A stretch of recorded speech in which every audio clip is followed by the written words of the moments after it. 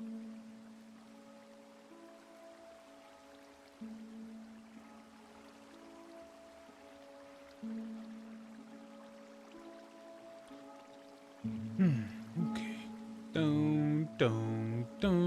Hold on, let me put on the headphone. Oh, okay. I dropped the wire. I always drop that. It never stays hanging. Boom, boom, boom, boom. I always question how loud this is in stream.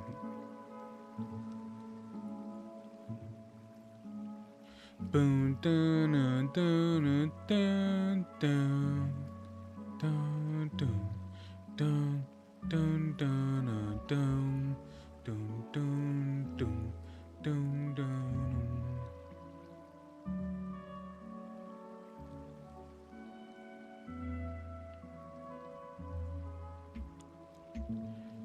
Bang, bang, bang.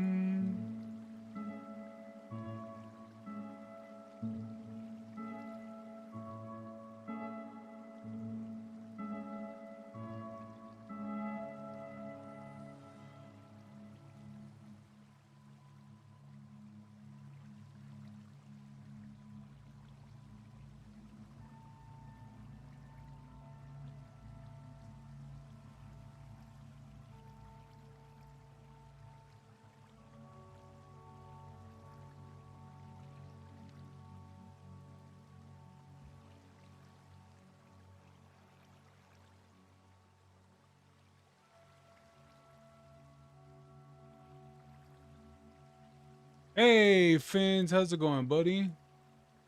Wait, where do I have that thumbnail at?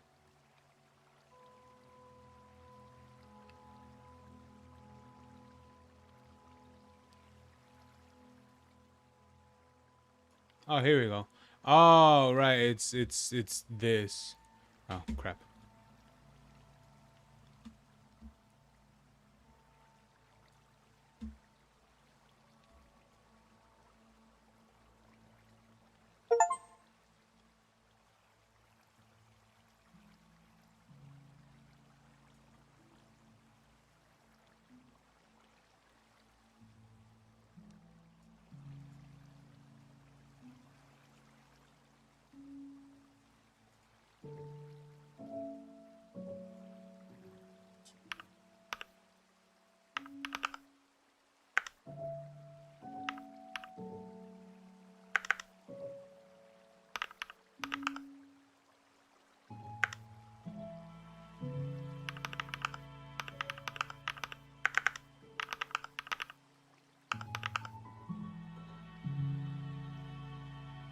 Oh, wait, what is this game called again?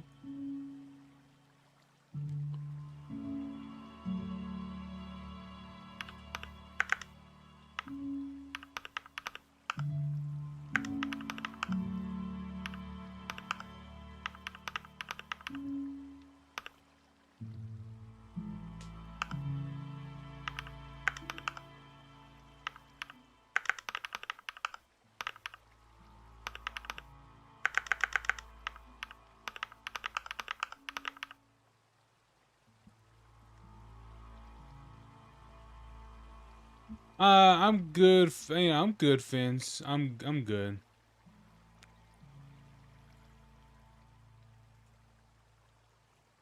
I wish I could zoom this out more, but I can't.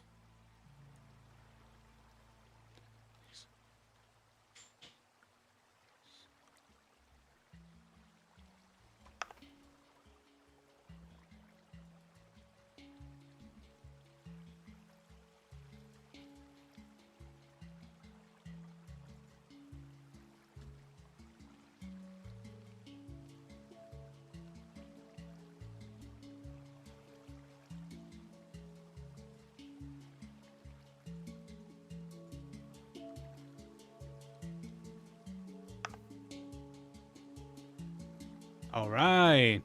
Your day's good, Fins. That's good.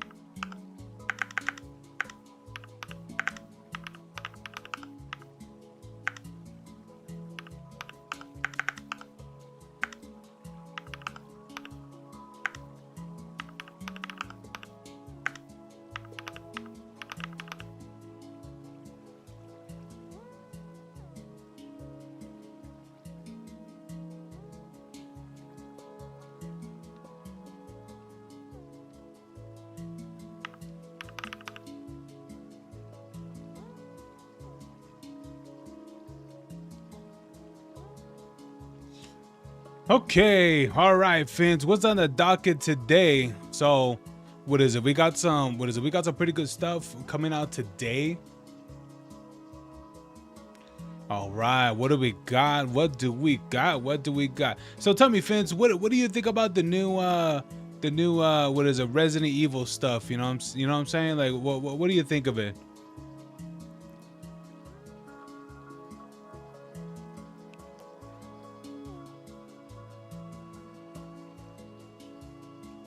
Ooh. Oh boy, what am I looking at? Dun, dun, dun, dun, dun, dun, dun, dun. Alrighty, here we go. Let's get the ball rolling today. Alrighty then, guys. Here we are. Here we go. What is going on, everyone? It is another live stream.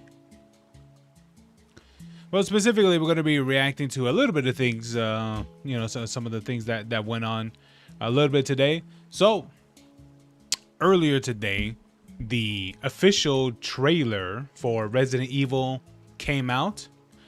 And honestly, for me, it looks interesting. So, I question a bit. I do, but I personally hope it's good.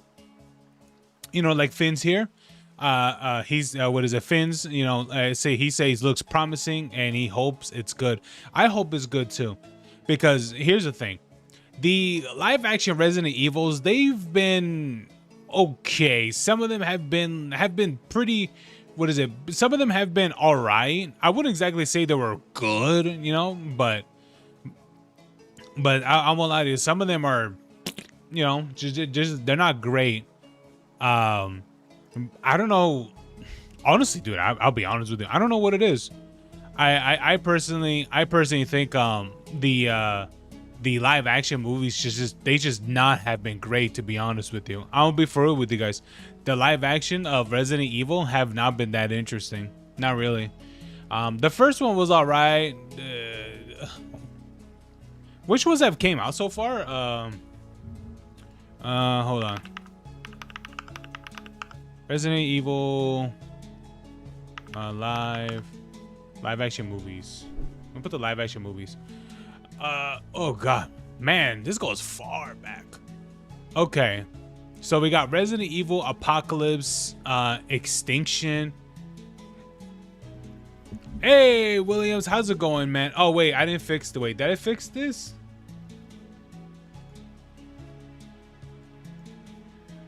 Hold on.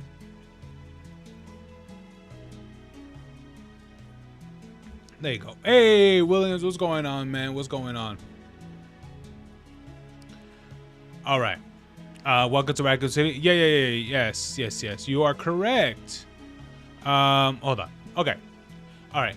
I'll be honest with you. The last one I can remember, which was... Oh, baby. Actually, I don't know which one's the last one I saw. Oh, geez. I have no idea what was the last one I saw.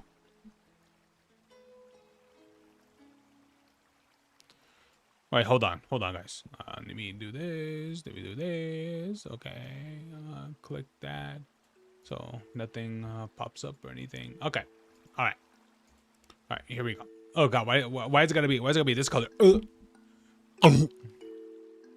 Anyway, dude, look at these, look at these medal scores. 35, Apocalypse 36, Extinction 41, Afterlife 37. Wait, I gotta know, guys, which one is the one that had the do you remember the dudes with the big hammers in Resident Evil 5? Was that in Extinction where they had that? Or was that in... I don't think that was Apocalypse.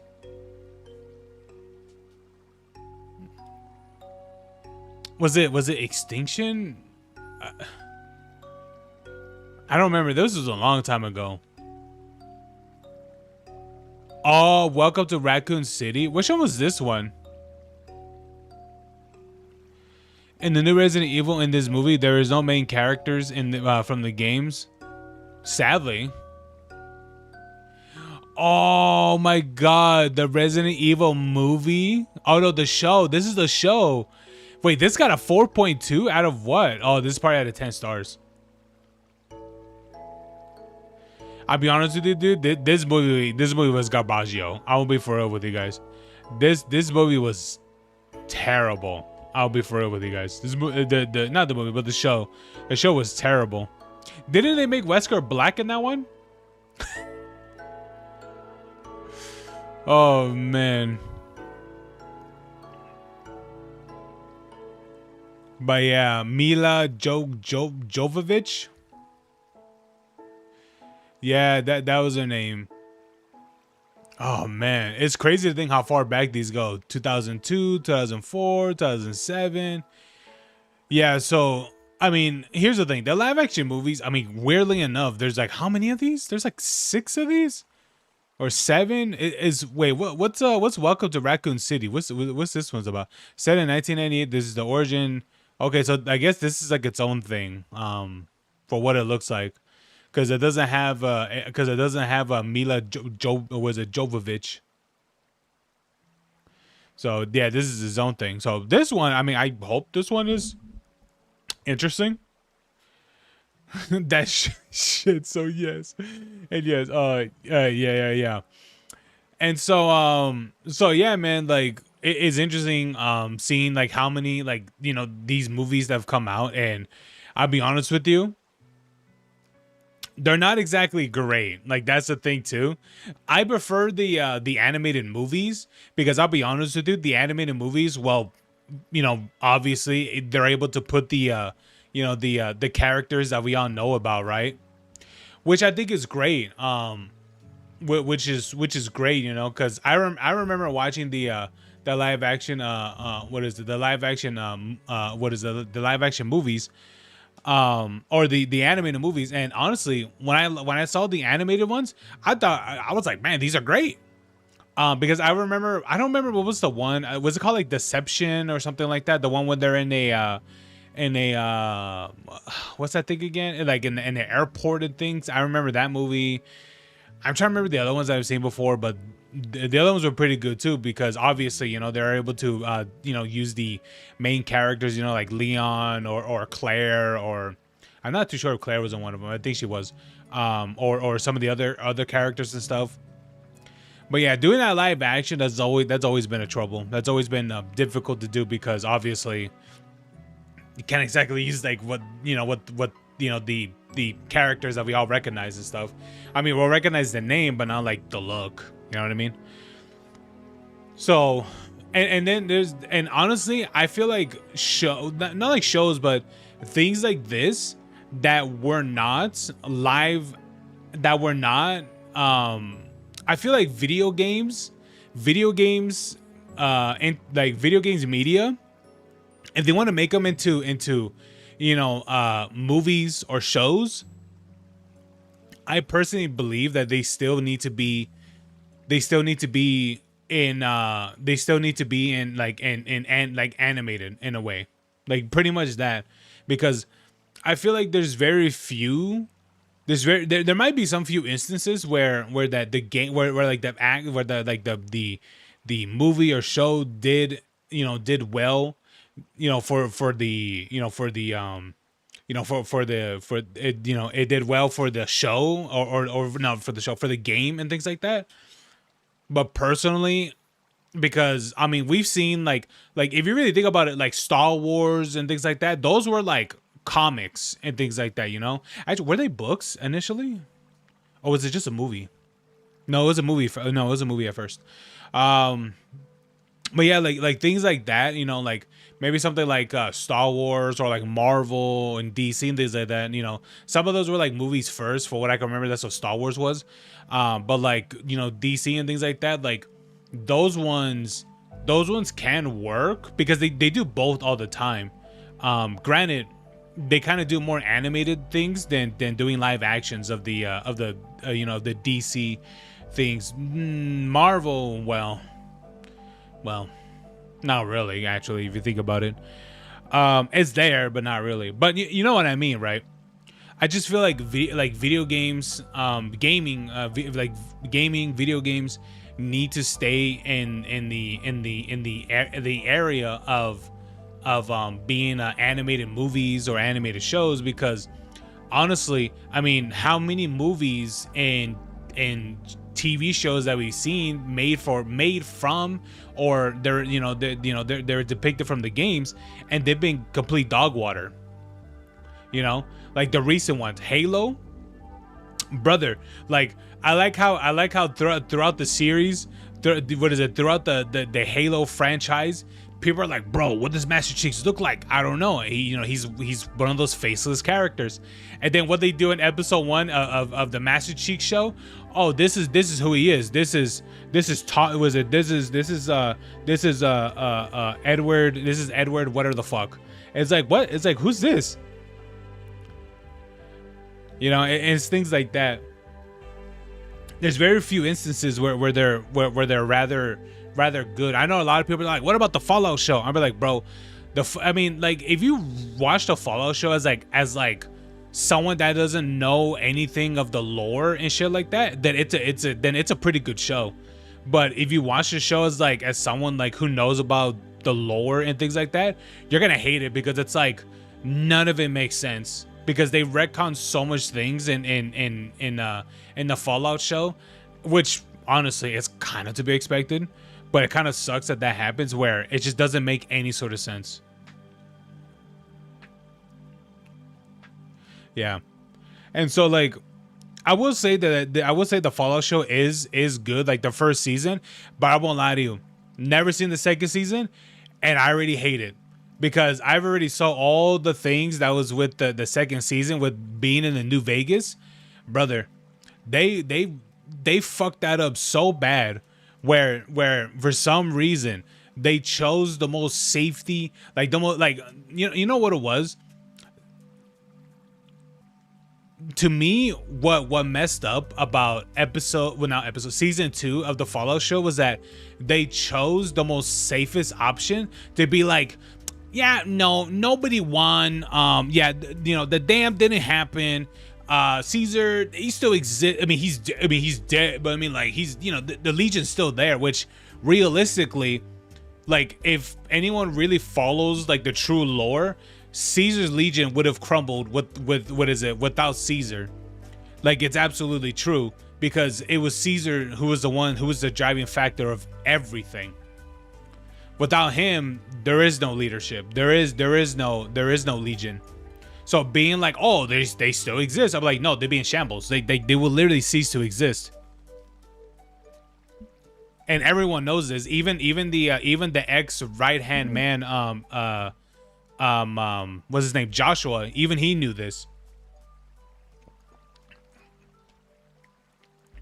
And so yeah, and all that shit, so and then also, like, Mr. House, he's still alive and things like that.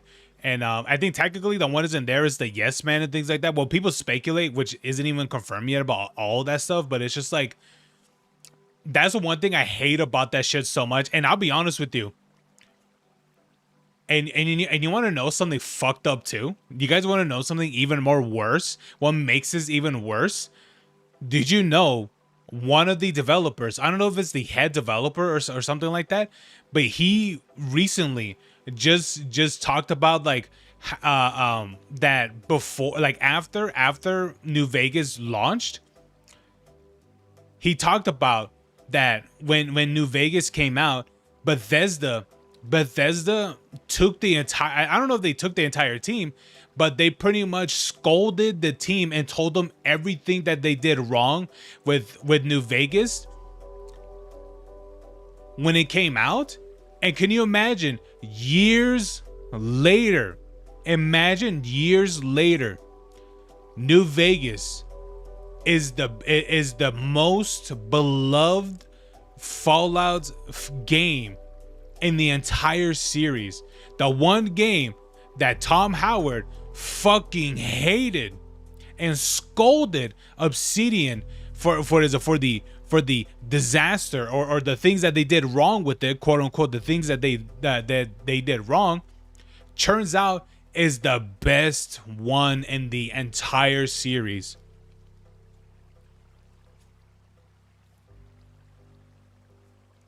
Which I think that shit's crazy though. I think that's insane. Can I find that video?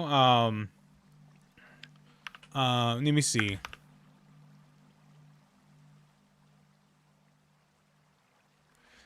Let me see. X.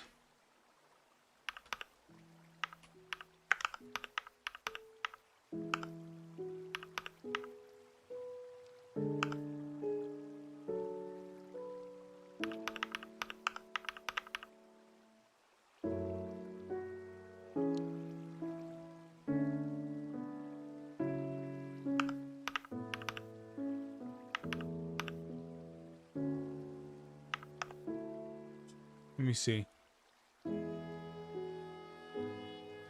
Oh, here it is.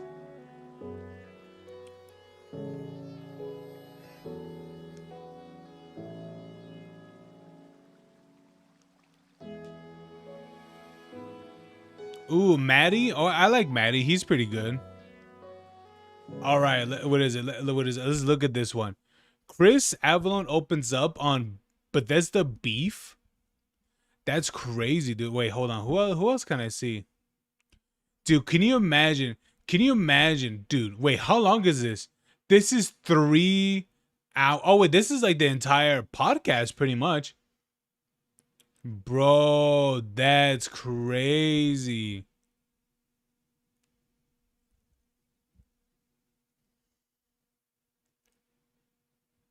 Ex Bethesda speaks out, discuss Todd Howard, too many yes men, periodic environment, and more.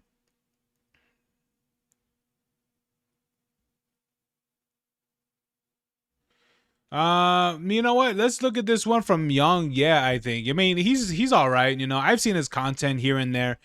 Um, I don't know. I heard he's gone through some controversies and stuff that of some things. I don't know. Like, I'm just like, hey man, just tell me what's up. I don't care about your personal squabble. Just tell me, all this stuff. Unless he brings it like first on his channel, it's like, all right, dude. Like, but so far I don't really remember anything. But there we go. Let's see this guy. The world is waiting with bated breath for Bethesda Game Studios' next mainline entry, next big project, which is going to be Elder Scrolls 6.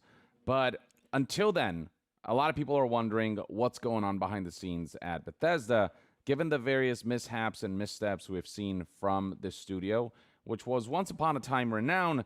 Lately, their reputation has been hit or miss, with Fallout 4 not having garnered the immensely positive reception that I think Bethesda was hoping for. There's some mixed feelings on that game despite its merits. And then Fallout. Yeah, I will say that Fallout. I mean, even though I played a lot of Fallout 4, this is true. But if I had to say which ones I would rather prefer to play more, Fallout 4 would even be on there. Like it really wouldn't. Even though Fallout 4 is great in terms of modability, like that's the part that's really good about it. However, if the older ones were more capable, what technically they are, but if they're more easily able to be modded and things like that, like Fallout 3 and New Vegas and things like that, those mainly those games, I think people will stick with those games a lot more than playing Fallout 4 and things like that. To be honest with you, they really would, because Fallout 4 is a game, like it's not a bad game, but it's just like it is not the deep story that people expect. What is it, like, that people expect Fallout New Vegas to be, nor really having that much interesting enemies compared to in Fallout 3 and New Vegas. And also the horrifically watered down not combat. Technically the combat it's combat, but the RPG system that they did for Fallout 4, which of course I can understand streamlining it, but I still think that it was a big mistake of having it where that you have to acquire perks to level, to do, to do whatever things, and levels, to do such things. Which, of course, that was something that was there, but the way how they did perks in Fallout 4 compared to in New Vegas and 3 was that you didn't have any skills to level up or anything like that. So to me, that's what really hurt Fallout 4 significantly. To me, that's what hurt it a lot. Because instead of prioritizing doing like specifically doing a bunch of gun damage and such things like that, well, yeah, you couldn't really do any of that because you have to wait to you what is it, level up fairly high just to even do the maximum gun damage instead of you being able to do that fairly low level. Not too low, but fairly low. You know what I mean? 76, obviously, while it's doing a lot better now, also just a disastrous launch, and it took a while for that game to kind of stabilize. And then Starfield is... Oh, then also one more thing too. They completely messed up on the uniques as well. Yeah, uniques were not uniques. They were just legendary weapons that already existed in the game, just with unique names. That's it. Unlike what is it? Here's the thing, and this happened for Fallout 3, understandable, but the difference is that their stats were different. Was not like that in Fallout 4. Then also, and New Vegas, even New Vegas was the same thing, even the same thing as well. However, that those unique weapons did look very different than the original counterpart. Either by just small etchings or some changes here and there, or some of them look completely different. So, and also again, their stats for said weapons different. Doesn't mean it was better. What it doesn't mean they were better, superior or things like that, or for every single one of them. But some of them did have different stats, and sometimes for some of them they didn't really do much. Is an entry that I think was very ambitious, but a lot of people are perceiving its launch to ultimately be disappointing. And it's a game that ultimately couldn't live up to the ambitions that it presented or provide the fun factor and the kind of trademark exploration and level of like handcraftedness that past Bethesda entries had. And so there are questions as to what the future holds for Bethesda and whether they can capture that magic that they really once upon a time used to have with Elder Scrolls 6. Which I thought it was so disappointing. Like they could have brought so much of the old weapons in Fallout and in Fallout 4. Like they could have brought back the Fallout 3 assault rifle, or like the pump shotgun and things like that, or anything of that sort. But they couldn't because I don't know. Like I truly do not know why. You don't want to know something funny? You guys want to know something funny? People had to custom code. People had to mod. You literally have to download a mod for you to reload individual bullets for your weapon, because in Fallout 4 they did not code that at all in the game. Let me say it again. They did not code each bullet, and I guess you could say insertion that is missing in your rifle or shotgun and things like that, because that's not something that they coded in the game. So as soon as your character will start reloading, let's say that the lever action, right? That's a great example. The lever action. Instead of you being able to reload 1 round, 2 round, 3 round, 4 round, your character, you will reload all rounds at once while your character's just doing the animation, even though on your ammo counter it will go from 0 to 8. Literally work like that, which I don't know why, but it did, right? And so that was something that modders had to implement in the game. Just for them to do, which I don't know. And from what I heard, that was something that Bethesda couldn't do because I don't know. Truly, I don't know. But they had this in New Vegas, by the way. They did with the 12 gauge shotgun and things like that, with the lever action shotgun. but for some reason they couldn't do that in Fallout 4. But until then, it's good to get some insight into some behind the scenes goings ons and realities. And that's where developers recently kind of speaking out about their experience at Bethesda and working with folks like Todd Howard and whatnot comes in. And I want to present some of the developers' takes that we've been hearing over the last few weeks and months. Starting with this individual right here who spoke to Kiwi Talks. His name is Denise Megialone. I'm just going to butcher that, so I'm not even going to try. But he's a character artist on Skyrim, Fallout 4, Fallout 76, and Starfield.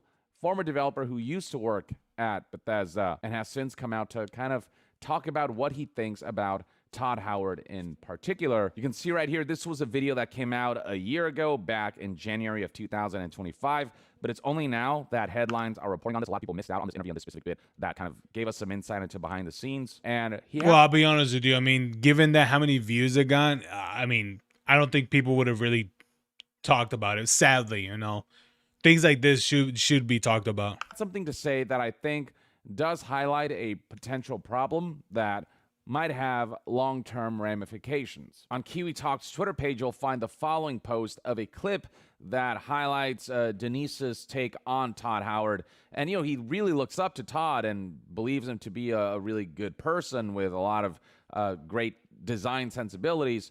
But at the same time, because of how big Bethesda Game Studios has become, because of the scale of this development studio now, and also because Todd Howard himself has become a bit of like a celebrity developer. Oh, he is. What that means is that he doesn't always necessarily get the most honest feedback. So here is what Denise had to say on that front. And I think it's very telling and it's important to know. He's a phenomenal person. And is he perfect? No. Does he call all the shots perfectly? No. I can't tell you how many times I told Todd, man, that's not a good idea. That's bad. That's not good. Or that I've kind of kept my mouth shut. I'm like, ooh, I don't think that's so great, Typically, though, I would communicate if I felt really strongly about it. Me and Todd at least could communicate on that. Was a lot of people were afraid to say no to Todd, and I think that hurt him because a lot of people were afraid to say no to Todd. There's a number of things that, it's like George Lucas. Yeah. Yeah. George Lucas, I think George Lucas is a genius. I think geniuses come up with terrible ideas too. They're not all going to be hits, but if you don't have somebody to help you filter through these things and give you an honest assessment because they're afraid to tell you what they really think, it actually does hurt you. So, and I think that kind of, happens to Todd a little bit in some regards. So I think that right there is some really interesting insight and perhaps even... This is absolutely true. Sometimes you need a second opinion about certain things, especially if you're someone, I guess in this case, if you're someone that is, I guess you could say, a genius, and it's fine. Like, really, it's fine. You don't have to be this person that's like all knowledge and things like that of for whatever it is that you're doing. Sometimes you do need a second opinion. Sometimes you do. Like, truly, not everything you do is going to be completely amazing, And something that shouldn't come as much of a surprise, as Bethesda Game Studios itself achieved a certain level of pedigree in the games industry, and in turn, as Todd Howard himself rose to stardom as a developer, you get people who think Todd Howard either can do no wrong or are afraid to tell Todd Howard that they're wrong because of the legendary status that he has achieved, who has become such a big entity in the games industry that it gives Todd Howard a lot of power and a lot of say and a lot of leeway, more freedom to have final say on everything, allows more of the trust to be placed on him. But with that comes the potential consequence of someone who achieves a status where they have to make all of the decisions and very few people feel like they have the experience or status even to be able to say no to him or to tell him, hey, Todd, all due respect, that idea, I don't think it's a good one. And I think bringing up George Lucas is a fantastic example where, he is a genius. He came up with the whole Star Wars universe, but in the earlier days when, he was still proving himself, there was room to say no to him because at that point in time, he wasn't put up on a pedestal. The stardom and power that brings allows one to more confidently make decisions. But with that also comes the confidence to also make the wrong decisions without having people who have the either courage or feel like they're in a place to be able to tell you, hey, maybe don't do that because you're seen as like the guy who created this or the person who led that. You're like a celebrity who's like created and, led legendary releases. And so who am I to tell this person that I feel kind of iffy about that decision? Obviously, I don't have the personal experience to say whether Todd Howard is someone who does listen to feedback even from the ground floor developers, or if he's someone who's very stubborn about his own vision. But no matter which way he swings, the fact remains that the people around Todd, because of how high of a pedestal he's at now, they don't feel worthy of telling him no. Another former Bethesda developer who I want to talk about, who also... And that's the sad thing too. And that's the part that sucks, is that your, what is it? I don't know. I mean, maybe he is someone that could take criticism, fine. I mean, if he does, great. But I think at that point, if you're someone that is that high of a stardom, then this could be very troubling, because at a certain point, you could be someone like right now we're Todd Howard, where he could be someone where that cannot, maybe potentially, that does not like the idea of criticism in for himself. So and because he has reached celebrity status within the developer industry, it just becomes really bad. It becomes really bad because what's the word? Oh, what happened there? Oh, okay, that was weird.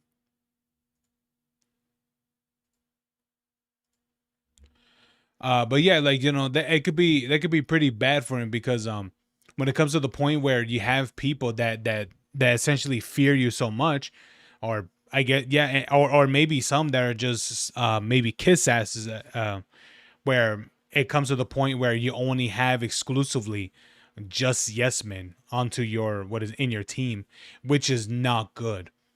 Which is not good at all. Truly, it's not good, because sometimes, no, not sometimes, a lot of the times, you need people to challenge you onto your ideas and things like that, because potentially the next idea that you have for whatever base thing you're doing for a game, maybe it could be just completely terrible.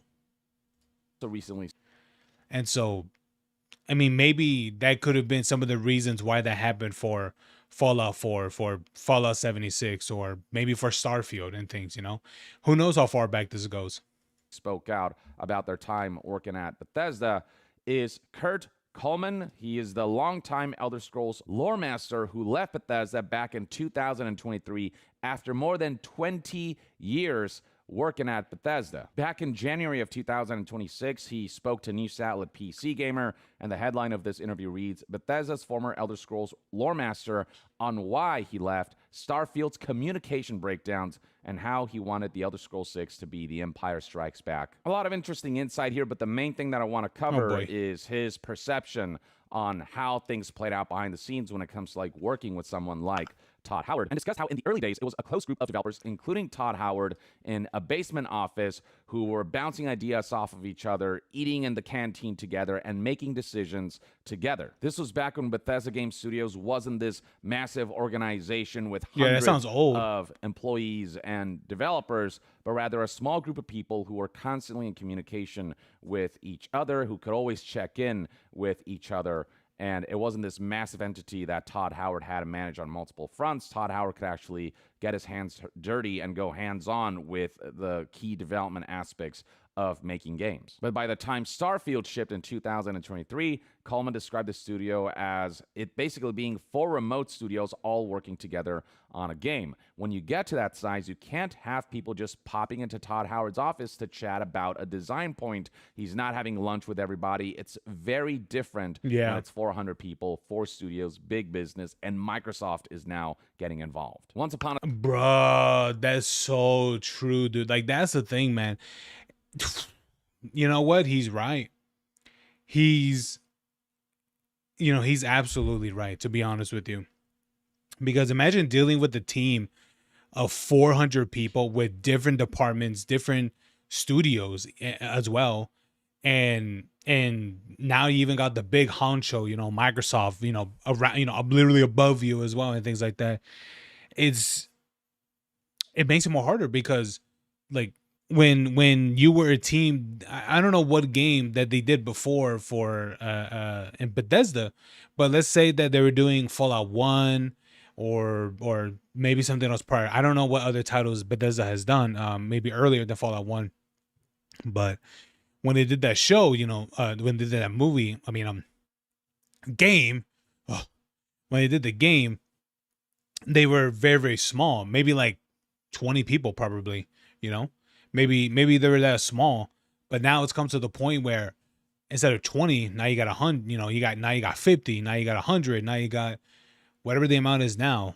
And you've branched out so much where the people who you once talked to that was so meaningful, now instead of it being of a small group, being able to really bounce off each other's ideas, well, how are you going to do that with 50 people, 100 people, let alone 400?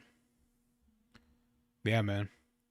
Of time developers could It's just bad. come to Todd Howard and be like, hey, should we do this or should we do that? And they could get a direct answer. But now there's like layers of red tape and management that developers have to deal with. They can't just go up to Todd Howard, who is now up on this pedestal, and just directly be like, hey, what should we do here? Bethesda Game Studios has become a lot more corporate, a lot more hierarchical, just by the nature of running a big business that Bethesda Game Studios has now become. But with that comes breakdown in communications, with Kuhlman talking about Starfield's development and how teams didn't understand what they were supposed to be doing a lot of times. Here's a direct quote from him where he said that there would be people talking to the leads in one studio and getting an answer, and people talking to the leads in the other studio and getting maybe a different answer. So you've got different managers with different ideas or different takes on questions. And so people are just like, we don't know what to do. We don't have like one visionary who's leading the charge. We have layers of management, all with like different ideas and different things to say. And so it just became a lot more difficult to manage communication, whereas once upon a time, everyone was kind of in the same room bouncing ideas off of each other, including Todd Howard. The way Coleman frames Todd Howard's present circumstances is that Todd's a very good project lead, and fundamentally, I think he's a designer at heart, and he's good at it, obviously, if you look back at the games. Over time, though, as he got busier and every part of this larger and larger organization wanted him to do stuff for their project, he would get pulled away. Oh, oops. I was muted. Okay. So there it is right there. This is exactly what I was thinking. I was thinking right now, how much does Todd Howard even work on games nowadays? Because you got to remember, when they made Bethesda, Todd Howard was one of the lead developers, right? He was like, obviously, he was the brains, right? He was the brains. But now that if you think about it, how much does this guy even work on games anymore? How much does he actually work on it? Because a part of me firmly believes that he doesn't really work on the game or any of these games anymore. He's probably so busy dealing with as a bureaucratic whatever, and now I'm pretty sure he doesn't have at all time to even work, to even sit on a computer to open, whatever the creative engine that they're using. That's crazy, man. That's sad. Basically, Todd Howard became more of a manager rather than a hands-on developer. Yep. And so his creative input began to diminish, and it became more about Todd Howard running the business of Bethesda Game Studios and making certain key decisions that defined its direction, but just having less time for those design decisions that once upon a time he was a lot more directly involved in with the ground floor developers. And which, honestly, I would say that was pretty... I think this was pretty... what's the word? Evident? I think that's the correct word to say it. I think this was something that was going to happen to Todd Howard, because when usually someone like this becomes so popular within the gaming community and with business in general, just business, he is going to be the one that people are going to talk to. He's the one that people are going to talk to negotiate with deals and all that stuff. People are going to talk to him, most likely. So now he is the face of Bethesda. Now he has become the manager. Now he has become, the lead of whatever. he becomes so busy that he can no longer, more likely, he can no longer work on any projects related to the next game that they're working on because he has to deal with everything else.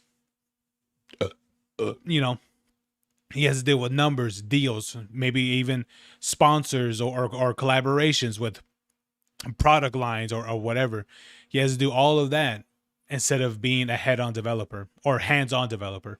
Coleman just had this general sense That's that sad. Bethesda Game Studios started to become more bureaucratic. The expectation was your job can't be also making content if you're actually managing that scope of the project. So a Yep. big part of why Coleman left Bethesda after over 20 years at that studio is that he started to dislike the work environment and what Bethesda Game Studios was kind of becoming. A lot more corporate, a lot more bureaucratic, a Yep. lot more like layers of management, less of that just like, be in the same room and create together kind of vibe. And then on top of that, apparently Todd Howard had Yeah, you can't be, you can't be chilling with the boys if you're managing that, those multiple studios like that. You really can't. Like that's a hard thing.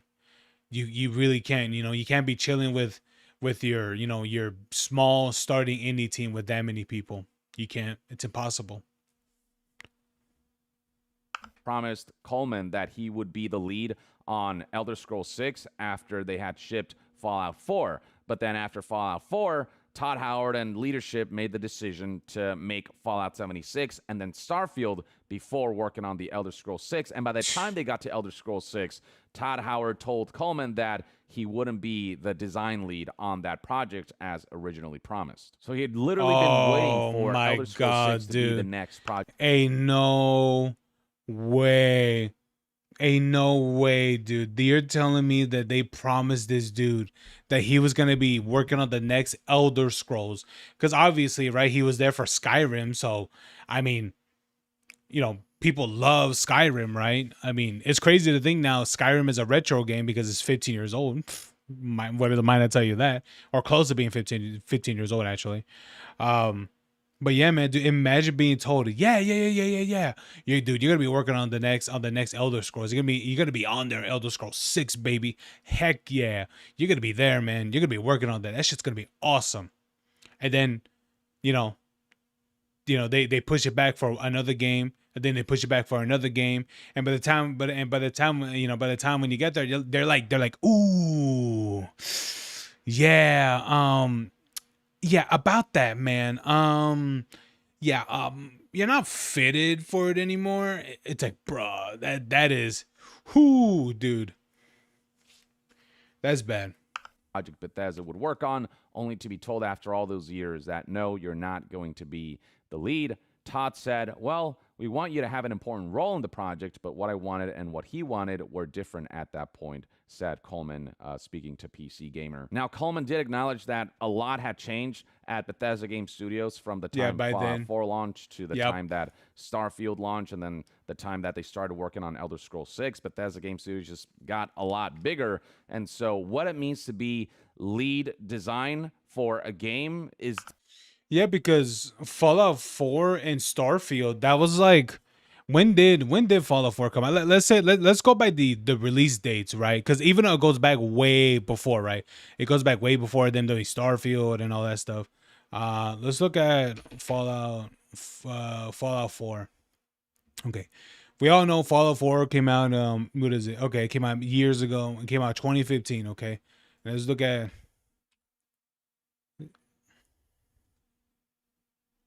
oh, here we go. Starfield in 2023. So we had a game released. So yeah, it was pretty much what I thought. Yeah. So you had a game that was released in 2015 in 2015 to 2023. That is what, basically 8 years. 8 years. Oh, absolutely, 8 years. Oh yeah, that can change so much of a studio in that broad amount of time. Absolutely, that's almost a decade.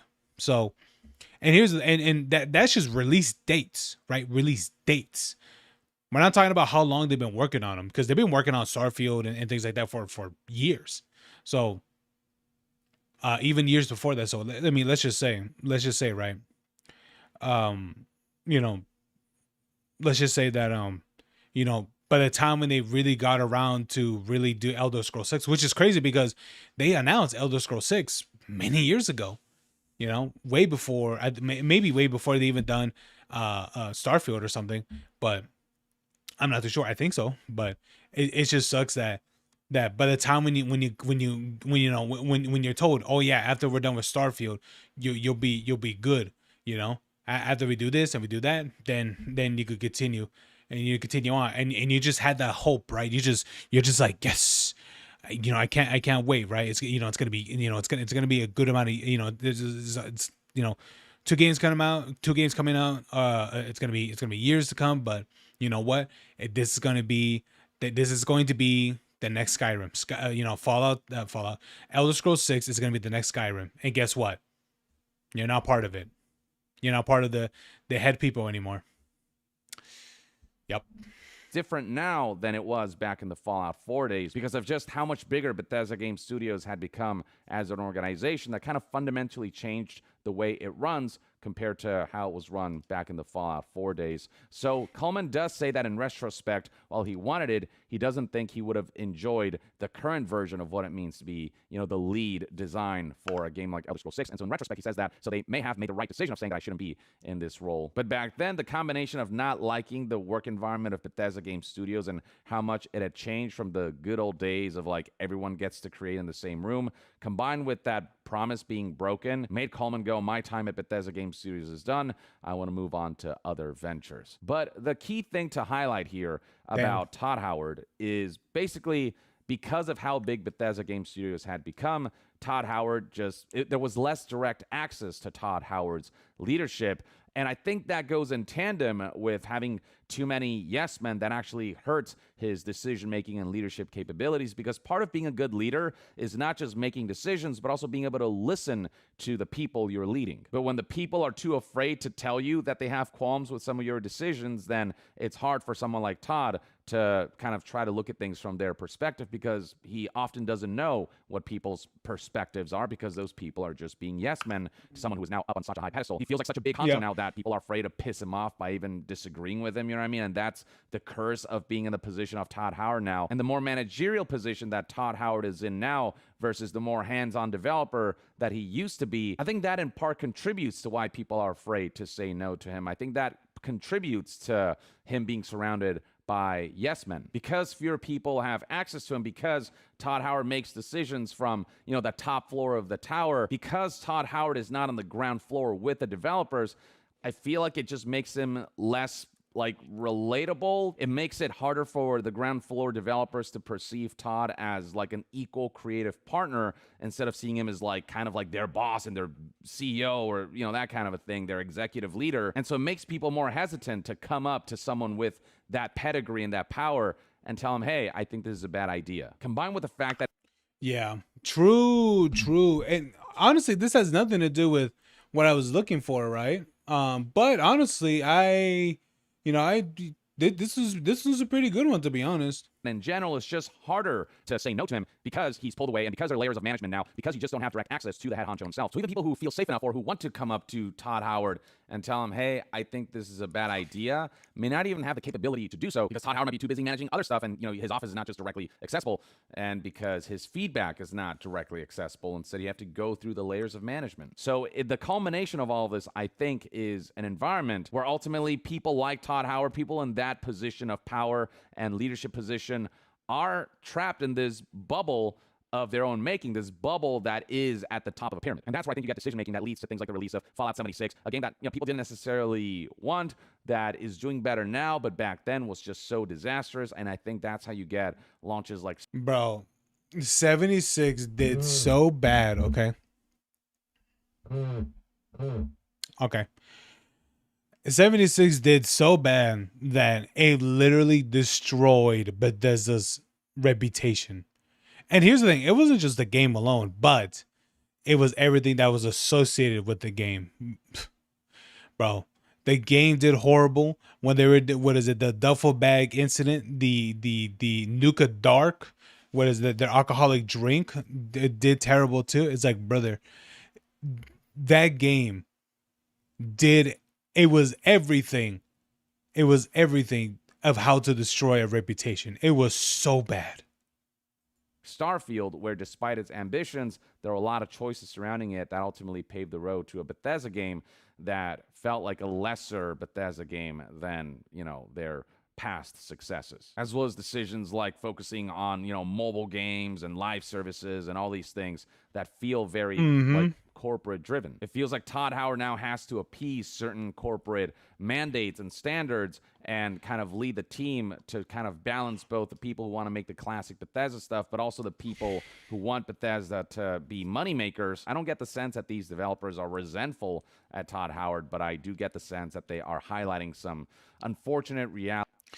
The interesting thing is that if you leave, my stance would be, if you leave the developers alone and let them make the games that gamers want them to make, they will succeed at that and they will make money for said game. Because here's the thing, if you really think about it, there is 7 or something like that.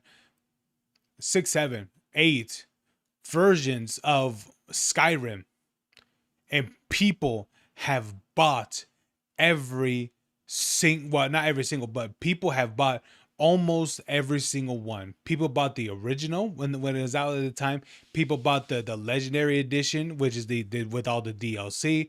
People bought the special edition, and that's just for the consoles, right?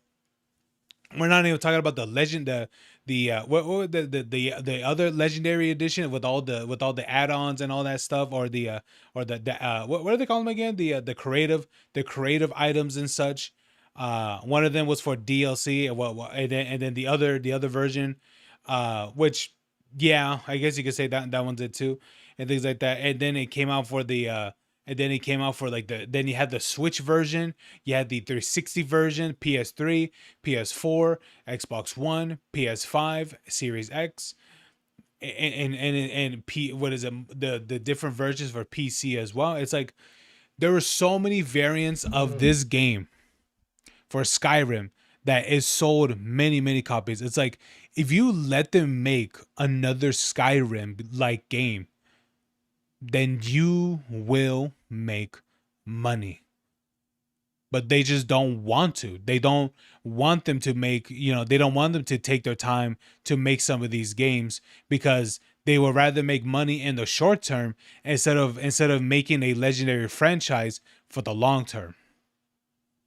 And it's a shame too. Hey Lee, how's it going? But that's just how it is. Sadly, that's just how it is. And so yeah, that's why they rather make money now instead of making a game where people would talk about in the later future.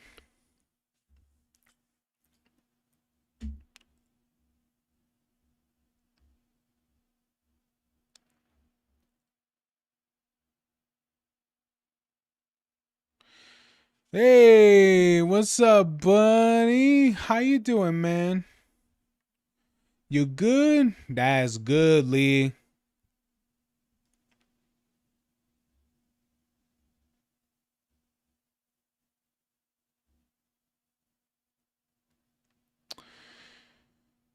Oh.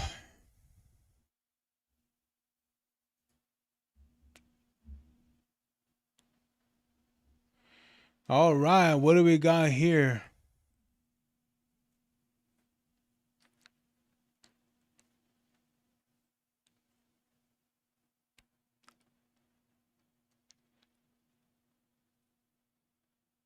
All right, what do we got here?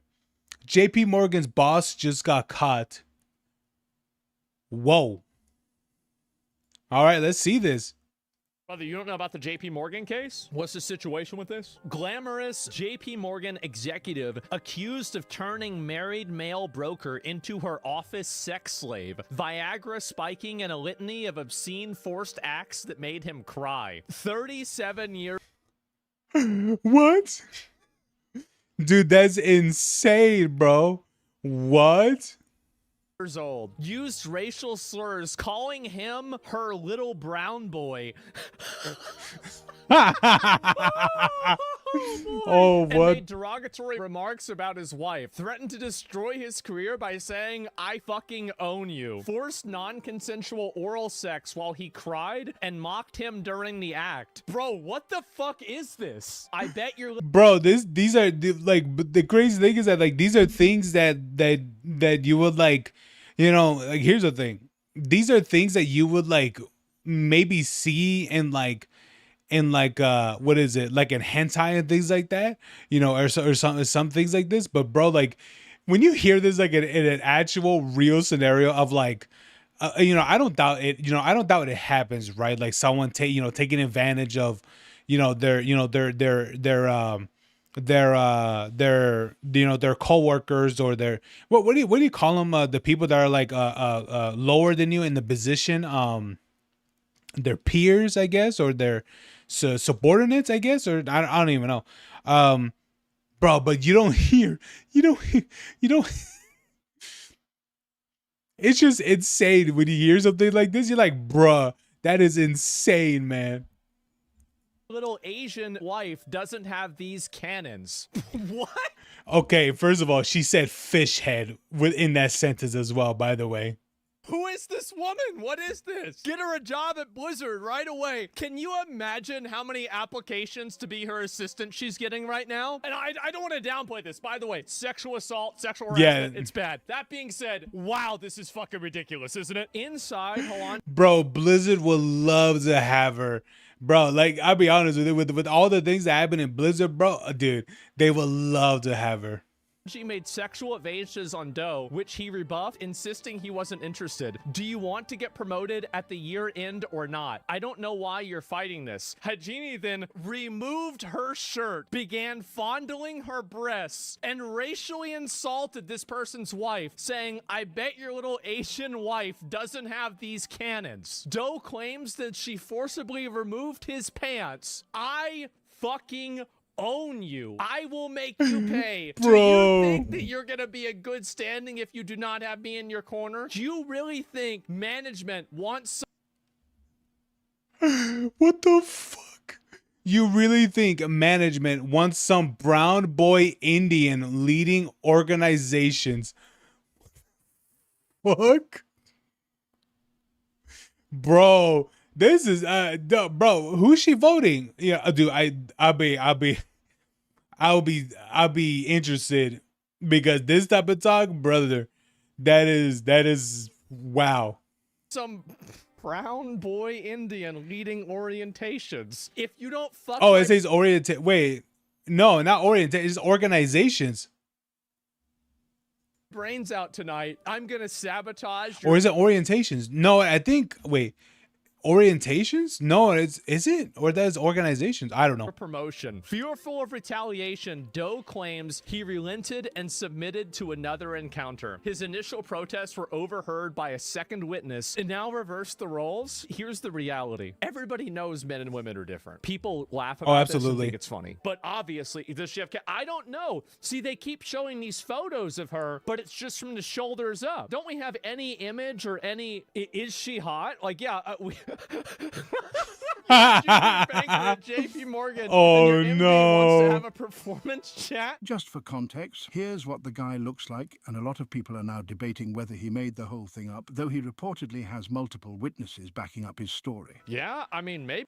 You know, I'll be honest with you. I hope he's not bullshitting, you know, because here's the thing. Stories like these, sometimes, you know, the public wouldn't care about, but I hope, you know, because, you know, it's a man saying these things, you know. If this was a woman, it'd be very, very different, right? You know, obvious reasons, but geez, man, if I really hope this isn't a fake story, because this is crazy. Maybe it's bullshit, right? And okay, this is obviously AI. This is 100% AI. I'm not even gonna do this. Yeah, that is insane, bro. Oh Lord, that is crazy. The JP Morgan boss doing all of that, having her own personal pleasure slave. Jeez, that is crazy, bro. Yeah, man. All right. There it is. What drama are we doing today? Nothing too actually there is some drama today actually. I don't know if it's recent, but let's William sent this out. Sent this to me earlier today. No, this was last night. Oh no, he sent this last night. All right, let's check this one out. Here we go. No, not a new window.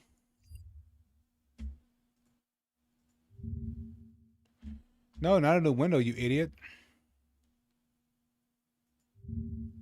Why does he keep opening a new window? Hello? Hi, Nusagi over here. So I saw this fresh discussion. All right. Now was it now that I open this, let me go to my history.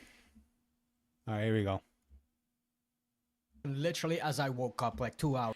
All right, what do we got here? Okay, it says VTuber tabs full. Oh, this is not full. I've had way more things on here.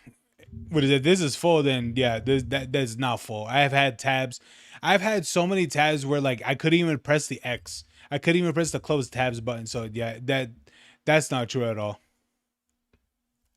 But anyway, let's check this out. All right.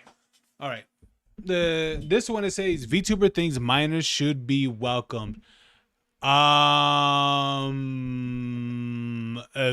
Okay, it depends on what. Honestly, I thought this was gonna be about what's his name? I thought this was supposed to be about the Peanut Sheriff or what is it? What's his name called? The Faithful Sheriff or something like that. I thought that was gonna be about him, but okay. Let's check this one out. This might be a little bit weird. Hours ago, with this girl giving a very hot take. She's aware that what she's about to say is controversial, it seems like, but she wanted to say it anyway. Yeah, exactly. It depends on the content. Yeah, exactly. Like it depends on the content. But yeah, all right. And we'll go through it, but before we do that, don't harass this girl. I'd like to think that a lot of us in the channel are like level-headed enough to disagree with someone without like egregious name calling. Unless disagree, harass. Right? No, I'm just kidding. So anyway, she says, I think the VTuber community should be a lot more open to people under 18.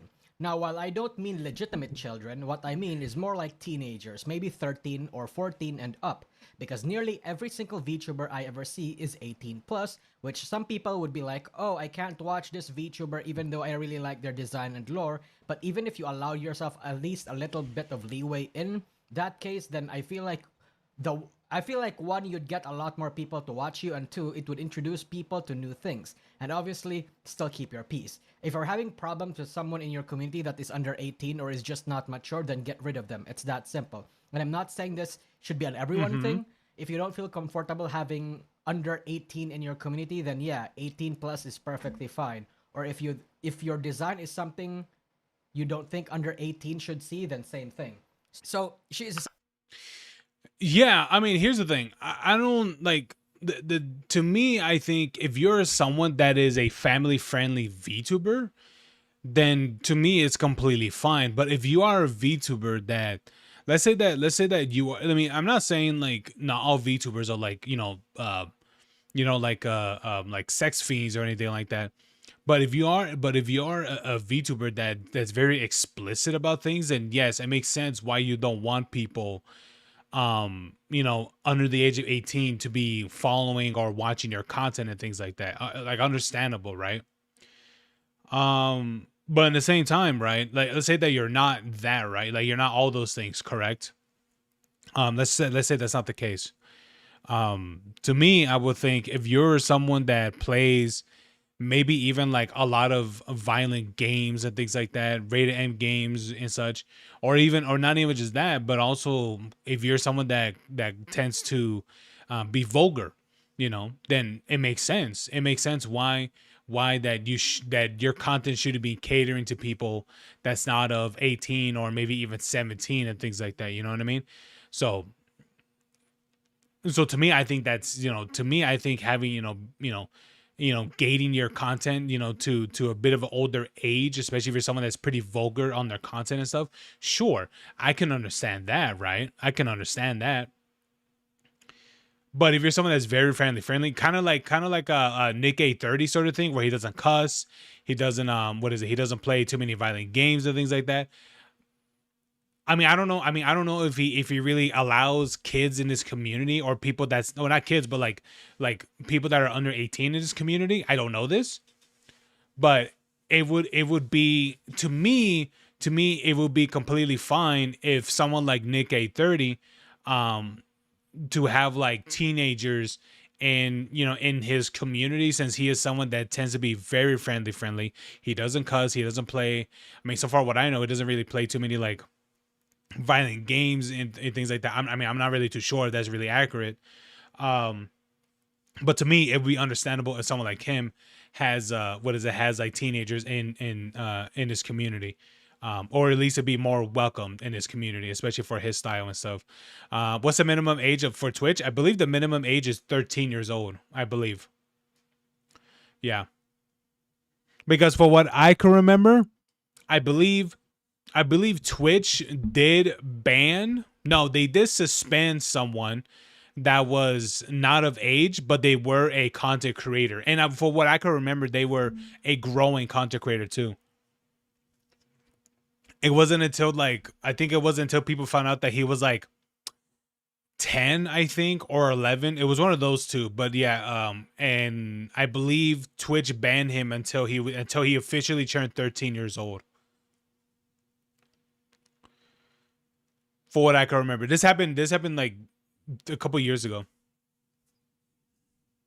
Yeah, Discord is also 13 plus. Yeah, there it is though. There you go. So it's just like, I can understand why, like, sure, if you want someone, not you want, but like if you allow people that are, not of 18, their teenagers range and things like that, then I'd be like, okay, sure. Because there are plenty of content creators that are very PG or PG-13 with their stuff, their content, their games, and all that stuff. To me, I think it's, to me, I would think, okay, but like, okay, fine, if it's like that, right?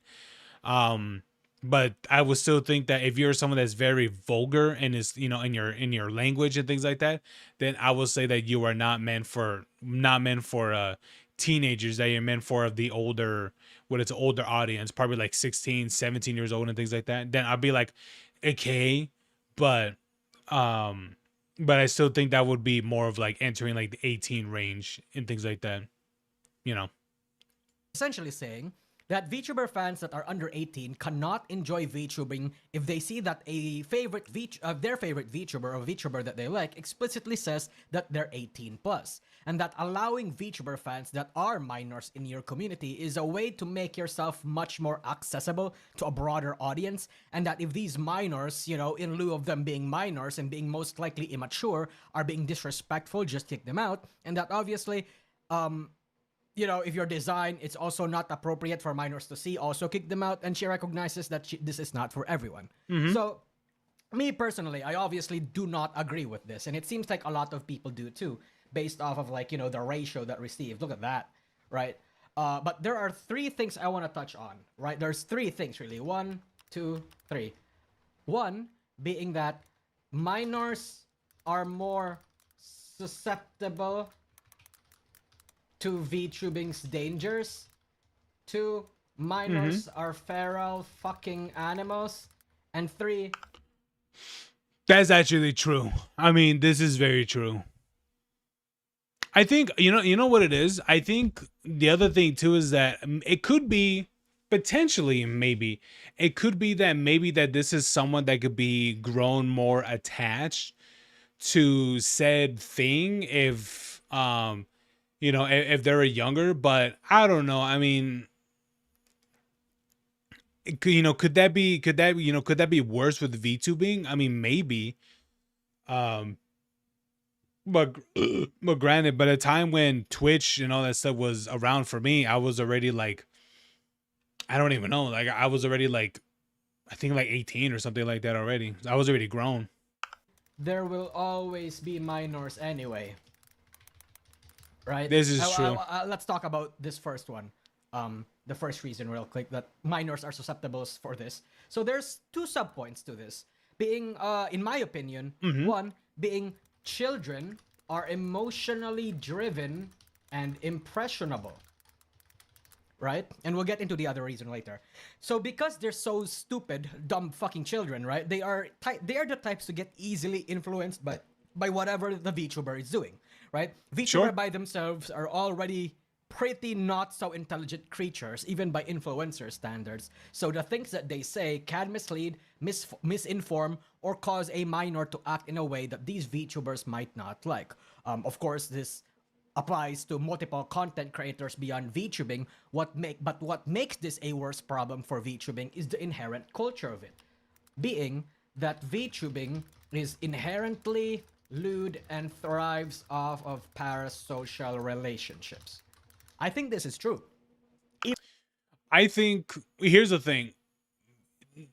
VTubing is inherent. Like I would think VTubing has certainly gone a direction of being lewd. However, VTubing did not start out as being lewd at all. It's just when it went there because of other people. I don't firmly, because here's the thing. When VTubing was starting, this was specifically, and I mean like the original pioneers, or pioneer technically, because the earliest that I can remember that was a VTuber was what was her name? The K what was her name? Cause something AI, Kasan AI or something like that. Man, I'm trying to remember. But when she started VTubing, honestly, she was like the pioneer of VTubing. Like, I don't even know, like 13 years ago, I think. 13 or 12 years ago, one of those two, because I remember oh no, it was Kazuna AI. Yeah. She pretty much is the pioneer of VTubing, because she literally was a content creator, YouTuber. She was an actual YouTuber, virtual, VTuber, that that she was, she was the one, I guess you could say.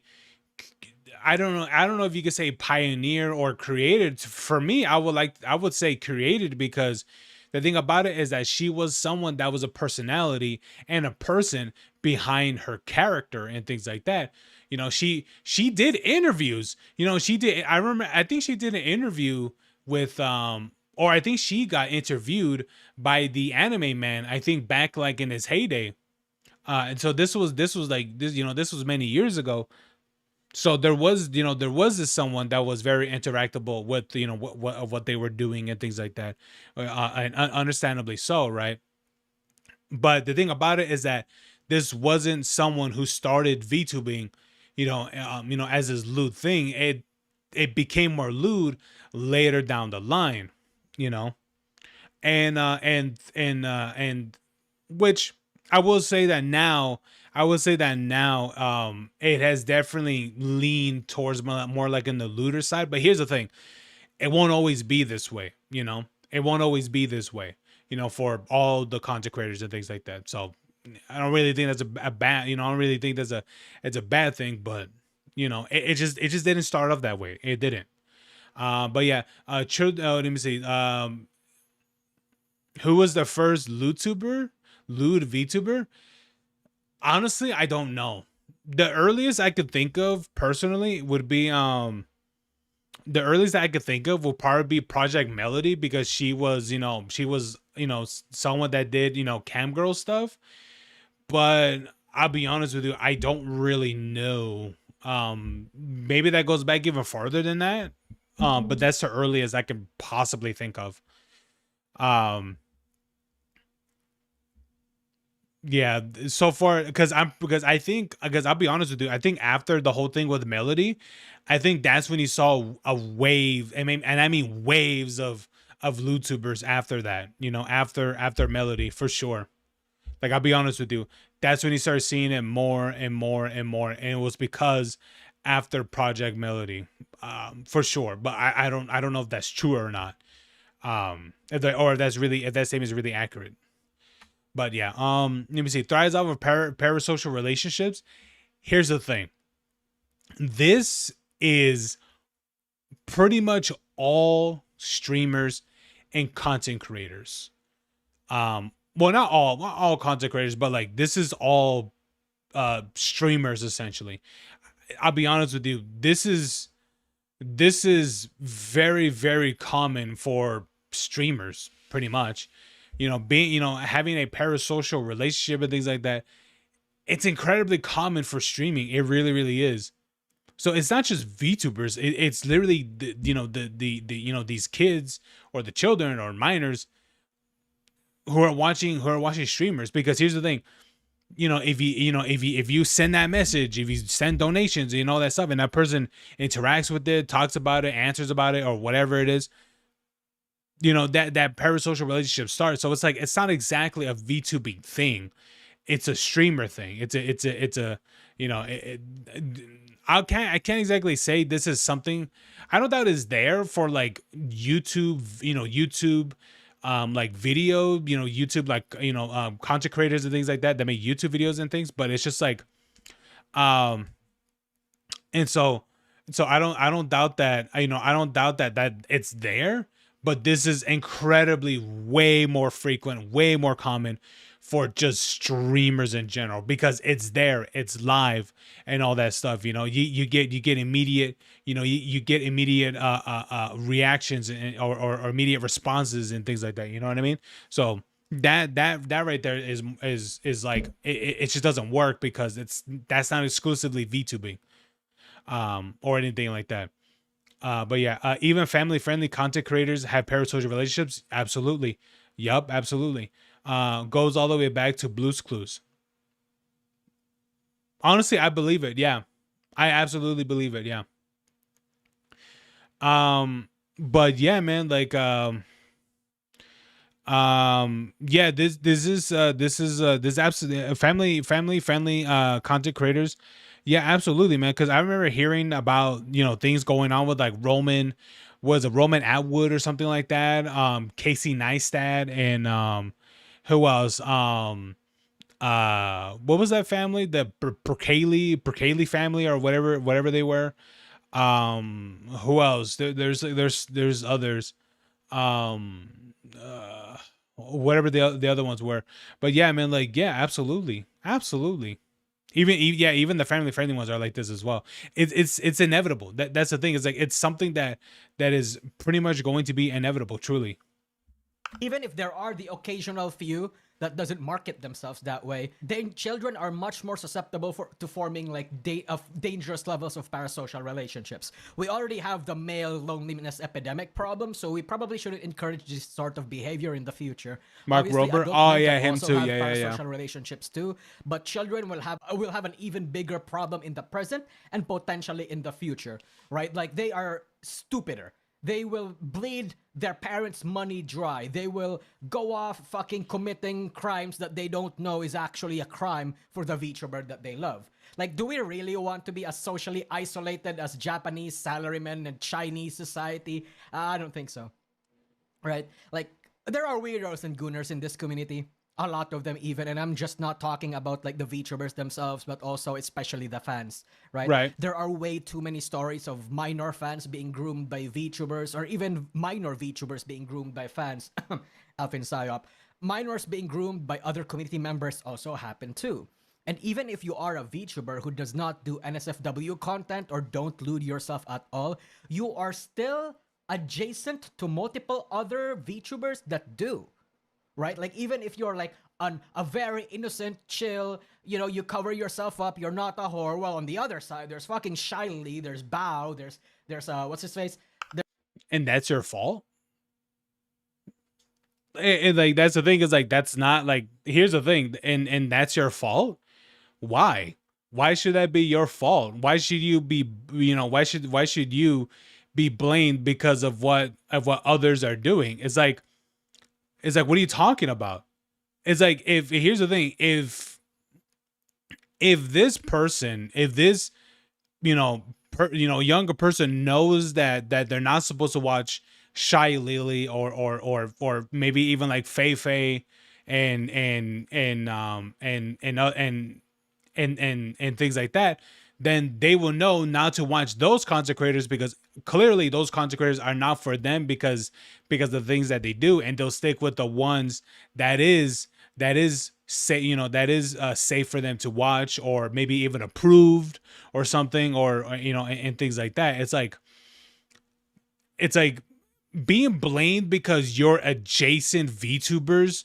What is it? It's like you're pretty much saying that it's your fault still because of what others are doing. It's like, what the fuck do you want them to do about it? It's like, here, what is it? They have their space, you have your space. VTubing isn't this adjacent what is this pool of adjacent people. It isn't. VTubing is it's a place where everyone has their own space. Like they truly do. Sometimes you'll get people, what is it, collaborating with each other, going into one space, but at the end of the day, they all separate and go into their own spaces and stuff. And here's the thing, many VTubers, including myself, does not participate nor really do anything related to that is considered, I guess you could say, like the VTubing, crowd or something like that. I don't know how to explain it, but like people don't, a lot of people, including myself, don't really go into the VTubing space, or the or what other VTubers think and things like that. Like a lot of them don't, including myself. I don't either. Like I don't. Because I've seen the incredible toxicity from the people that from the people in the VTuber group that that are VTubers themselves, and just see like they're just, honestly, they're just pieces of shit, really.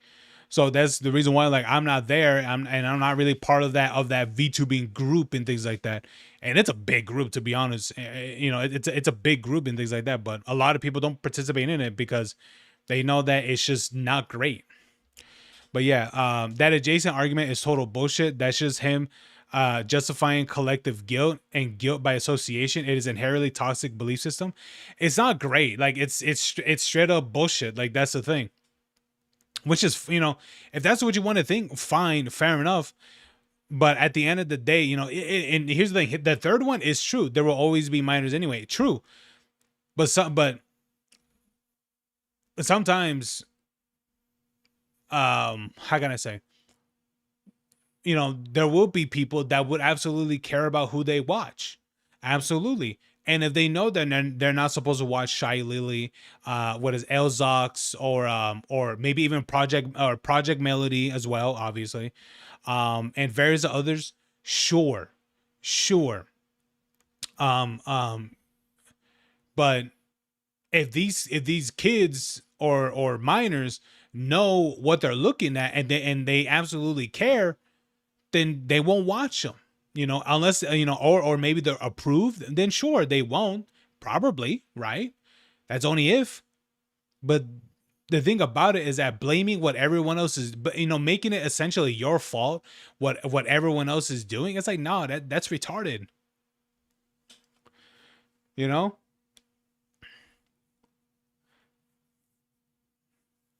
But yeah, it also completely disregards people's freedom of association. True. I bet this guy is probably a woke leftist. I mean, I don't know, maybe. But to me, it sounds very what's that word? Very nihilistic. I think that's the correct word. There's Cottontail VEA, there's Feifei, and they all do these sorts of things, right? Like, in a way, these people are still going to be exposed to these things in the first place, right? Yeah.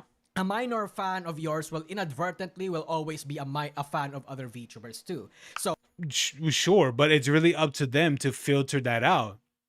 At the end of the day, I mean, if they don't want to, and that's what they end up consuming, then it's no one else's fault but their own. you have the option to filter out these things. Same way on Twitter. You know, if you are someone that consistently clicks, you know, all the all the feed posts and things like that. Well, guess what? The next time you go on Twitter, what are you gonna see? Feed content. I mean, like it's up to you to to filter out, these people and things like that, and it's fine, like if you want to block them and things like that, you're gonna be like, no, what is it? My parents don't approve, or I don't want to see their content. You could just block them and things like that, and it'll be completely fine. But it's really up to the person, or maybe the parents of the person to approve or disapprove and things like that. It's really up to them, truly. So, aside from developing dopamine addiction, parasocial relationships, gambling addictions, we also want to give minors gooning addictions too. Like, I really don't know if I need to explain this even further. I feel like to a certain extent, it speaks for itself. You have to think about this as a female VTuber yourself too. Do you really want to see some fucking 14-year-old... Oh, sorry. Do you really want to hear that a fucking 14-year-old is like cranking their hog to your feet asset or to your burping compilation or whatever? The world and the internet is already... My guy, I don't know what is, I can understand like the feed part, because there is a lot of that going on, but the burping part, I just think that's you, to be honest. But anyway, like here's the thing, here's the thing. If you are someone that is very explicit of your content and things like that, like it is true what Rexy says, that let me see, what it says, the only thing to blame is for inappropriate recommendations is the social media algorithms. Yeah, absolutely. And some of them, and I think for what I can remember, I think, yeah, Facebook, was it Facebook? I think so, where they will purposely put people's algorithms where it will cause, what's that word? It will cause like a figure disfigurement or something like that, and things within teenagers and such. Yeah, absolutely. That was something that was sparking up, which I remember hearing, is that they're getting sued. I believe that was Facebook, which I heard they were getting sued, and I'm not too sure if they lost. I think they did, something like that. But yeah, Twitch already fixed that problem with lots of filters. Yes, they have. They what is it? If you want to search for people, they already have filters in it where you could, where if you want to, which of course is really up to the VTube, really up to the content creator or VTuber or streamer, to put up barriers of people who they want to filter out. But here's the thing: if what is it? They want to filter out and such, and if you're someone that fails to do that, I think you can get in trouble if you're someone that does not do that sort of, that fails to put it, what is it, that puts in put in those filters, or that puts up those warnings. But I don't know if that's something that's really, I don't know if I haven't really seen anyone that got in trouble by it. I think they do. I think XQC did get in trouble for like gambling, even though on his thing it was supposed to put because I think there is a filter, I think, for Twitch where you could put where there's gambling in your stream and such. I think there is a section for that specifically. Pretty a fucked up place for kids. But bro forgot Twitch TOS exists. Well, granted, sometimes they don't even force their TOS, so does it really even? I'd argue it's even more fucked up now than before. Like, sure, back then you had stuff like beheading videos and live leaks, slurs galore, and unrestricted porn, but now the internet and the companies that have designed its spaces have been like meticulously created by these corpos to get you addicted to literally a lot of things. Again, porn. Yeah. Addicted to money, addicted to the screen, and it's still nudges you to go for porn, by the way, despite like the sanitation image that it tries to come off of, right? Already in YouTube, we already see Alsagate, for example, these thumbnails in YouTube Kids where they tease children into liking, content that has implicit material, especially on the thumbnail side of things, right? Minecraft and Roblox is already, in this sort of way. Yeah. VTubing doesn't have the same problem of Minecraft and Roblox, where Minecraft and Roblox was supposed to be a platform for kids, and then, predators came into it, like these lewd fucking weirdo gooners and these VTubers that are losers, are the ones invading, the Roblox and the Minecraft community. The exact opposite is the case for VTubing, right? VTubing was inherently an adult space. No, it was not. No, it wasn't. VTubing did not start as an adult space. It was what is it? It was pioneered by by Kusuna AI, which she was not a YouTuber by any means. It wasn't until later that it was made into that way. It was never created to be this adult space. It was not. I don't think he knows this. Like, to be honest with you, I don't think he knows that part at all.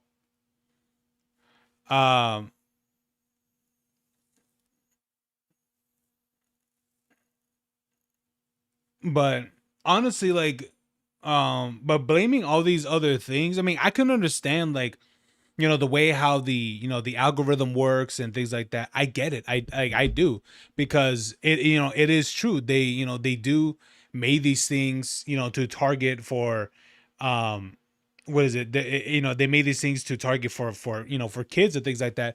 But I'll be honest with you, it's really up to you to filter out these things, because here's the thing. People talk about like the beheadings and things like that. I'll be honest with you, I've been around the internet for so many years. I've never seen that shit even once. Okay. But because of I didn't see it doesn't mean it doesn't happen. I'm just saying, like, there's probably a reason, because I wasn't searching for these things, I didn't go on Reddit and be like, oh, let me go to the 50/50 and try to see something gruesome or see some flowers, or some shit like that. So it's like, that's what I'm saying. It's just like, it's just, now I will say it's a bit more better, but I'll be honest with you, like, but to me, of course, like, I didn't see these things, right? But doesn't mean the others didn't, right? I'm not gonna dismiss that by any means. I'm not. However, wait, what did Rexy say? It's funny how classic Mortal Kombat fatalities now okay on YouTube. It's very strange. Like, yeah, I remember about that. Yeah, like, you couldn't have any of that on YouTube, weirdly enough. Even though they're definitely way looser than before, but you can't really have a lot of the graphical things still. Especially if like the bodies explode and things like that. Like, if they explode in like a bunch of pieces, like, that's still a no-no. But I won't lie to you. I like how I edit Mortal Kombat not fatalities, but the X-rays and stuff. Dude, those have been fun to be honest with you. But I'll do them from time to time. But anyway, I think this problem goes back to COD. I remember Jim Sterling called out executives for nearly canceling Battlefield 1 because kids potentially didn't know about World War One. Oh, bro, that's so far back. I don't even remember that. That's insane, man. That's crazy. But yeah, man, like, I don't know, like, I will say that the way how some things have gotten, sure. Like, with the things going on, like with Minecraft, I don't really hear anything that crazy with Minecraft much anymore. Like, back in the day, sure, like, that was something like more frequent. But here's the thing. You're talking about something. You're talking about spaces that are very, very massive. That even if it has all these filters, the thing about it is that, you're gonna get weirdos. But the difference is that Minecraft, I mean, I don't know if Minecraft really enforces, things, to keep away the weirdos. I mean, they probably do, right? Or if not, maybe or if not, maybe they want, maybe potentially they could want other because a lot of the things of Minecraft are like are like hosted servers. So it's really up to like those people to really like kick out of like the weirdos and things like that. But in terms of like content creator wise, I haven't really heard of that many crazy things for like Minecraft and Minecraft, weirdos, you know what I mean? In terms of like the content creators, just um hearing, doing anything with the, with the kids and such. I don't doubt it happens, but it's not as rampant as it was years ago, because it feels like almost every other week, all the way back in like what 2014 or some shit, where you kind of heard this shit almost all the time for Minecraft. But now it's but here's the thing. I don't, maybe for Minecraft, they've really hammered down on some of these things. They probably did, right? Potentially. But for Roblox is a different situation. Roblox is its own unique situation because here's the thing, it is very different from these things happening in secret, where it comes to the point where now that the public knows and the CEO knows, and the moderators, at least for Minecraft, maybe I'm not too sure about Minecraft, but maybe Minecraft did things, to try to get rid of these things. But Roblox is a different situation, because Roblox is more like, eh, you know, you know, so and they just walked away, wiped their hands clean and walked away. It was pretty much like that, right? So with Roblox is really different. But hey, I don't know much about the things for Minecraft. I don't. Maybe you guys do. I don't know. But I'll be honest with you, man. Like I forgot what the other points were. But yeah, man, like I think with things like this, kids are gonna be susceptible to it. But I do believe that at the end of the day, it's really up to them to filter these things out. Because here's the thing. I will say that algorithms back in the day were more rampant. I do. They're definitely more rampant. Anything will pop up in your thing. But I'll be honest with you. But I'll be honest with you. Seeing what is it? Seeing the way how it is right now, to be honest with you, I would rather have it as it is right now than what it was before. Because before, it was very rampant. Anything will come up, even if there weren't things not at all related to what you look at and things like that, you know. And honestly, I'd rather prefer today, especially right now for YouTube. I mean, YouTube as it was before compared to now. Even though yes, we all want old YouTube and things like that, but I'll be honest with you, old YouTube was a fucking wild west back then. It really was. And here's the thing: we all could reminisce and be like, "Yeah, YouTube was this, it was, like yeah, all that stuff, how it was back in the day." But I'll be honest with you, it was so wild. It was such wild west where all it took was for one dude to say the N word, and it destroyed the fucking platform for like 4 years.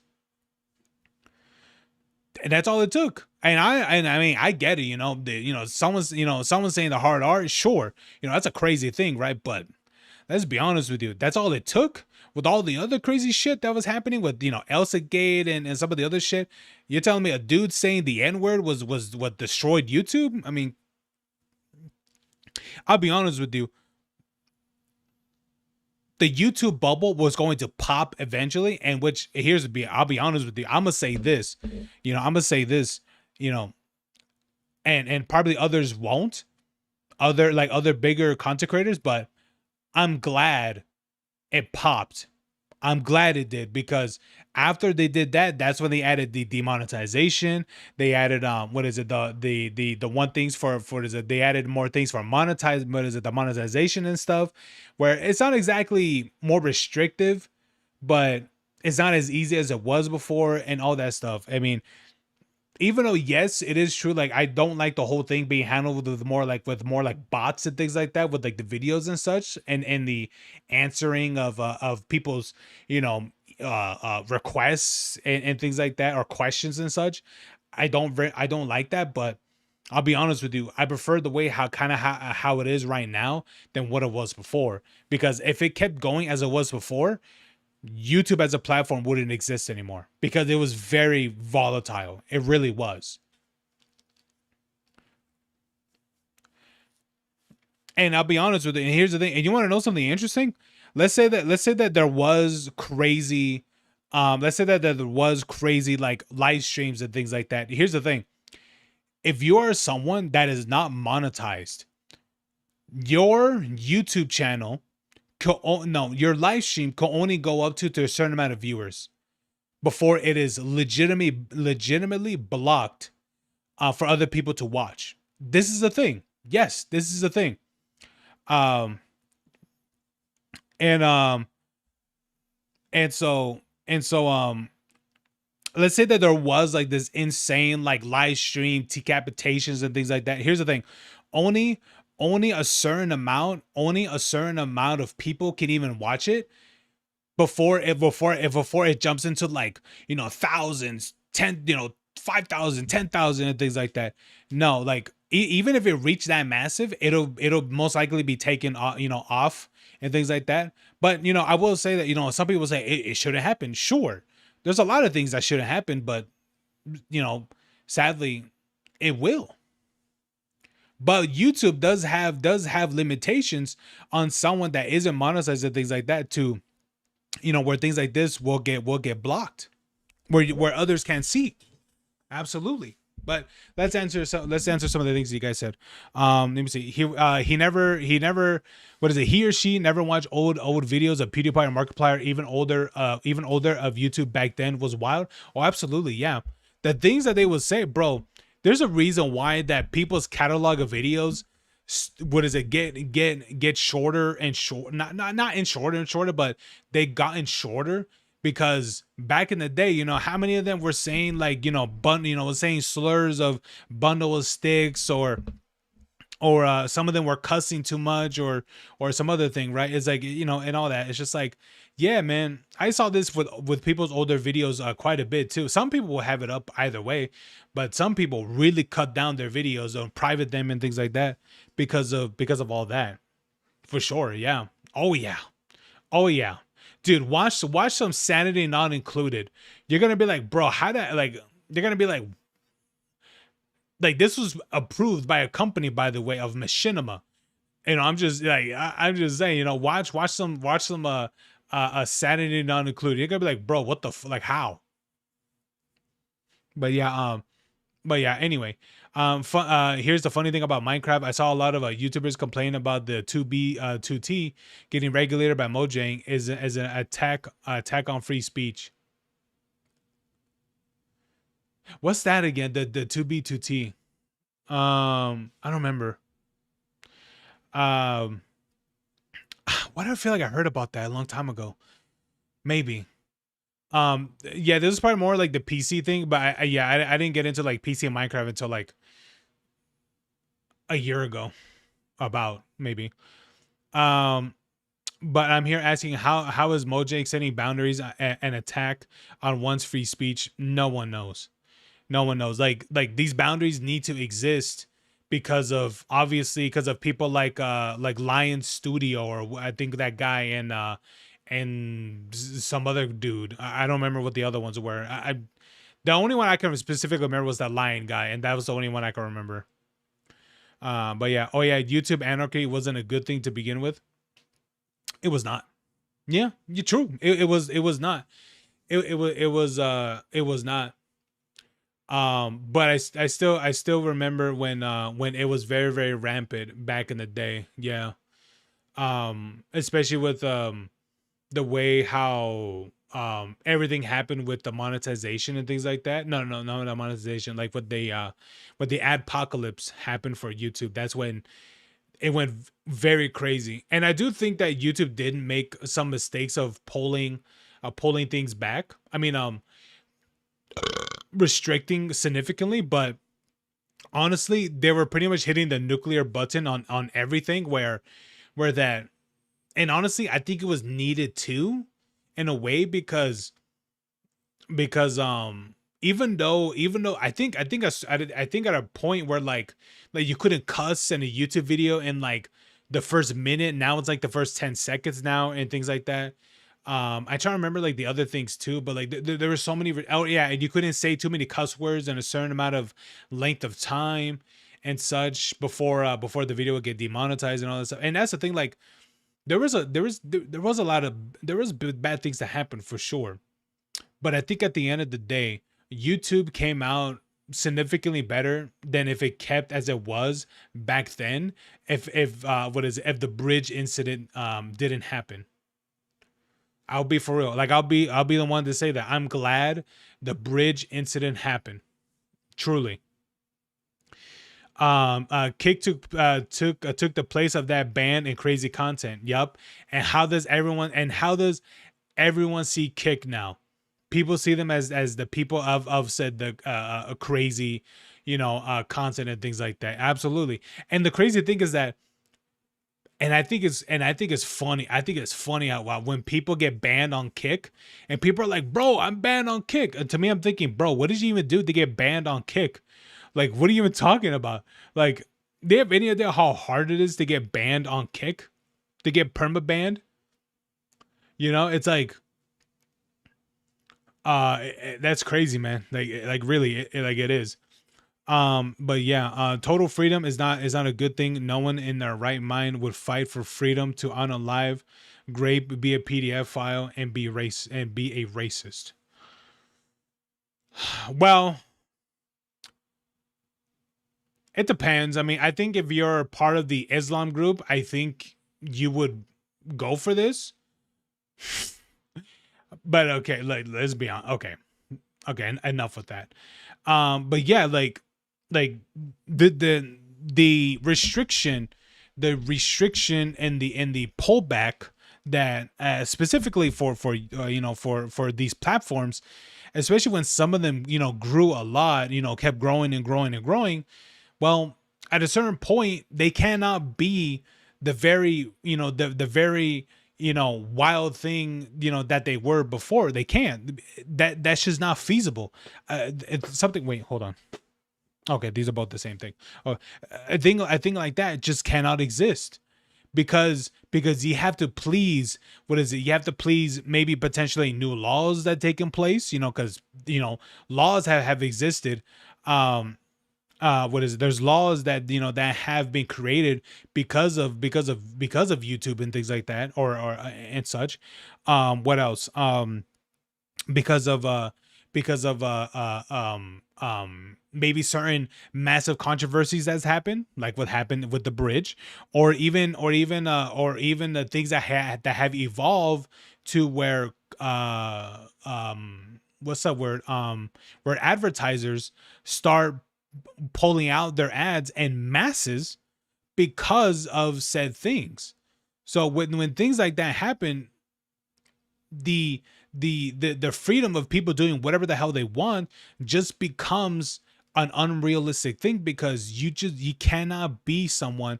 You can't be someone that's got that that has a platform. They can't be a platform that has the freedom of all these things when you have advertisers and things like that to please and things like that, especially when some of them don't want whole kinds of PG-13 or rate, or not just PG-13, but like very explicit content on their platform and things. And I mean very explicit, and things like that. And there's a World War II Germany Hatsune Miku on Kick. Of course there is. But that's the thing, like a place like Kick, like here's the thing with YouTube is different, because YouTube has to try to please a lot of its advertisers and things like that. That's the reason why like they that they've trying everything they can to get rid of ad block and things like that. Because ad block it blocks ad blocks ads, and that blocks advertisements and things like that, and revenue and such, for YouTube and the content creator, mainly for YouTube. And so with Kick is different, because Kick is literally backed behind a multi-billion-dollar gambling and various other agencies. Even they have sponsors, or they have advertisers as well. But even for them, it's like they fall behind of, of Kick as well, of what they're doing, because, they're massive. And that's the reason why Kick doesn't really matter to them a whole. It matters to them still, but they are significantly more leeway compared to YouTube and Twitch, because they can afford it. That's the thing. They can afford it. They can afford to be more leeway because of them being part of massive gambling companies. That's the reason why they're able to get away with things like this. And then they're just coming in here, and as much as possible, as the same way we want to kick those predators out from Roblox and Minecraft, we want to kick the minors out, right? Like, I feel like that's common sense. But anyway, the second one, minors are fucking feral animals. This I would like to think this is true. They are the types, like I said, to harass and dogpile on people VTubers do not like. They are the types to annoy, the types to slur, the types to get VTubers into troubles, the types to be insensitive, and the types that will try and get you canceled even if you so much as do their VTuber wrong.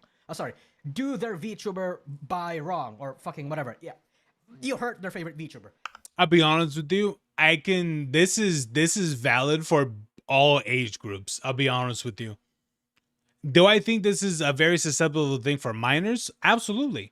But I'll be honest with you, given the internet specifically, this is a thing for all ages, to be honest with you. But I'll be honest with you, this is something that's going to happen either way. Like, this is something that's literally unavoidable. Like, that's what I firmly believe. This is something that's completely unavoidable. And yeah, I mean, I would like to say that that the minors would like hold themselves back, but some really don't. But honestly, it's really not much you could do about that. And honestly, this is for everything. This is not something exclusive to VTubing. This is something for like anything that they're consuming. I mean, remember, for anyone who is old enough, remember how many teenage girls were going batshit crazy for Justin Bieber in the early days of Justin Bieber in 2009 and 2010 and things like that. All right, Rexy, you gotta go. I need to attend my friend's free art stream. All right, Rexy, you have a good one. All right, but like, I don't know. I think something like this is inevitable. But I mean, like, here's the thing: he's not wrong. Like he really isn't. He's not wrong, But I think something like this is very apparent for all ages. Will you see that more in the younger ages of minors, or even the ones that are barely, the ones that are a little bit older? Honestly, I would say yes, absolutely, yes.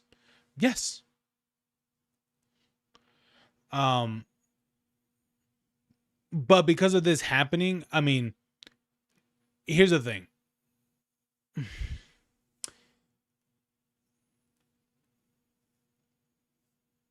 It's really up to them to really, hold themselves back of the going feral and things like that.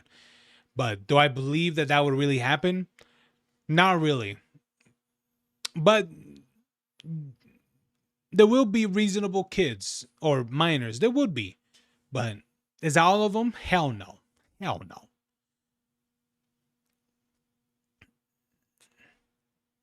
But I'll be honest with you, I think honestly, and also it really depends on the group as well, most likely, right?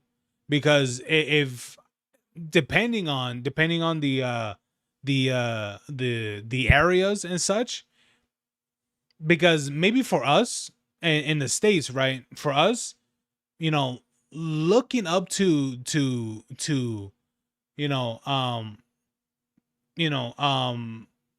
for us, stardom is, even though it is a big thing, right? But it's not like, um, uh, what is it nowadays? What is it nowadays? What was that? What was the thing I was about to say? Um, right now, what is it? And right, like, for nowadays, we're for our culture, we're not as rampant as compared to others when it comes with, with the idol industry and things like that. If this was something like, in Japan or South Korea and such, and probably others for sure, then yes, this type of thing would make absolute sense. But but we did see this. We did see this we did see this in as an example I gave earlier, where kids, even young women themselves, right? Because it wasn't just teenagers. There was also young women in that group too, were going crazy for Justin Bieber. Man, those were crazy days. But anyway, but honestly, I think this is something that's inevitable, truly. You know, and here's the thing. I do believe that it is something that you, as a content creator, for you to tell your fans, hey man, don't do this, don't do that. And here's the thing: if some of them are going to do it anyway, sure, but you did your due diligence. You did. Because if these are the things going on and you don't really do much about it, then you are partially to blame, because this is your audience. Of course, you can't control everyone in your audience, but as long as you tell them, hey man, don't do this, this is wrong, this is stupid, all that stuff, then you did what you could. You can't do everything, but you did what you can.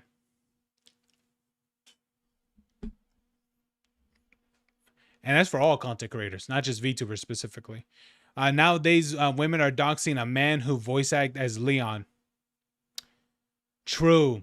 People, here's the thing. I have seen clips where yes, women, they are a woman that would literally put the game on. They would literally put the music off and put the sound up and hear and literally hear Leon grunting while he's trying to open something. Yes. Right. And adults do that too. Don't get me wrong, but more so children. Right? Like we can see this on Twitter. Look at any dogpiling threads on Twitter. A lot of the hateful, parasitic bullying behavior, all in the name of their favorite creator, agency, or VTuber. I can almost guarantee you that it's someone below 18 or someone that just turned 18 or 19. Like someone I don't doubt it. that is super, super young. I can guarantee you that right now. In general, I don't think there is any good reason to have a minor in your audience or to have minors in your audience, especially like more specifically participating minors that engage with you. There are almost zero pros. Actually, there are zero pros and almost all the worst possible cons. So in my head, it's just a plus EV move to not have them. Despite like what this person says about like, it allows a bit of leeway in, and you get a lot more people to watch you. That's not really the case. You never usually are able to do that. Or even if they do, point 3 is here, there will always be minors anyway. Brother, a minor will still watch somebody's content even if they say they are 18 plus. True. That every minor in the internet has been doing that for millennia.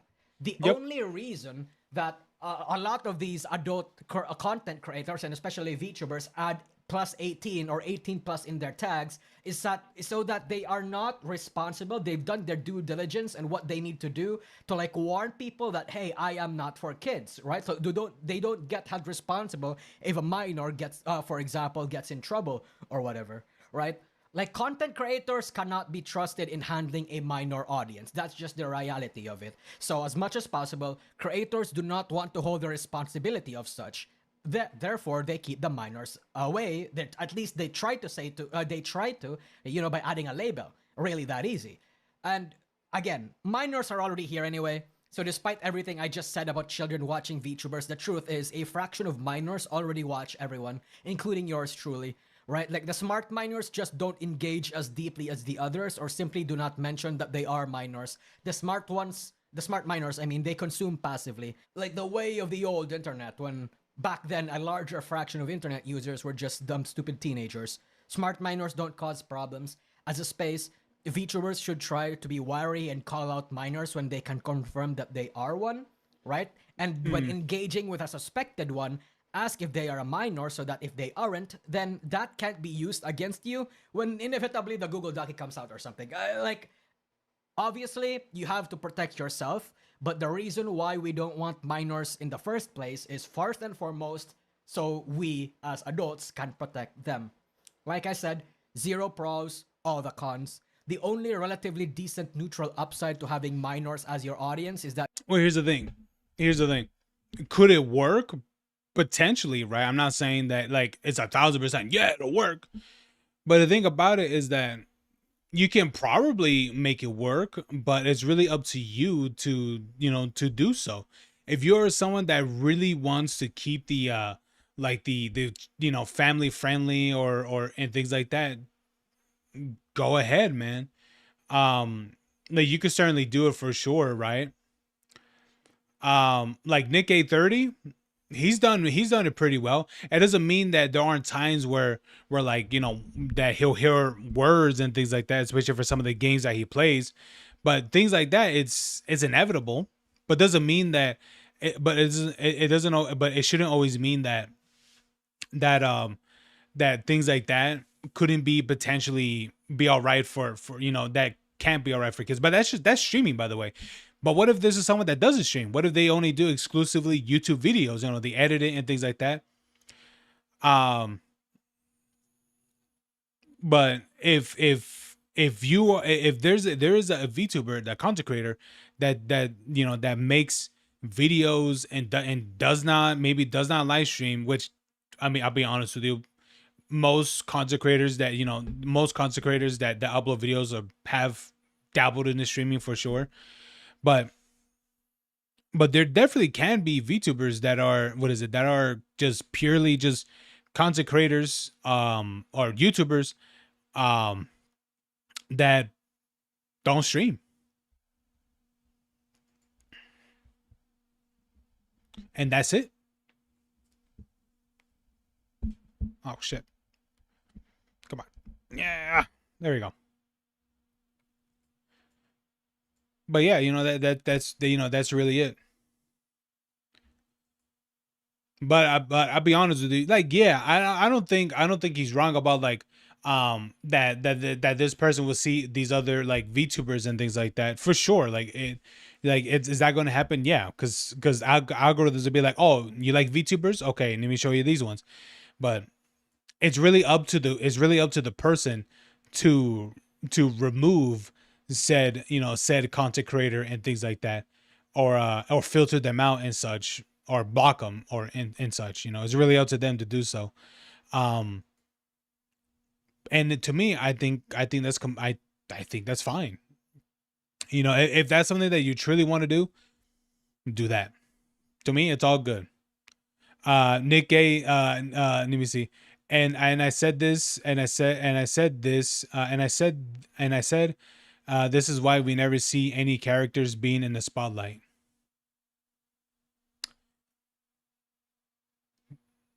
Right. Nick 830 is a man child for me. Oh, absolutely. Oh, absolutely. Yeah.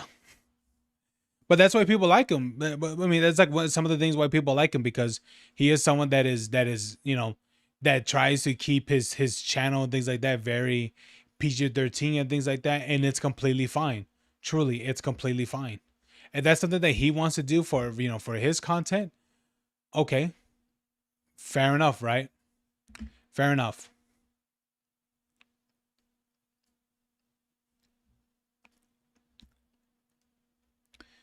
But I do think that there absolutely can be family friendly VTubers. Absolutely. I mean, there is literal like Christian focused VTubers that don't do any of the loot stuff or anything like that. And to me, I'm like, what? Like, is it really gonna be their fault because they're adjacent VTubers are doing these other things? No.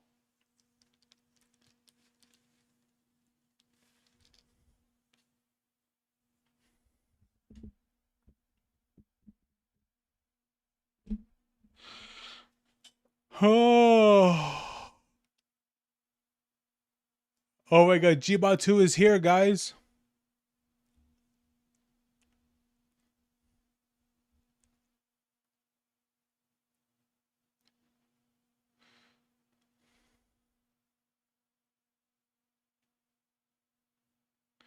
The rise of Peanut is a sign something dark is coming. Ooh.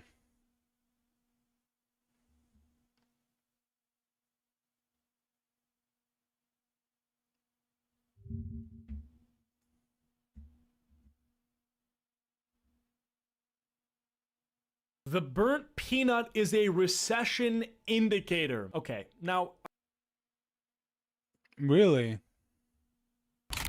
Over the past year, things have gotten weird. Household debt has hit a record high, inflation keeps climbing, the job market's tanking, and now we seem to be on the brink of World War III. But right in the middle of all of that, there's a cartoon Peanut pulling some of the biggest streaming numbers the internet has ever seen. He averages like 50 on Twitch and like 80 on YouTube. He's bigger than Kai. Now, the strange part is, the worse things seem to get, the bigger the burnt peanut becomes. What?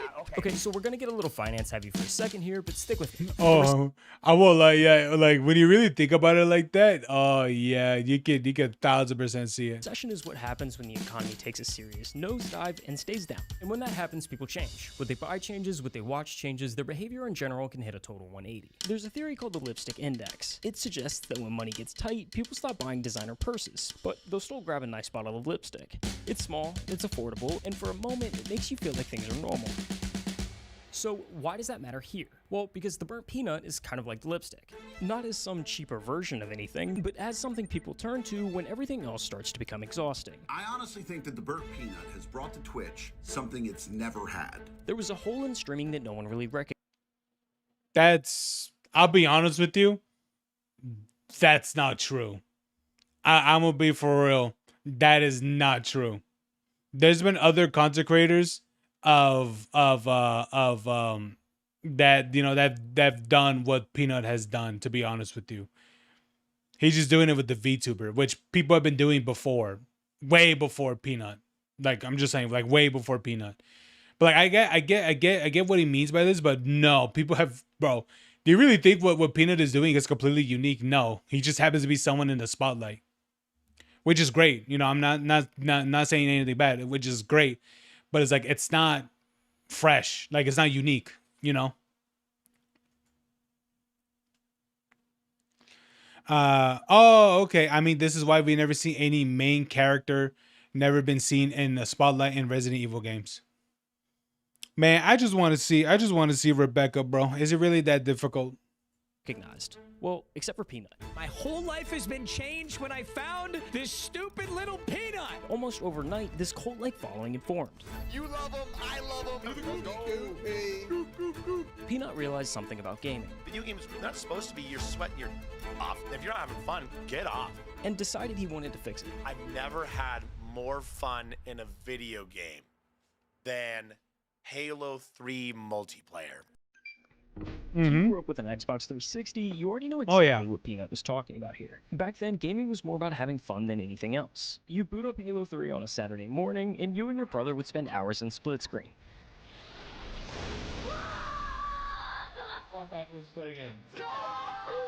But things started to shift. Ranked game modes began to climb in popularity, the lobbies got sweatier, and then Fortnite showed up and kind of just changed everything. Epic Games started rolling out cash cups, weekly tournaments that literally anyone could enter with real cash prizes. You and your friends could theoretically win hundreds of dollars from your own bedroom without ever wagering $1. That had never really existed before, and it pulled gaming culture in a new direction. Suddenly, tryharding was... Yeah, I will. Here's the thing. I will say that I think... Here's the thing. It wasn't Fortnite that really did this. It was Fortnite that really fanned the flames, but... where it really started, which was Call of Duty, for what I can remember. Call of Duty is what really amped this up a lot, to be honest with you. It really amped it. Technically, it was always there. Competitive in games was always there. Back in like Halo 2, I think, and such things like that. Like there's like that's always been there. But when it significantly ramped up, this was back in like in Call of Duty Modern Warfare 3, I think, because that's when they start having like COD Elite and things like that. Yeah, I think so. I think that's when it like really got spearheaded. But yeah. But I'll be honest with you, I have definitely heard some people. I don't know if they were ex pro players. I'm not too sure. I don't think so. But I think people have said that the worst thing that's happened to gaming was competitive game was competitive or esports. That's what it was, esports.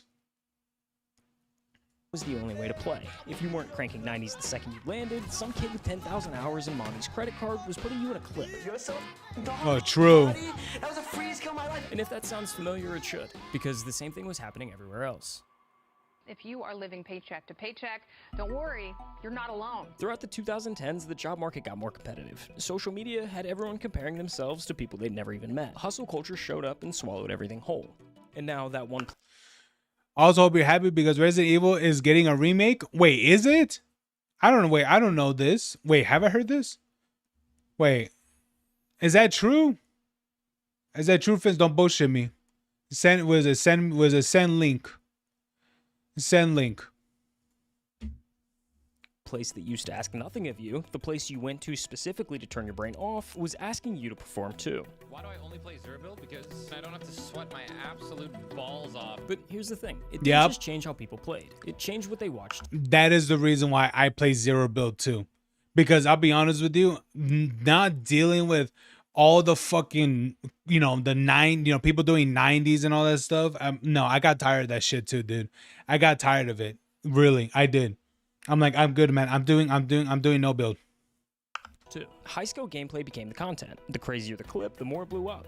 Now, when Peanut first started streaming in early 2022, that was still the blueprint. Be good at the game, and people will tune in. When I first started streaming, I copied everyone else. I was like, okay, what these guys are doing, first off, they're being the best. At the time, he was still known online as the Burnt Peanut, but the character didn't exist yet. He was still trying to copy the guys at the top. With the face cam on, gameplay front and center, focused on being good at the game. On paper, he was doing everything right, but it didn't work. And honestly, the fact that it didn't is really what makes this story interesting, because it forced Peanut to get creative. So I mentioned earlier that the job market has gotten more competitive. I mean, between AI taking jobs and the fact that degrees no longer guarantee a career, finding a job you actually like. Bro, I have seen, dude, you know what's crazy is that I have literally seen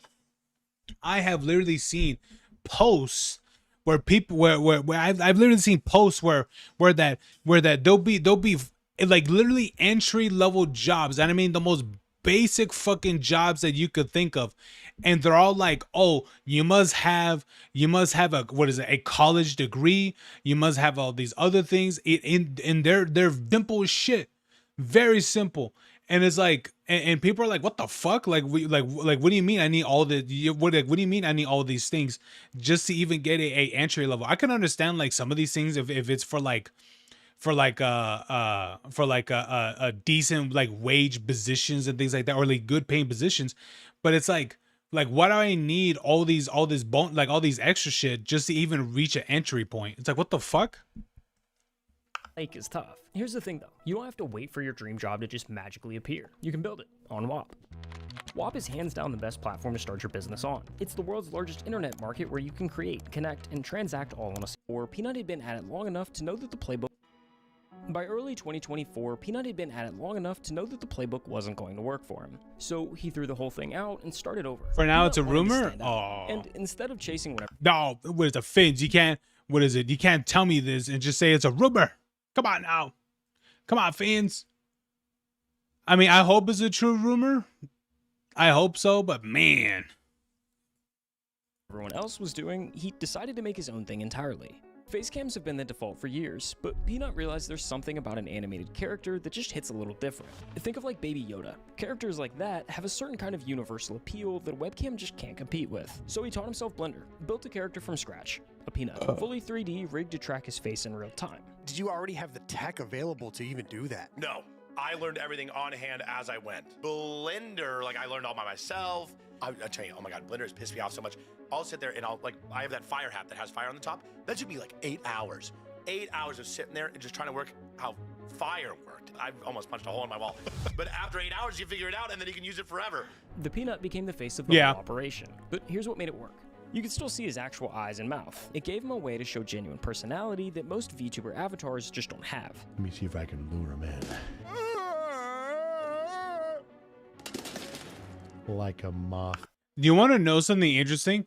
This has been done for years before that. That's the thing. Like, people have been doing that with like the potato and all that stuff even way before Peanut even did this. I mean, which is cool, you know. I mean, it's cool that, you know, that he was the one that made this himself, right? Without having to use like some other software. But this has been a thing, to be honest with you. It has been, just not really a peanut. Like, I've seen it for like a potato and various other things. I think there was one that was a peanut, but this type of thing was not unique. To a flame. Peanut's goal with this new direction went beyond just the character. He stopped trying to be the best player in the lobby. What? Gotcha! The goal wasn't to impress people anymore. It was to have fun. I go, yeah, yeah, yeah! All right, next guy up, come get! To bring back that feeling games used to have before everything got so competitive. Back in the day, you would sit down on your couch, you'd play Halo 3. You and your brother, you'd be, you know, calling each other fat, and you've beaten the shit out of each other in the game. That's what I try to bring back. I want my bungalovers to sit there and feel like I'm on the couch with them, and we're just having fun. Like, we're just hanging out. Like, they're my boys, and I just think it's more fun that way. That's what I would want to watch. Yeah. That's why I do what I do. When he first rolled out this new character in January of 2024, he averaged just 6 viewers. 6. And nothing really changed overnight, but he kept going. He stuck to a schedule, refined the character, creating new outfits and virtual sets, basically building out the world around the peanut piece by piece. And slowly people started to show up. Every day I'd hop on and there'd be more bungalovers. I hop on the next day, there'd be more bungalovers. By the end of 2024, he was averaging nearly 1,200 viewers a stream, which on its own is already a massive jump. Oh, that's Compared to massive. what was about to happen, it was nothing. You haven't heard of the burnt peanut yet? What's burnt peanut? Burnt peanut? There's a streamer named The Burnt Peanut who has been everywhere lately. You know The Burnt Peanut? The Burnt Peanut. The Burnt Peanut. Who's my favorite streamer right now? The Burnt Peanut. Burnt peanut is a problem. The Burnt Peanut is a name that I am hearing constantly. I honestly think that the Burnt Peanut has brought to Twitch something it's never had. I can't help not to watch the Burnt Peanut. He's all over my feed. Most popular streamer currently in the world. The Burnt Peanut. Literal peanut, you know, with a face. There's right now a guy named the Burnt Peanut. He's dressed like a peanut, he looks like a peanut, he have more voice than CNN. So how does that happen? It was really a few things coming together at the right time. Let's go back to the... I'll be honest with you. It was a lot of luck. I won't be for real with you. I mean, I'll be for real with you. Like it is a lot by luck. Like, I've seen plenty of people over the time of, you know, being the content creator, or even just like watching other people. I've seen other people who have done really, really good, you know, edit videos and all that stuff, done clips and that, and don't make it, you know. And there's the thing. It was most definitely that one video. Well, I wouldn't say one, but there was definitely a set of videos that kept going off, that popped off. What really helped them a lot, for sure. The lipstick example from earlier. The University of Michigan has been running a survey for decades that measures how optimistic consumers feel about their personal finances and the broader economy. The scale runs from 50 to 100. 100 means life is good, money's flowing, we're buying the designer bags. 50 means the opposite. No extra cash, tough times, the lipstick side of the spectrum. In early 2025, that consumer index sat at 71.7. Not amazing, but decent. Then it started dropping. So the University of Michigan takes America's pulse on how they feel the economy is going every month, and the initial reading for November is not good at all. By November 2025, it had fallen all the way down to 51.0. Yeah. Your average American was staring down damn near rock bottom conditions. Now, lay Peanut's average viewership over that same timeline. Month by month, you'll notice something. In November, the exact month the consumer index bottoms out, Peanut's viewership hits an all-time high. And I really think the state of the world plays a massive role in that spike. I'll speak for myself here, but it feels like recently I can work harder than I ever have and still feel like I'm falling a step behind. I mean, my rent keeps going up, groceries keep going up, insurance keeps going up. Everything's more expensive, and to be honest, it's kind of exhausting. The last thing I want to do after working some ungodly hours is get on COD and get absolutely railed by some sweat. Every major game right now is practically unplayable unless you spend countless hours actually grinding it. Gaming as a whole has felt pretty stale for a minute now, which is where the next piece of the puzzle comes in. True. Arc Raiders released in October of 2025, and did it in a big way. Over 264,000 people jumped in within the first 2 days alone, and that number kept climbing. By the end of November, over 481,000 players across all platforms were logging in daily. So the question is why? What made this game stick out when so many others had failed? Well, because it worked for more than one type of player. The tryhards were still there, loading in to kill other players or find the most efficient way to get the best loot. But the game wasn't built around killing players. The main goal was to find the most valuable stuff you could get and get out. That meant if you just wanted to run around with your friends and have a good time, you could do that. And that unlocked something that a lot of multiplayer games had quietly killed over the years. The ability to just hang out, to mess around, to die laughing instead of dying frustrated. Arc Raiders kind of made it so the casual players can understand extraction shooters very easily. The game gave casual players a reason to show up and a reason to stay. That fit Peanut's mold to a T. He was good at games, but he wasn't trying to be the best. Instead, he focused on making genuine moments with his community. And in November 2025, he pulled off what is probably his biggest community moment ever. Not just his community though, the streaming community as a whole. Arc Raiders. Come on, you gotta let me live, man. You don't need to do this. Just walk me like a dog to the extract. Come on, let's go. This is for the bungulators. No! What started as a bit, a call out, a couple of tweets, turned into an all-out war. Oh, I see. Hungeness Legion are upon us! They will hold nothing back, but neither will we! Give them nothing, but take everything! Ready your steel point! And let's ride! Streamers picked sides, their communities followed, and eventually the whole thing had taken on a life of its own. Boys, Hunter Zombie is in the northeast! Get him! Get one shot, they're flanking. Fire! I am not declaring war or picking sides against somebody whose AFK stream gets more viewers than me. That's wild. This one's for the bug. Wait, who was he calling out when he said that? An AFK stream. At the height of the war, Peanut's peak concurrent viewership hit nearly 93,000, and only 3 months later, he was the most watched streamer on all of Twitch, beating out Jinxie, XQC, and countless other names that had dominated the platform for years. I think that Peanut was like the biggest thing that probably could have ever happened to like the streaming and gaming world. I agree. He's changed people's outlooks on video games and just streaming in general. And I think he's helped a ton of streamers of like, oh, let's have fun again, you know? Like, that's what was missing. Now, the current state of the world in Arc Raiders definitely created the perfect stage for Peanut to shine. But we've seen it a million times, where someone's the face of the internet one day and gone the next. Peanut, however, has continued to evolve since he first popped off. He's built a deeper connection with his fan base while remaining one of the biggest streamers in the world. It's not a surprise, it's no just accident that Burnt Peanut has literally 40 to 50,000 people watching him live. Let me repeat that. 40 to 50,000. Yeah. I think there are 3 things that really separate him from the rest of the crowd. The first is the avatar itself, not as a gimmick, but as a design decision that removes something most streamers don't even realize they're doing. When you watch a regular streamer, you're always aware you're watching a person. A real face on a screen means you're comparing, consciously or not. Are they attractive? Do they seem confident? How much does that chain cost? Why am I not on their level? All of that runs in the background whether you want it to or not. It's the same mechanism that makes Instagram exhausting. Everyone is posting about their picture-perfect life, and you're stuck measuring yourself against another person. The Peanut removes all of that. There's no face to compare yourself to, nothing tangible you can't afford, just a voice and a character in a game. The second thing is that he's genuinely average at most games, and doesn't pretend to be otherwise. He dies, he makes bad calls, he laughs about it. I've done all I can do. In a world that had spent— Wait, did he make a model? Wait, did he make his model look like Shroud? I've done all I can do. In a world that had spent the better part of a decade worshiping skill thing worth watching, here was a guy who was having fun in spite of losing, and making everyone watching feel like they're allowed to do the same. The third thing is the consistency. In January of 2024, he had 6 viewers, and he streamed anyway. February, slightly more. At a schedule that averaged over 150 hours per month, he just kept going.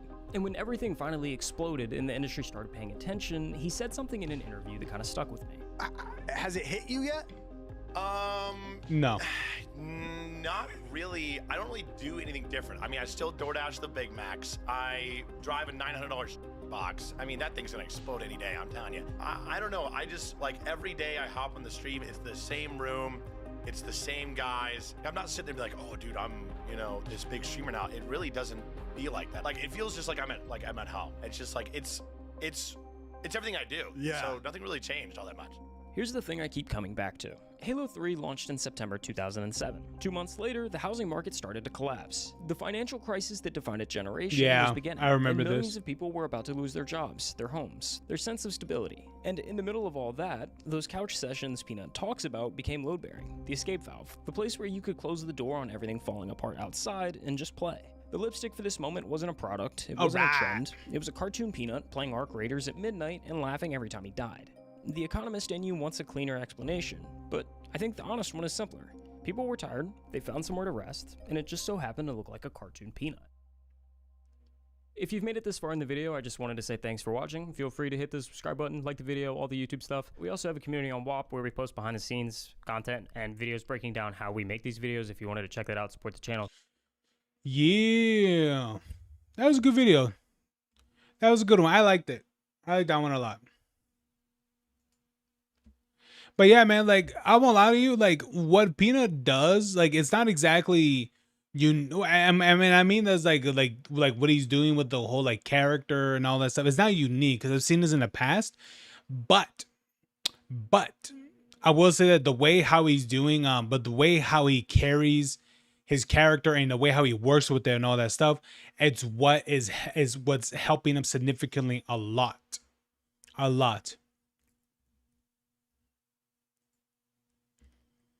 And that is the reason why he does super well. Okay, I have no idea why this opens another window. I don't know.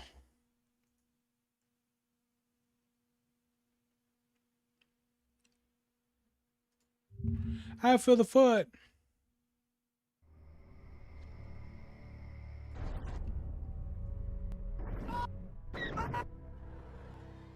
Hey everyone, welcome back to the channel. Today we're diving deep into one of the hottest topics in the Resident Evil community, the long-rumored Resident Evil 0 remake. From mysterious leaks and code names to actual development details, we're breaking it all down. So hit that like button, subscribe if you love survival horror, and let's jump right in.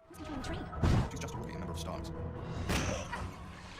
Overview: Resident Evil 0 remake rumors. The talk about a Resident Evil 0 remake has been brewing for years, but things started heating up recently when new leaks began surfacing online. Over time, whispers from insiders and resume slips have painted a picture that feels too detailed to ignore. Fans have always expected Capcom to eventually remake every classic RE game, and after Resident Evil 4 remake, it seems that 0 might finally be next in line. The codename linked to this mysterious project is Project Chamber, which instantly made fans think of Rebecca Chambers, the protagonist of Resident Evil 0. The name fits almost too perfectly. Recent details suggest that this remake won't just be a visual overhaul, but could expand the story, characters, and maybe even tweak the original gameplay structure. And let's be honest, it could use a little modernization. We all remember wrestling with that item management system.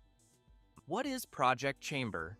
Codename and development. So what exactly is Project Chamber? We already know it's the internal codename for the Resident Evil 0 remake. The title makes sense, considering the game's focus on Rebecca Chambers' leaks point to Capcom collaborating with Beyond Capture Studios, a company that specializes in performance capture and cinematic work. Apparently, production began sometime in 2024, with early sessions focusing on motion capture and environmental design. Multiple reliable sources suggest that Project Chamber has been in a quiet pre-production phase for years, but only picked up full development speed once Resident Evil 4 remake wrapped up. Some early developers have even teased that this project will feature a significant upgrade in cinema.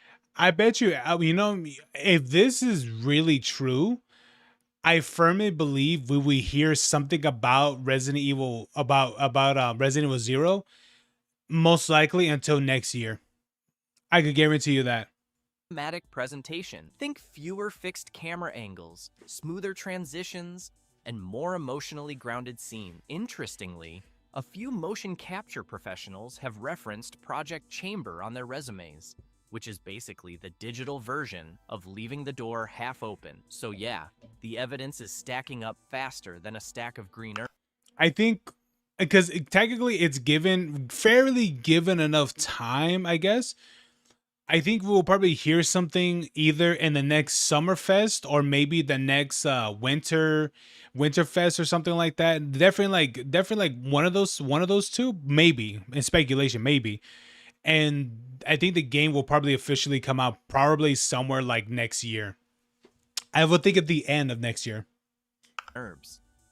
Leak if details, this is true. Story, characters, and casting changes. Now, here's where things get juicy. The leaks around Resident Evil 0 Remake hint at major narrative and casting updates. Apparently, the story will be expanded beyond the original's isolated setting. The Ecliptic Express, that creepy train from the opening, might have a much bigger role this time around, with new passengers and crew members adding layers to the story. One interesting new addition is a train conductor character, supposedly fleshed out to add emotional depth and connect some narrative dots from Resident Evil 1. The leaks also suggest that Rebecca's backstory and motivations will be explored more deeply, giving her a more personal journey instead of just being the medic caught in a bad day. As for casting, voice and performance capture reportedly began in 2024. Yeah, if they're still doing that, then that is pretty early still. So 2028, I could definitely see that. Actor John McLaren, who previously voiced Star-Lord in Guardians of the Galaxy, is rumored to be part of the cast. Oh, bro, if he's there, I'm 100% interested. Bro, he was really good as Star-Lord in Guardians of the Galaxy game. He was awesome. He was like, that was one of the things I very much appreciated about the voice actor for that game, is how well that he portrayed Star-Lord.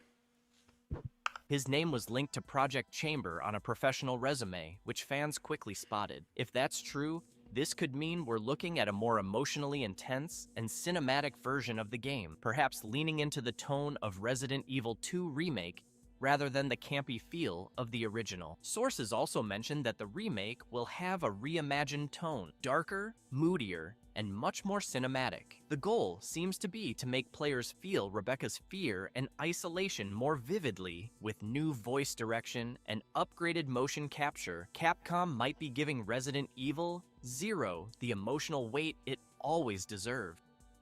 Release timeline, when to expect it. All right, when can we actually expect to play this thing? Based on the leaks and insider reports, Capcom is reportedly targeting 2028 for the release of Resident Evil 0 Remake. Meanwhile, Code Veronica, another long-awaited remake, might hit shelves around 2027, acting as a warm-up for this one. Now, I know 2028 sounds far away, but considering Capcom's careful development pipeline, it tracks. Yeah. Each major Resident Evil remake. Oh, true. Oh, yeah, I totally forgot about Code Veronica. No, well, not really, but yeah, I could definitely see Code Veronica coming out in 2027 for sure. At a 2 to 3 year gap, and Capcom is known for spacing out releases to maintain quality plus. With Resident Evil 9 expected first, it makes sense for Project Chamber to follow once that's done. From what's been gathered, internal scheduling and capture sessions in 2024 indicate a long-term plan, possibly with Capcom's RE engine getting another round of upgrades. So don't hold your breath just yet, but we can probably expect to see a teaser or an official confirmation somewhere around late 2026 or early 2027. It's worth noting that Capcom hasn't confirmed anything officially, and their channels remain silent. But that silence, that's usually when something's cooking behind the scenes. Official confirmation? Is it actually announced? Here's the million-dollar question. Is it official? The short answer, not yet. Capcom hasn't confirmed the Resident... Here's the thing. This is all in like heavy speculation. So, I mean, like, we can cross our fingers and hope, right? But that's the thing, is like this, none of this is actually confirmed to even be released or to be announced. So, but I would like to believe so.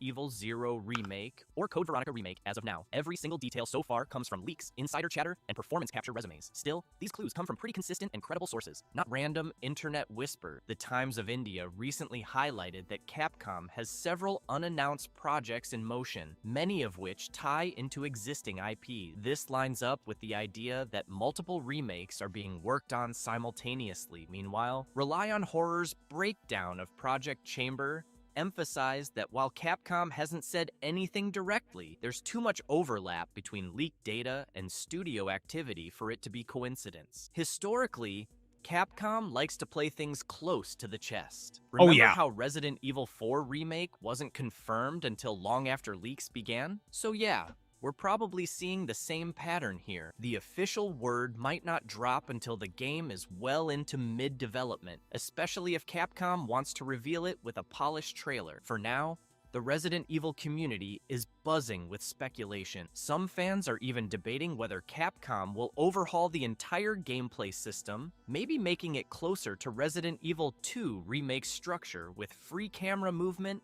and updated puzzle. If that happens... Well, here's the thing. If you really think about it, how many of these games that they've literally done remakes have played out like the original? None of them have. Like, none of them.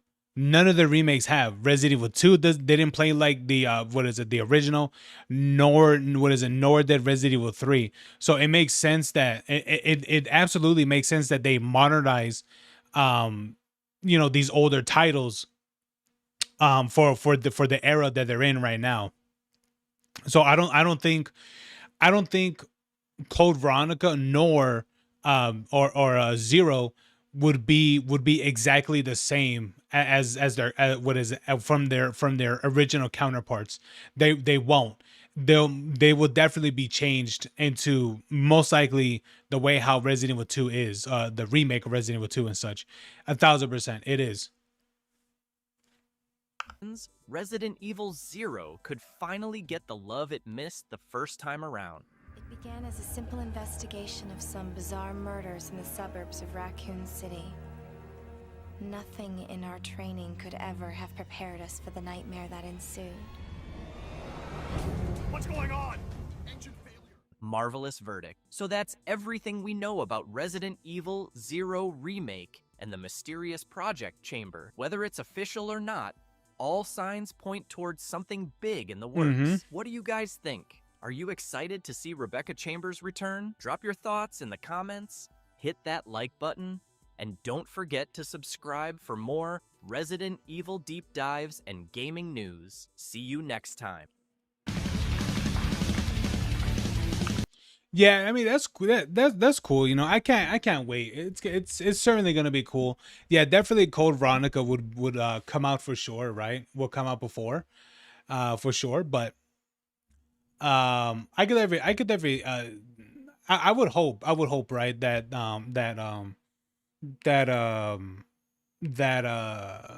Zero will come out,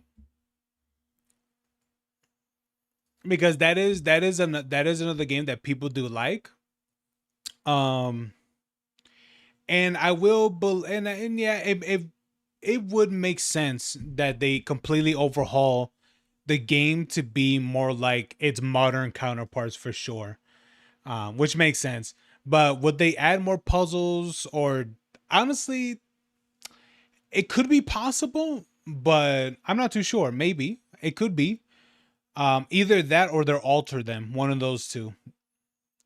But I guess we'll see how it would work, right? But anyway.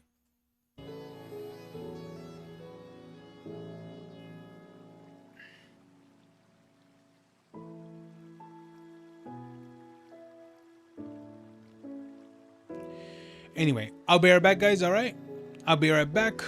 I've been streaming for a good hot bit now. I am going to go to the restroom, so I'll go pee and get some more water. All right, and we will enjoy. We gonna enjoy this game together. All right, be right back. All right, give me a couple minutes.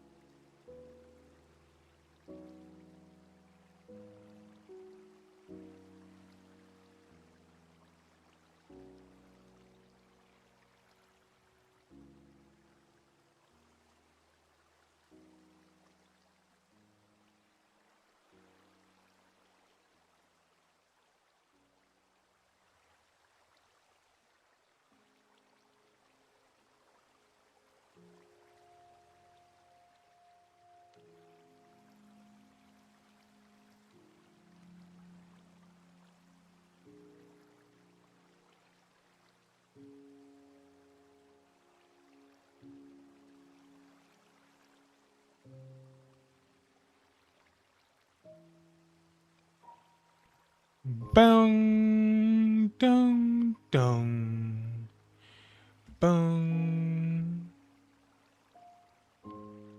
dum, dum, dum, dum, ba-dum.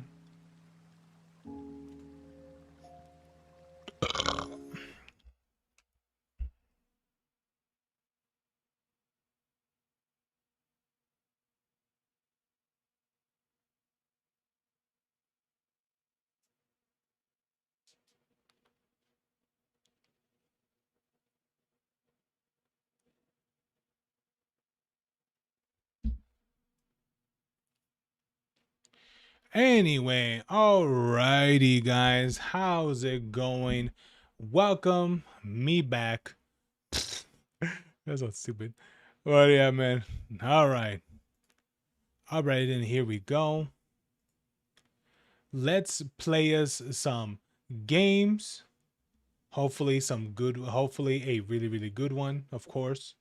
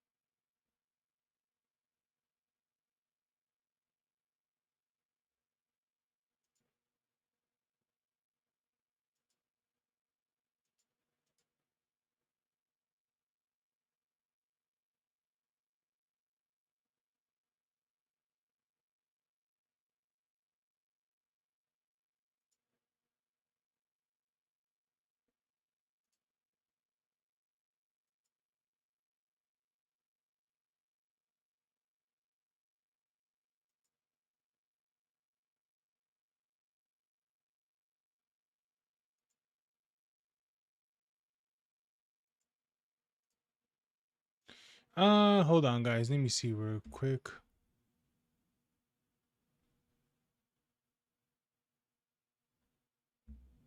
Okay. So I gotta do that. Oh, okay. All right.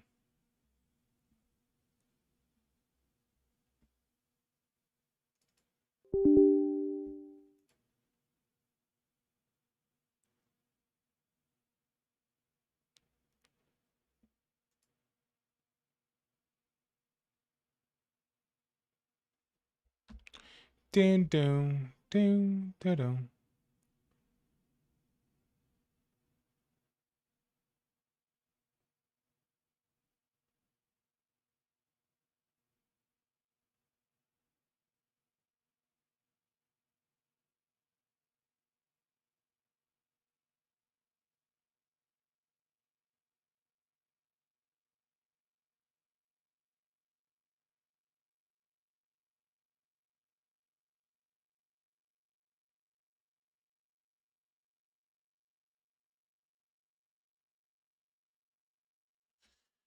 Okay.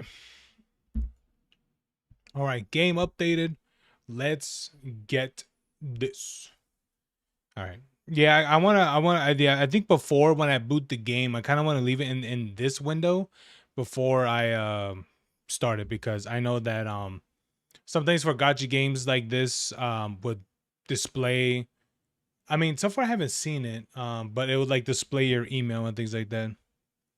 Sadly.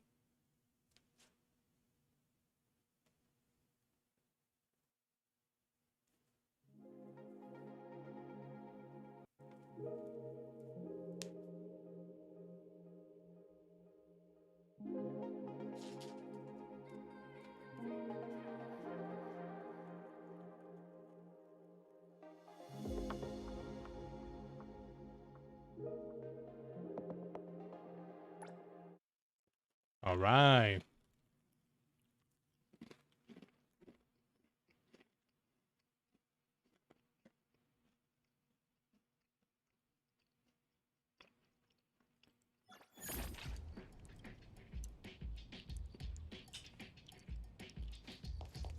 All right, here we go.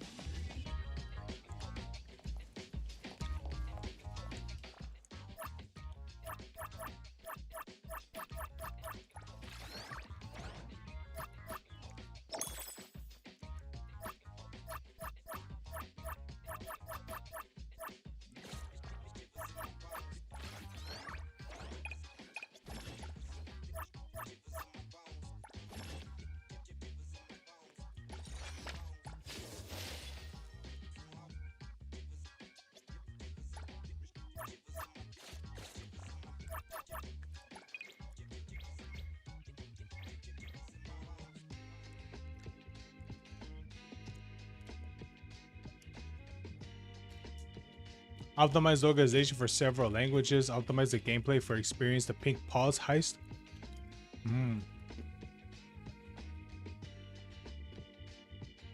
Oh my god, there's so many issues.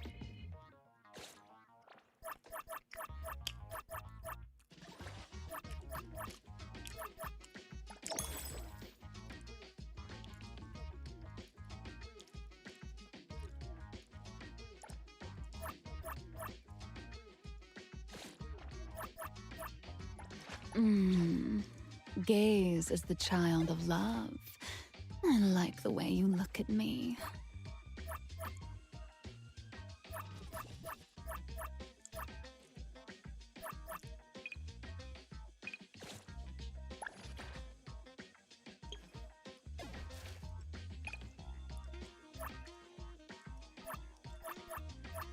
She is someone that would benefit from type 2 models.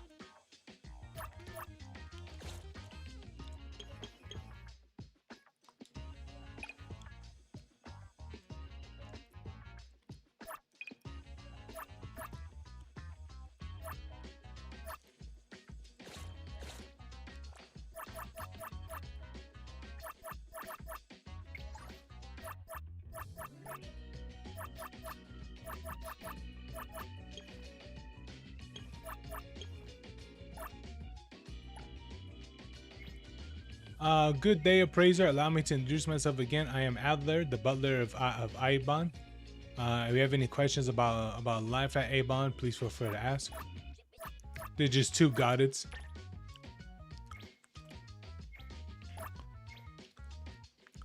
They should not intrude any further. Please feel free to make your own arrangements. Okay. And he sent an emoji of himself.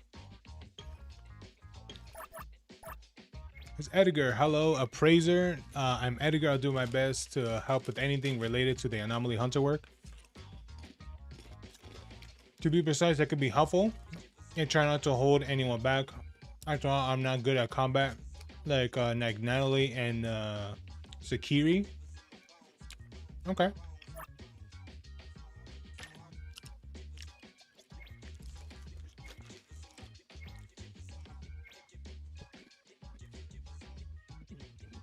Then guiding me well, especially about anomalies. I might have a lot of questions. The appraiser has such anomaly perception. Okay.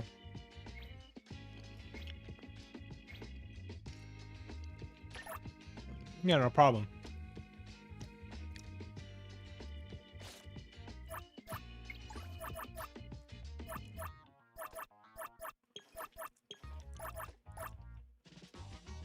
Was it by Kang? Oh, okay. Hey, rookie hunter, settling in well at Ibon? Not bad at all. How do you know you're from Garoth Island?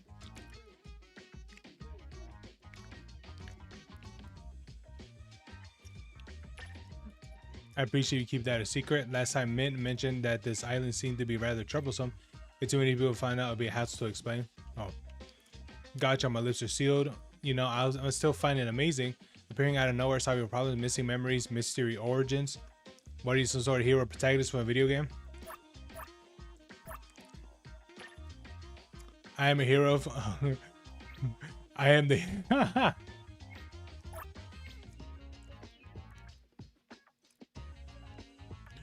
I am the hero, what is it? I am the hero on the run from villains.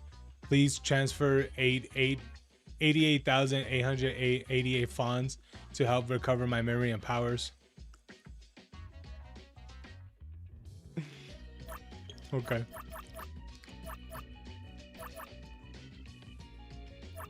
I wonder if choosing specific things. This is Taguito. Was it Taguito? The appraiser, good friend. Hello. Hello, little otter. Good friends, lots of chat. Take a professional bagel surfer.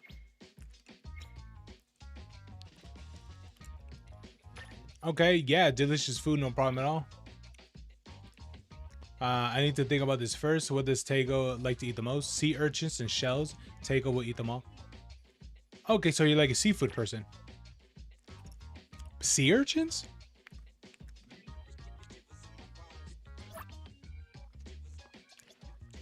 I mean, like, I know sea urchins have like like fishes like to eat those, but really? A seafood connoisseur as well.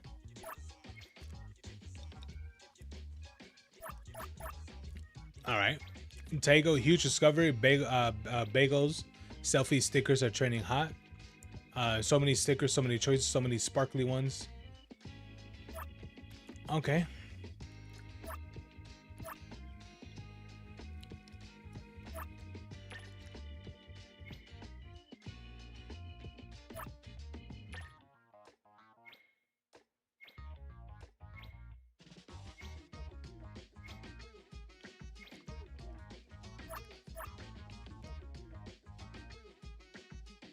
Tego, arms stretched all the way out. Only half Tego's face is showing. Maybe your head's too big.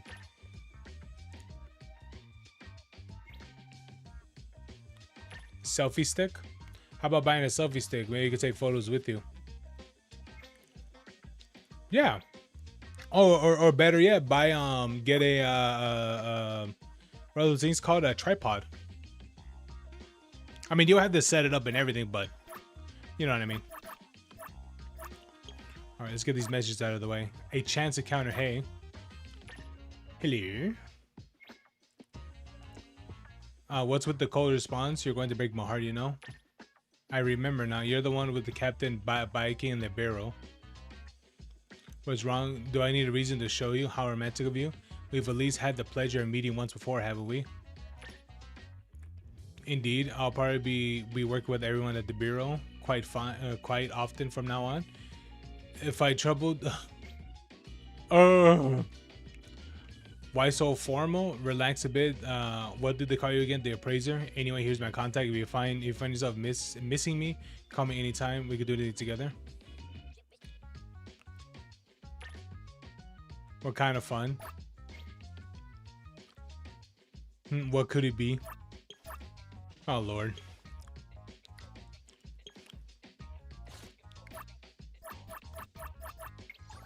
All right, let's talk to Natalie. She's the last one. Getting to know appraiser. Pleased to meet you. Want to join a great family? We're getting started, but I'm telling you, we're gonna be the most powerful family in Wait, how do you say it again? Heath. It was like hetero or something like that. Join out, and you're basically gonna be a capo and Culusis. What do you say? Interesting. Others have a straight to family or expansion plan. Okay, ready to strike. Nullify the evil. The future of Culusis, I think that's how you say. Probably not. Rests on your shoulders, on our shoulders. Couple. All right, another message. R. Sad. Appraiser. Confused. What's wrong? I check every convenience store, supermarket, even the secondhand shops. The fluffy tail care spray is sold out everywhere. Who bought up the fluffy care spray? I want to know right now. Obsessive fans.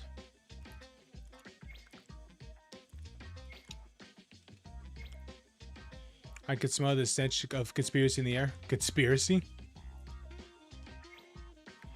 There was some dark secret behind the disappearance of the fluffy care spray. Leave it to the Khaleesi family to uncover the truth behind all this. Oh God. All right, Nelly.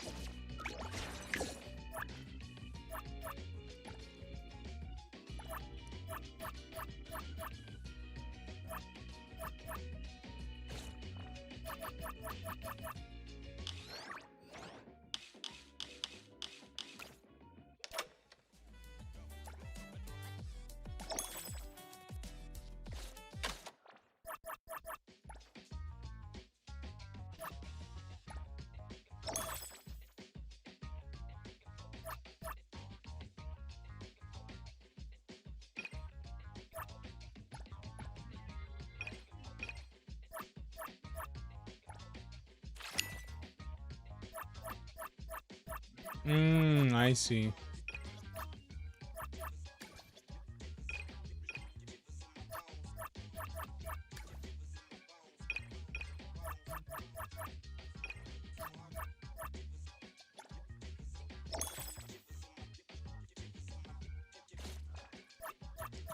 All right. Stand down.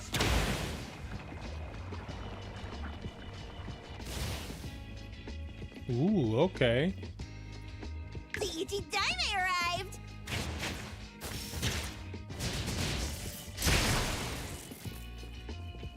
Oh God, why is my connection so butt cheeks? Where would you like Is that in general right now? Am I in the red?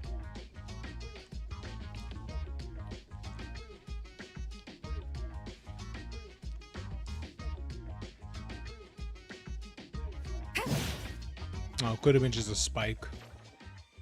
I don't like when that happens.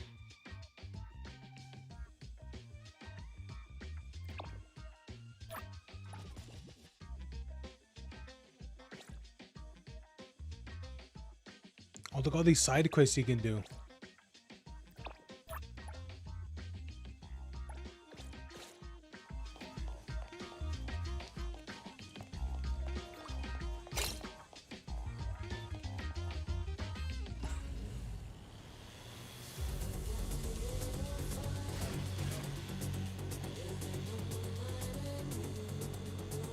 Meow.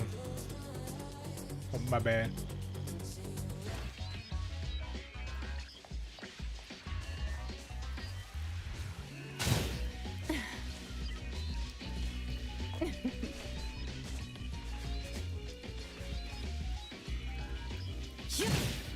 Hero to the rescue!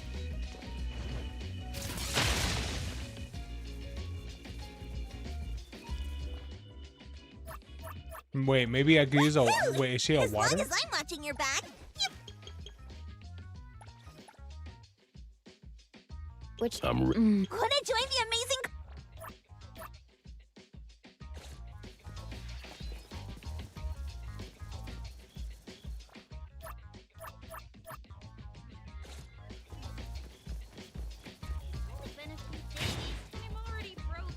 Oh, it's because I was buffed. That's why.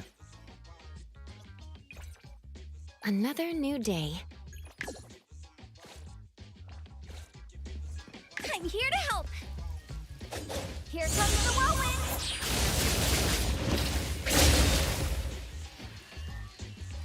No.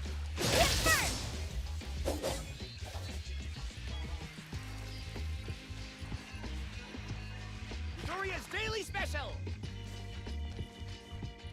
Doria's new specialty sake. Can give it a try.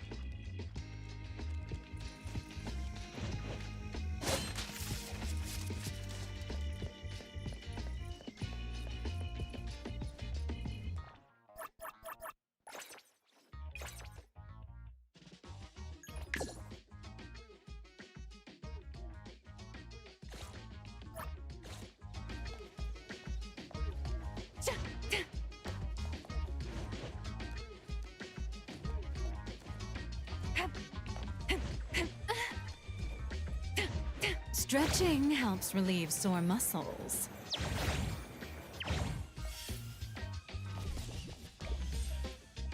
Oh, I got it. Let's take a breather before we land.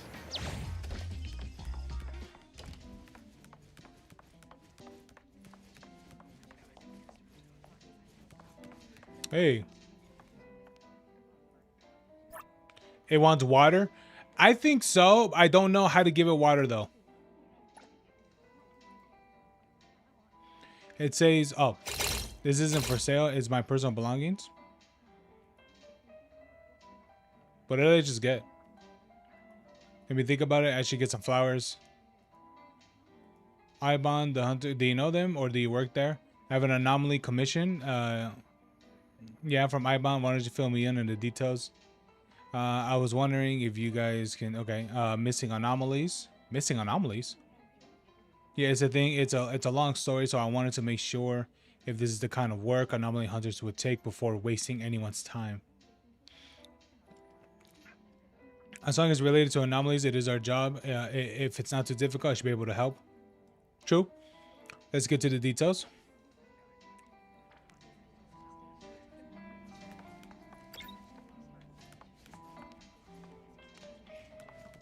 Yeah, why did I get?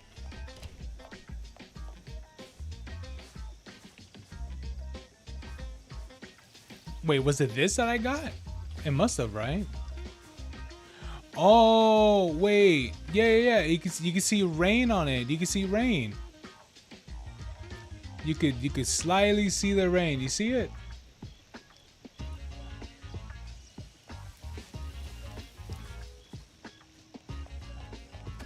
I wonder if that's what that was. It must have been, right? All right, let's keep talking to him. In a few days, a resident, they had a contest. I thought to myself, oh wait, hold on, let me turn this off. Even a large batch of new flowers for a usual farm, really go out decorating. But 2 days, the farm contacted me saying that they had an anomaly incident ruining half of the nursery. They couldn't supply enough fresh flowers in the time. The contest is a few days away. It's too late to find suppliers.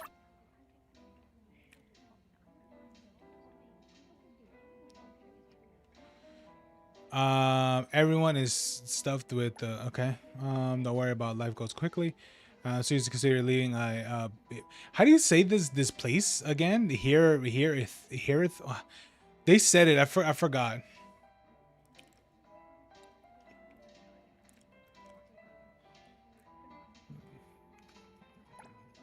Looks like you're in luck, right? I thought so too. It really felt like a lifetime. He called himself an anomaly salesman. All right, that's suspicious. Was visiting shops participating in the contest, offering anomaly products that might be helpful. The green shops in the aquarium store, several businesses brought his anomalies and gave 5-star reviews.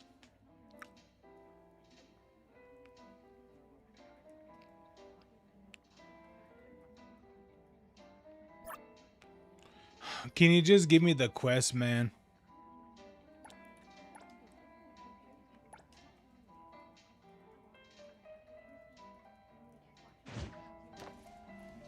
All right.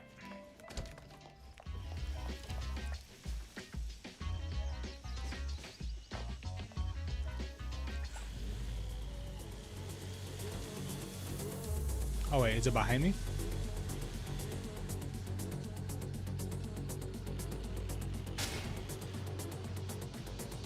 Hey.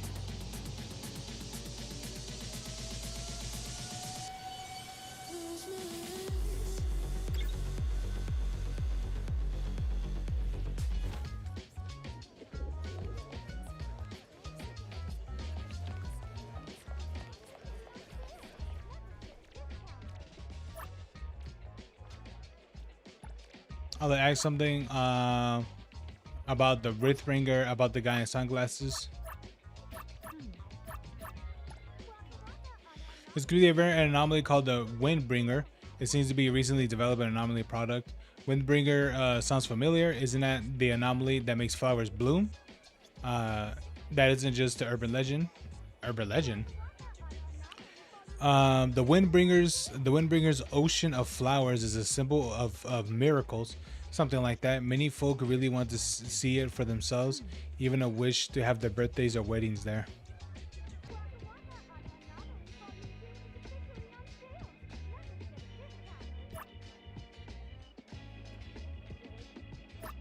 All right.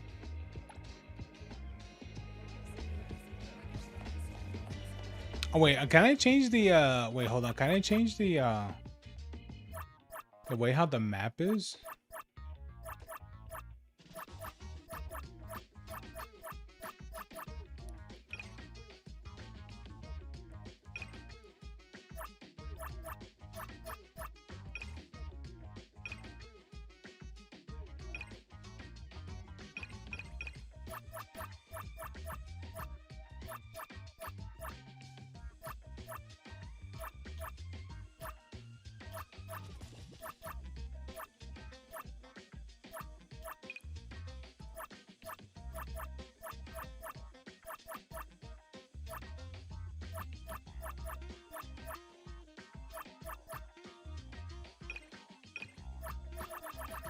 Because this is graphics. System features screen shake.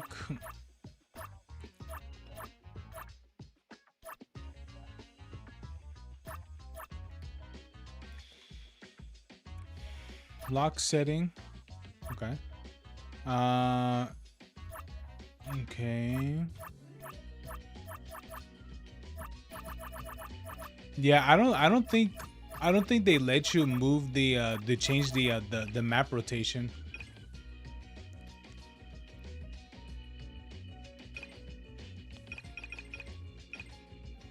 Hold on. Hold on. Nope. It has nothing. Great.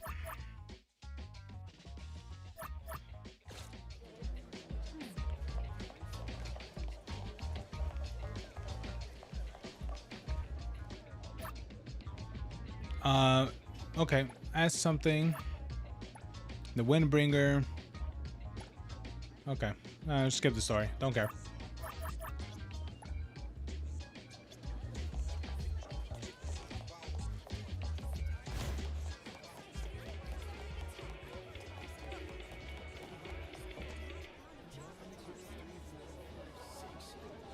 Welcome to DSD, home to the... The box? Oh, that's it. That's the little box. Is there an anomaly in this box? How did you know? I just got it recently. I haven't told anyone yet. Did you also buy... Did you buy a Windbringer? Windbringer, never heard of it. What's my anomaly called again? Gotta check the manual. Is there an anomaly in this box? How did you know?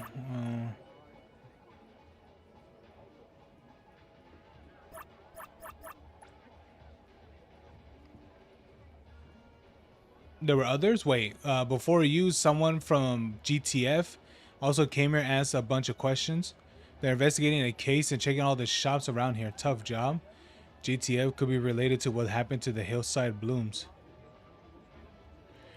What did they ask? The special just asked if I had recently purchased an uncertified anomaly product. That didn't work as advertised. I did buy one that wasn't certified, but it worked as advertised, so I told him no. Oh boy.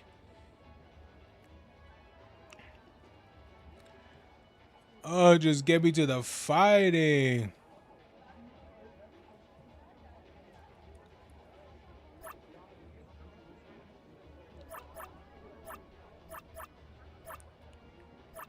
I could just keep listening. Uh-huh.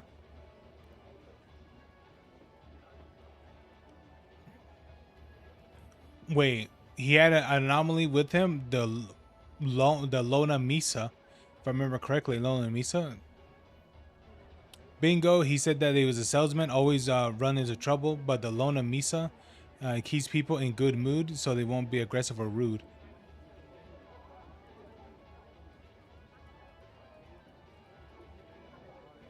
Okay.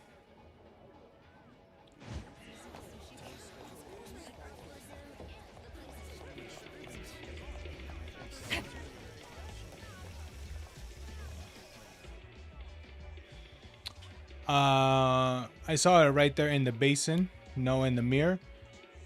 Okay. Of course, I saw that it was sparkling stage. It's got to be my future. There's no way we could become idols with our situation. Nothing's impossible. You might have to keep hope. You have to keep hope alive. Sorry, to interrupt. Did you encounter an anomaly that can observe the future? Yes, it's a mirror that can reflect the future. Bro, for this side quest, there's a lot of talking. You saw it over there at the vintage shop, an antique mirror.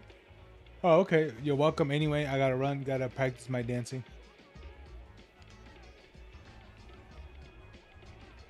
Oh, it's that one over there.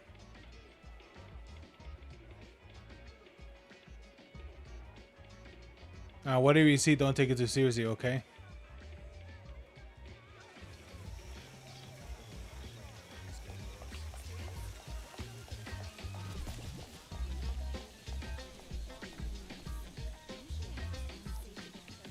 Yo, who's Robbie? Hey there, would you like some cake? Boom, boom, boom, boom, boom, boom, boom, boom, boom, boom. Oh, she's a different quest.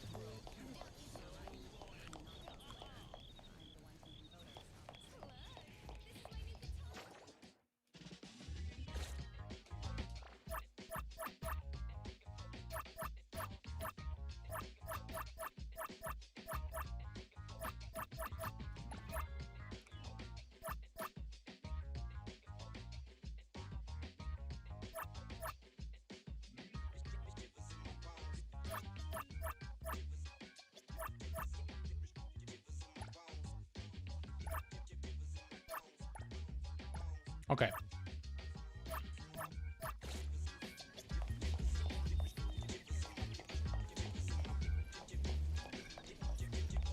Oh, there's a thing up there.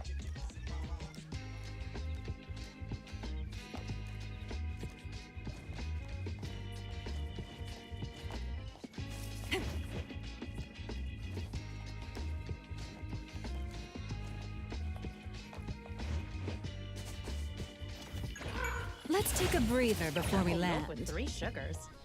Isn't that just sugar water? Isn't it you who insisted on drinking coffee? Life is bitter enough, and now you want to add more bitterness. Then I'll give you my dessert too. Strawberry cake. You're so sweet. Wanna try ice At least we have people talking like around the world, makes it sound more lively. That's cool. Another box with the same packaging. Long before, what is it? Wait, oh, okay. New specialty. Fresh And flavors. a new cup of 9C. Savor the temperature of life. Welcome to 9C coffee. Hey, you know where he is? Where is he? Who's he? I'm also looking for this person. He may be related to a commission I'm investigating. Oh my God, he he had other victims. That despicable fraud. Well, let me get away with it. He called himself an anomaly salesman. You sell him some kind of anomaly.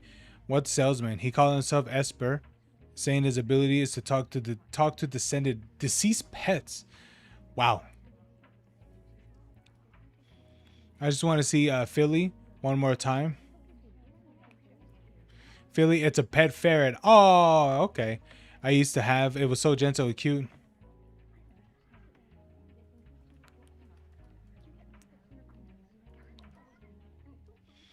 Hearing this, I'm really sorry. It must have been a huge blow to you. I probably need a lot more to get over it. Wait, now it's not the time to talk about this. That despicable con man came to our shop last week. There was no queue in the shop at the time. He didn't order anything, just staring at an empty corner and muttering to himself. I was shocked and asked him what he meant. He looked at me and said, "You're Philly's owner, right?" He said, "You're a great owner and misses you a lot." I couldn't help but burst into tears on the spot, asking me if he could talk to Philly, and if there's a way for me to see it again. After I was done crying, he reluctantly looked at it. He had this reluctant look on his face, and he said he might be able to help me. So, Did you finally get to see Philly? No, it was a scam all along. According to him, his ability could work on this box. Yeah, it's this one. He said, as long as I put Philly's favorite food in this box on a moonless night, it could temporarily gain physical form and meet me.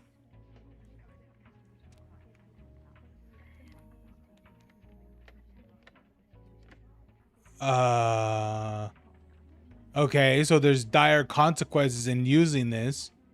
I was afraid that he wouldn't lend it to me, so I immediately offered to pawn something valuable, letting him choose whatever he wanted. He looked around in my shop, finally picked the rare models I used to decorate the place.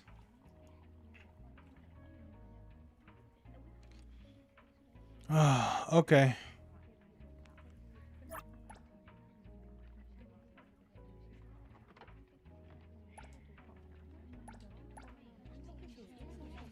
All right, cool. Double milk with 3 sugars. Isn't that just sugar water?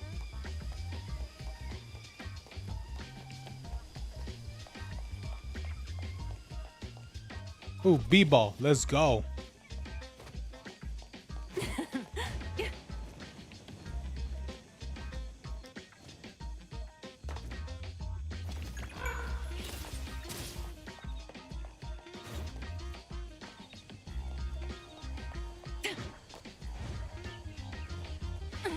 I do like how you could climb on things. I think that's a very cool thing. Let's take a breather before we land.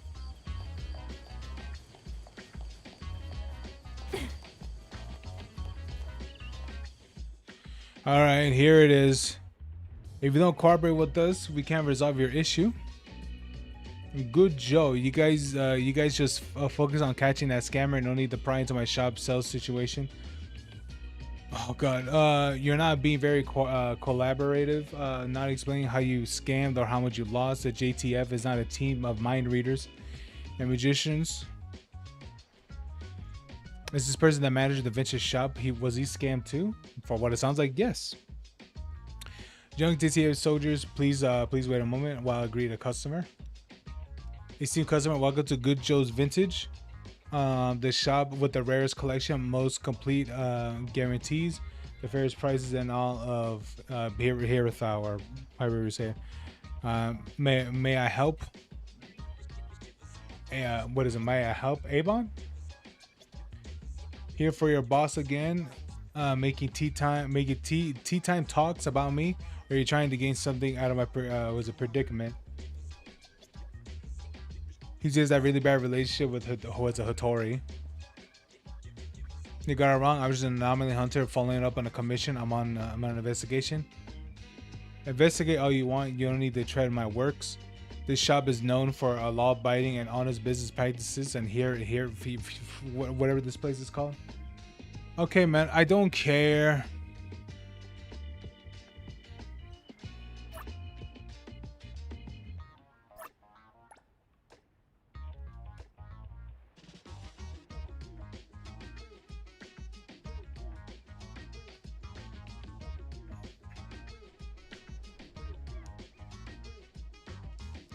He claimed to have a rare anomaly called the silver oven. Anything non-living placed in the oven becomes more advanced or invaluable with the ding. Silver coins turn into gold coins. Regular figurines become secret rares. Silver oven is indeed recorded in the anomaly profile here by the Bureau. Its nature generally consists with their description. However, items upgraded by silver oven revert to the original form after cooling and not preserved long term. The models he traded with you must have obtained through other means. Oh, he probably used the girl's models to make them into like rares or something. I would have never fenced for a criminal, even if they were stolen. At most, I was deceived and obtained them in good faith. You get it, right? We could discuss this later. Continue your story. Where was I? All right. I believe that his tale and felt uneasy because this kind of anomaly specifically taking advantage of people like us who deal with secondhand goods.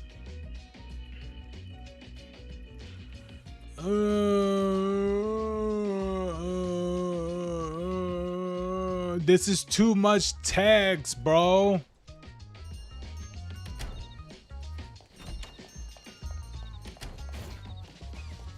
Who else do I have to fucking talk to?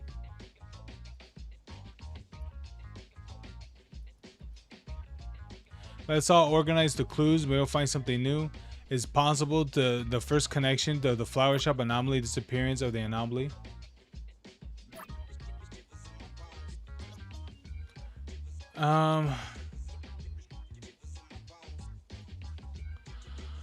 The flower shop staff is a scammer. The flower shop incident is a scam.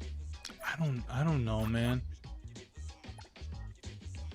I don't sense anomaly activity at the flower shop because the so-called containment device.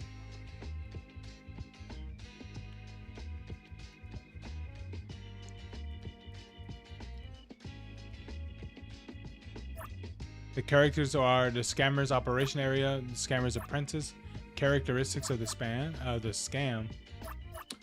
I would say it would be the. I mean, the scammer's appearance.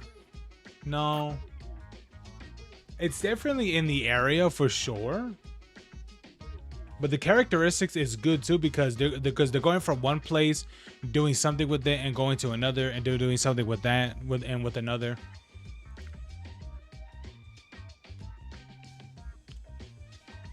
Maybe the appearance. Basically describe them distinct, which is wearing bizarre outfits, dyed hair, bright colors, partially covering his face. The scammer partially covered his face.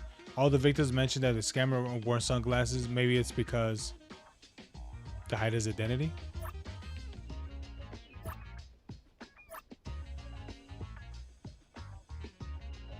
The scammer wants to look cool. Partially covering their face could prevent recognition. The scammer might have crossed paths with the victims before, but wasn't familiar with them.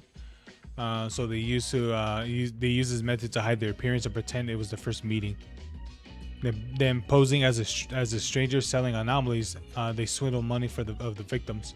These characteristics are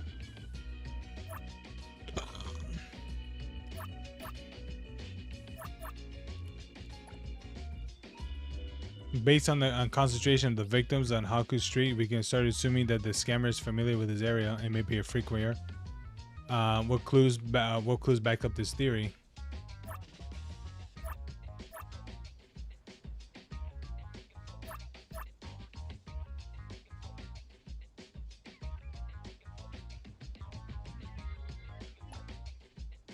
In my investigation, I've noticed that the scammer is very familiar with the most beautiful shop of the Hakuku contest.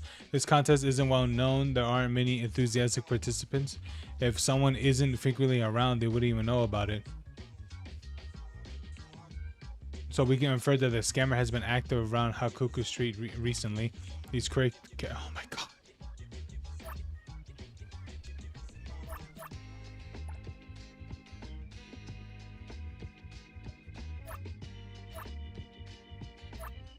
Oh.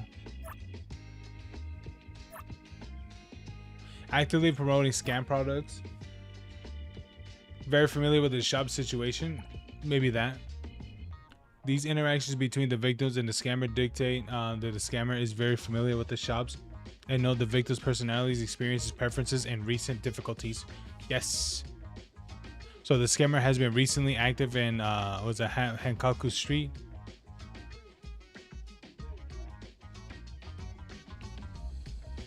Oh Lord.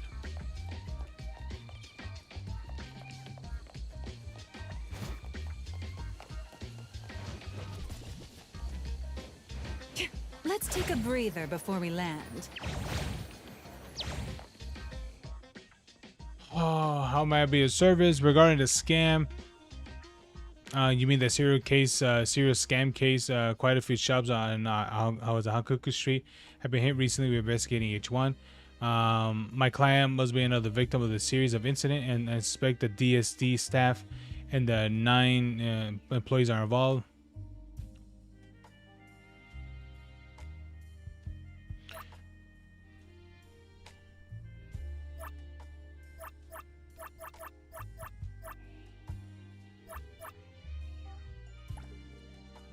It's delivery service personnel responsibility for the crossing bridge area. Well, I mean, they all happen to be in the same package, which, I mean, maybe. Yes. These personal leads need to frequently enter and exit various shops and bridges and bridge crossings and have met the shop owners, so they need to disguise their identity. But they're not particularly familiar with the shop owners, so a simple disguise would be enough to fool the victims. If they were true, someone as familiar as me and the captain, wearing sunglasses wouldn't work.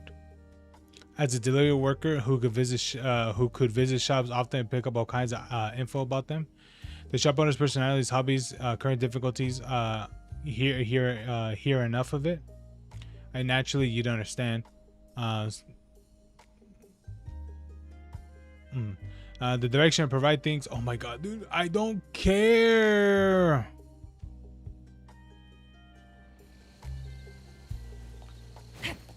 Was this the whole quest?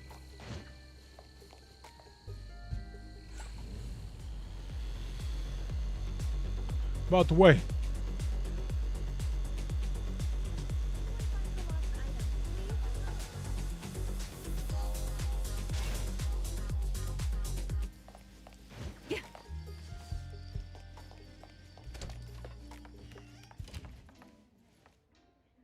You see, I was scammed. Since this is an anomaly incident, I might be able to help. However, I'm sure the GTA security office. Oh Lord, it says all this was a no. Wait, hold on. Let me just skip. That's all that was. Oh Lord.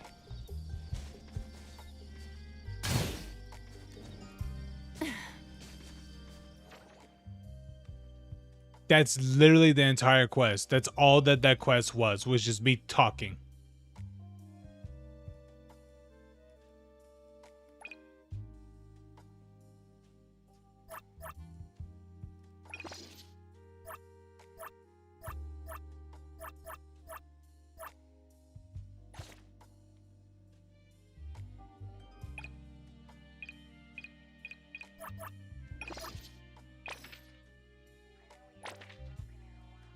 Oh, here we go. Here's an anomaly.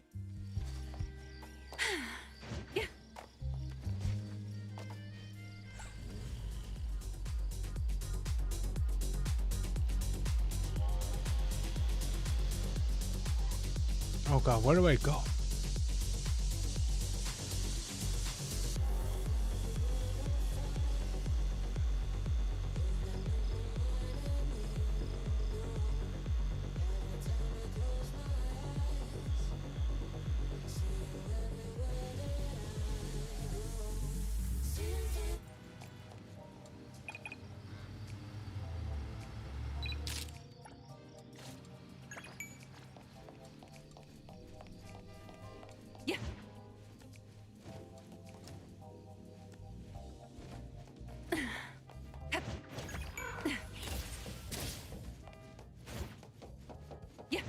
Let's take a breather before we land.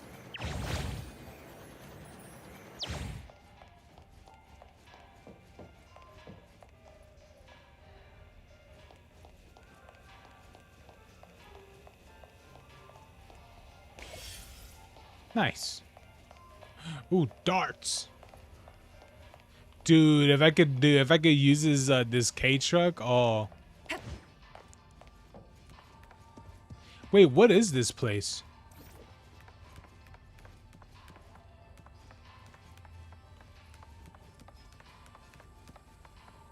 It looks like I come here at one point, I think.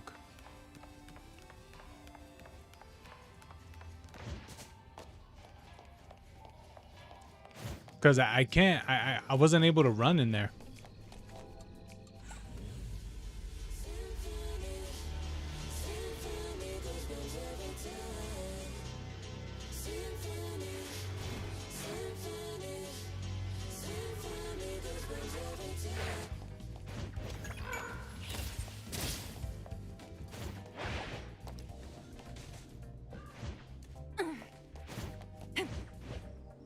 Ooh. Stretching helps relieve sore muscles.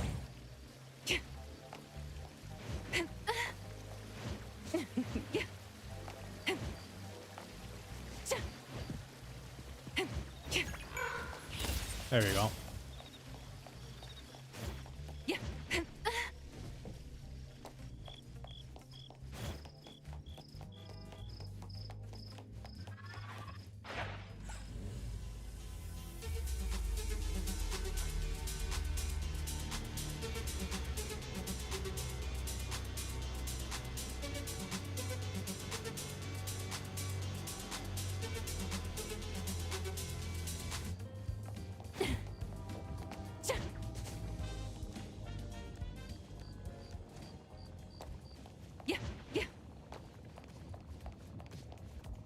Oh, don't tell me it's way up there. Whoa, what the heck?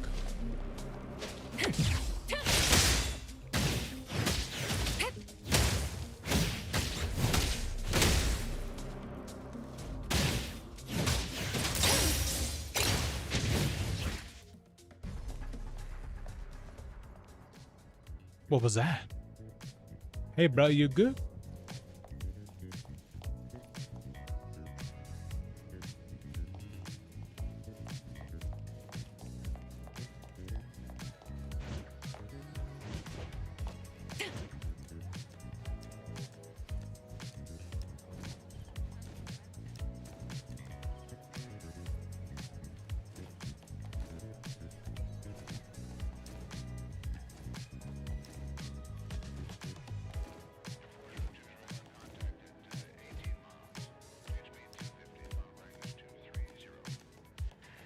Let's take a breather before we land.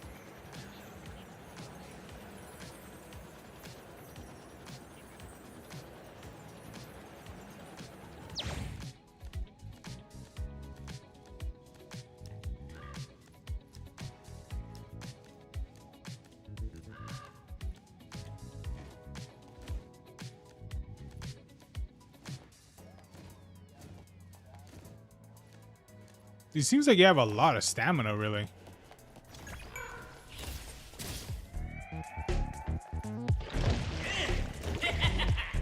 Whoa, who's this?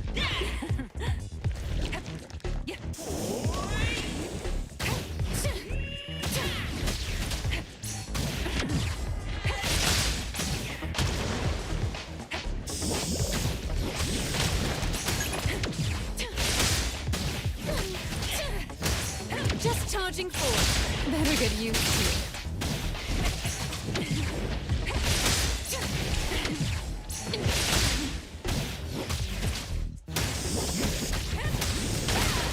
Look at you, always in a rush.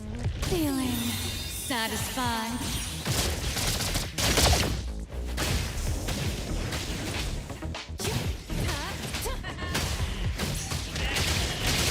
ETD4 is boss.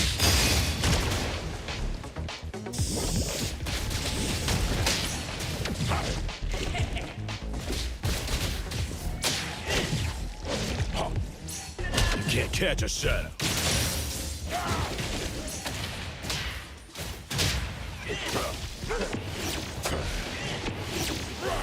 Surrender now. That wasn't nearly satisfying.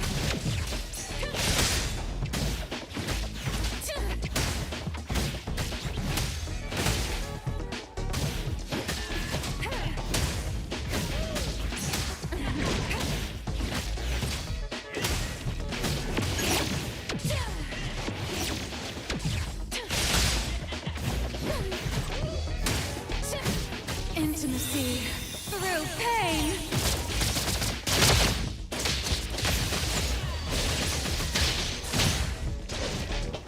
Fighting don't over boss.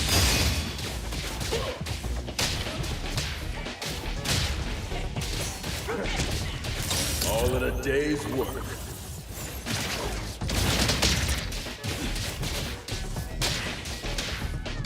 Trust me.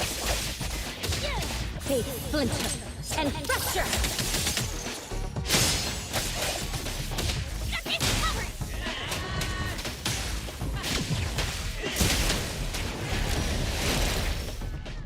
There we go.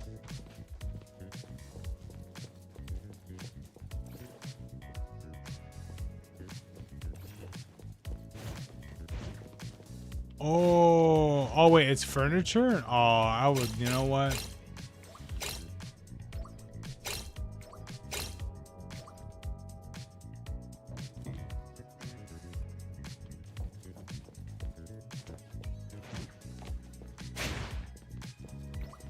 Oh, wait, you could do first person? Oh, yeah, that's interesting.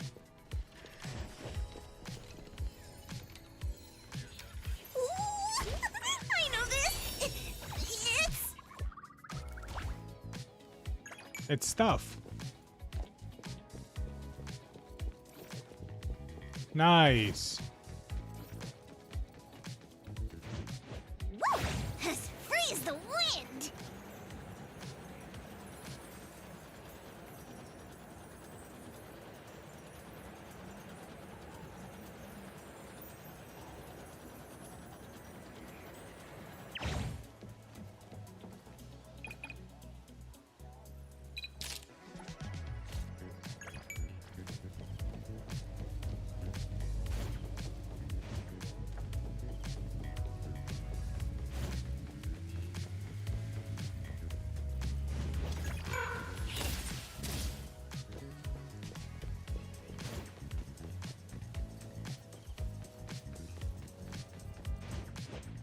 I do like the exploration of like looking for the one things.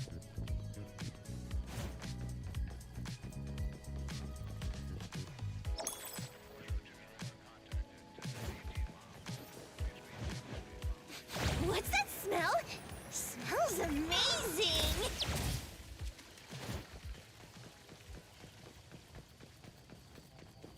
Ooh, an anomaly commission.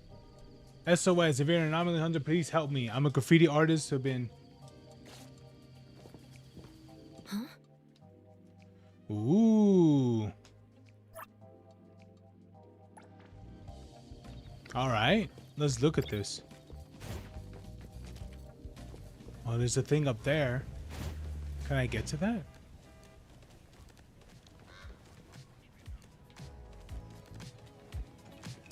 I'm gonna take that as a no.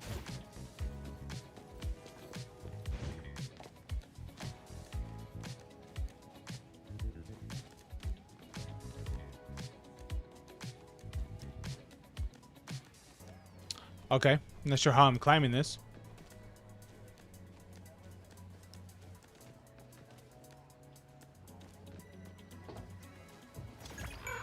Yeah. As free as the wind. I'll take this chance to look around.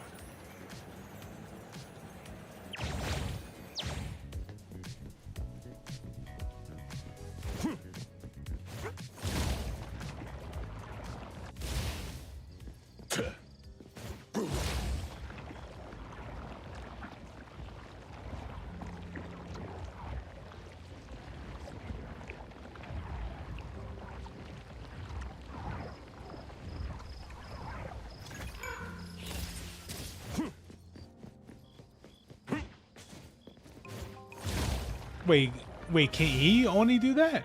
Wait, can everyone else do that?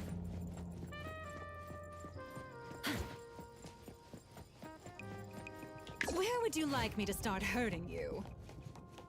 Time for a change. Oh, that's weird. It's about time. Fadia, don't overextend. So if I hold the dodge, he does this.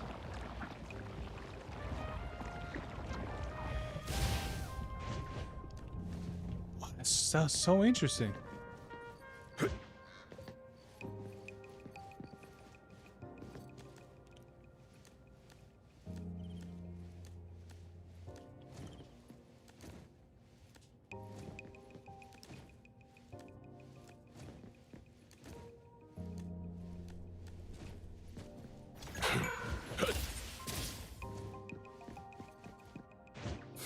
Good vision here.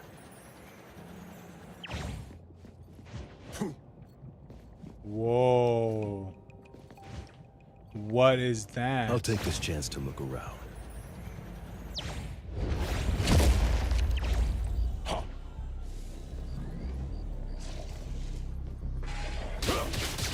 Ooh.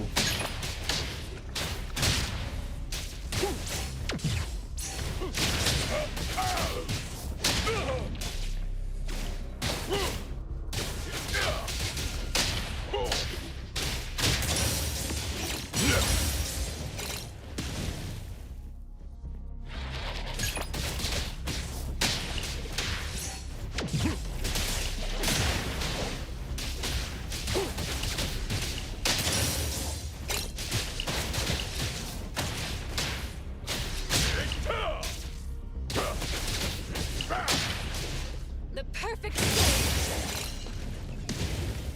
Nice. Who left it behind? How pitiful.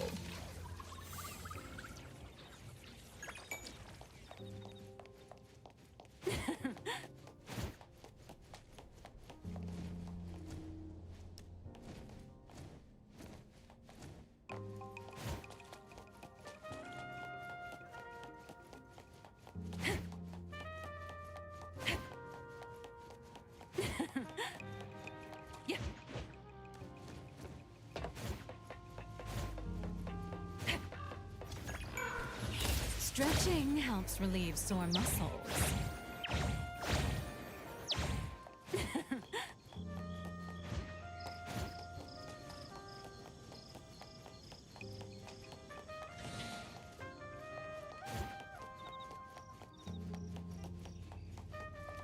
I won't lie, they really well designed the area, you know?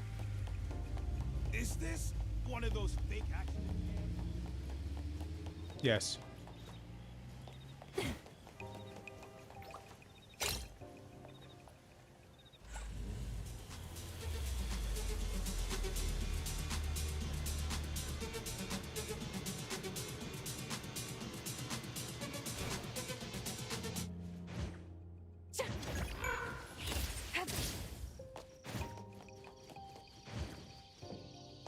I do like the music. The music is actually very nice.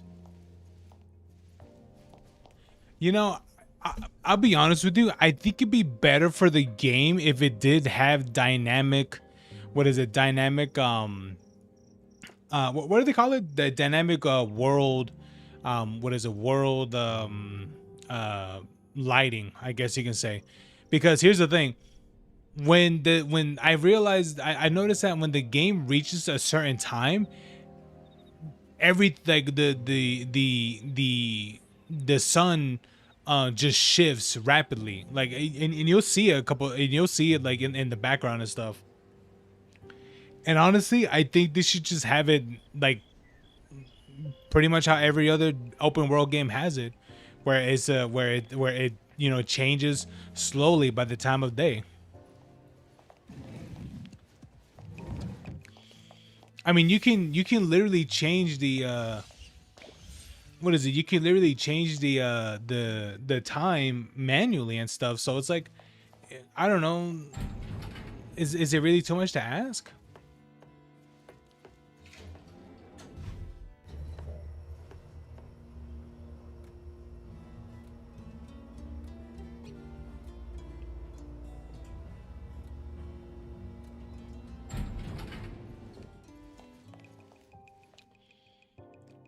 Whoa, this guy has an entire floor to himself?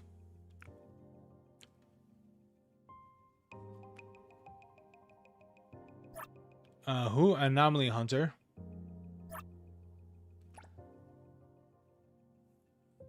One antique shop. Avon Antique Shop. The things I paint aren't exactly antiques, are they? So what exactly do you want from me? I saw your flyer and found my way here. Faint voice. Come in. Let me take over. Hey, buddy. Ethan. My name's Ethan, but some friends call me Wall-Lord. Call me whatever you like. Don't use that weird nickname. All right, Ethan. Honestly, I can't scrape together 100 funds right now. I'm about to give up. The rent for this apartment must not be cheap. I was doing okay and saving some money. Renting a decent apartment wasn't a problem. Then how'd you end up like this? Doing art is a pit of money. No sponsorships, stuck in a creative rut, flailing around like a headless chicken in a dead end. That's me now. No sponsorship because your work isn't popular anymore. Not quite there yet, but when someone starts copying their past self and the audience gets no new thrill, and boos are just inevitable.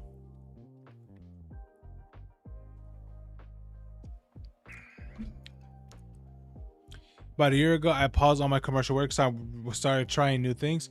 I wanted to reach the next level. I didn't expect that before breaking through the rut, I'd break down first. Thanks to the graffiti goof, I can't create anything now. Back or BAC. They told me Bop or the graffiti goof was low risk there, so I had to wait a month for its containment. Sounds like a regional approach. Reasonable. Ha. You seeing what I look like now? Tell me, how do I look? Haggard. If I obediently stayed at home and let the graffiti goof cover my work piece by piece, in less than a month, Waller will fall out of the minds of the city like an outdated joke. And a person who won't fight back, what right do they have? Pick up a spray can.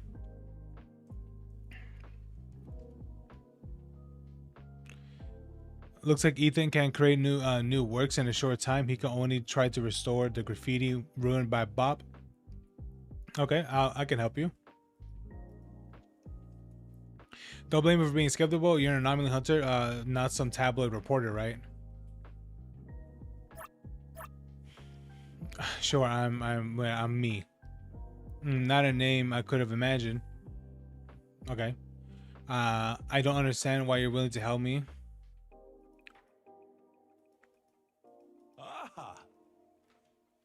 Is that a switch? Where to start? All right, here we go.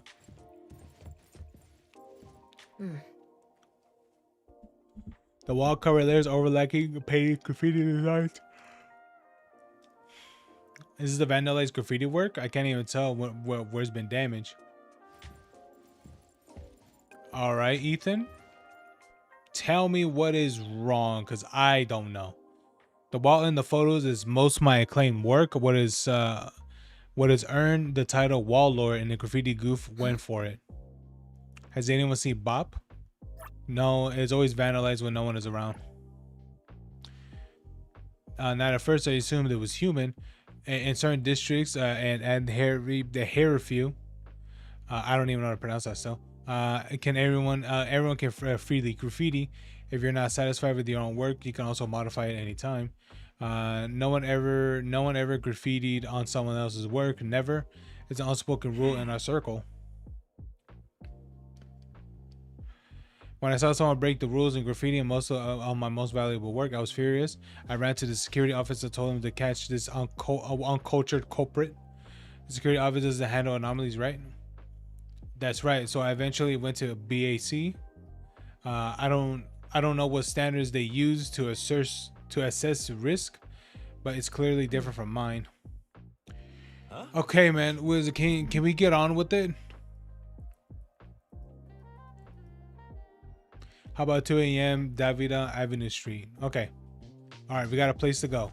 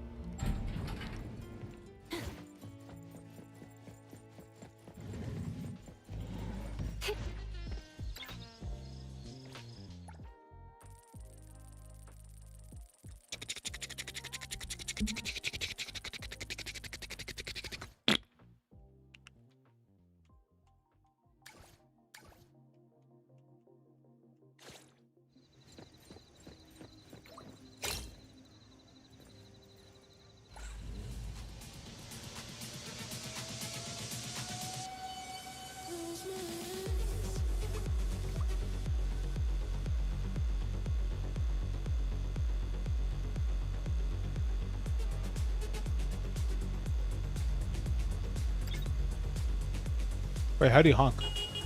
Oh, there you go.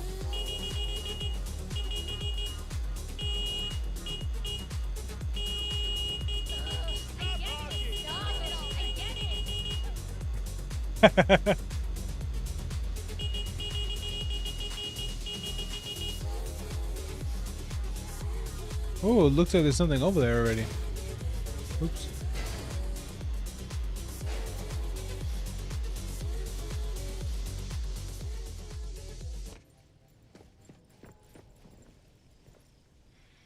This painting feels a bit different than the previous works.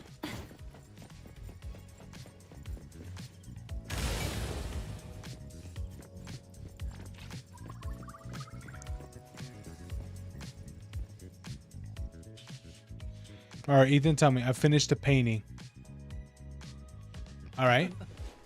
How's my new work? Looks like quite. Looks like you're quite sensitive to colors. The spray paint I usually use is all gone, so I can only create with the remaining spray paint. Yeah, okay. What should we do next? So the trap is set. Let's quietly wait for the prey to appear.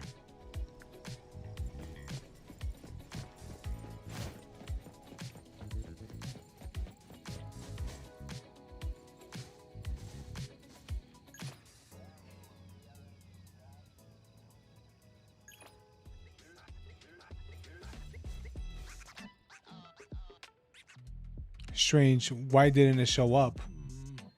The endless inspiration I had while creating. Is it just a pile of trash? I don't know, man. I don't know about that. I mean, it certainly looks interesting. Now, everyone in the graffiti community are now talking about this. They want to know why the graffiti goof chose me. Is it jealousy, a challenge, or maybe contempt? Honestly, I'm not even sure myself.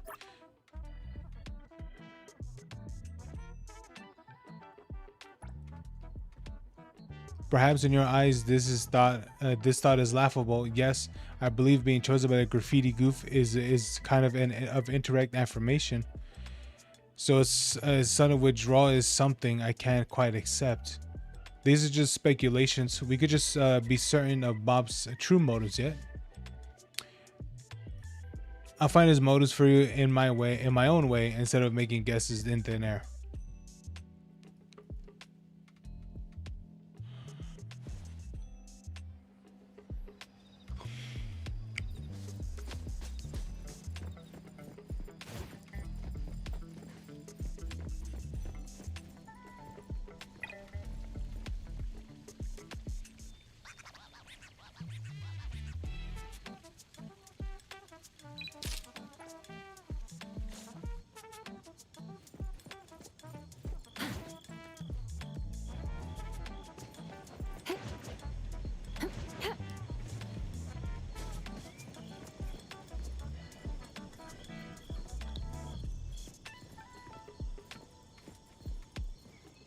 Whoa, this one's huge. Look at this one.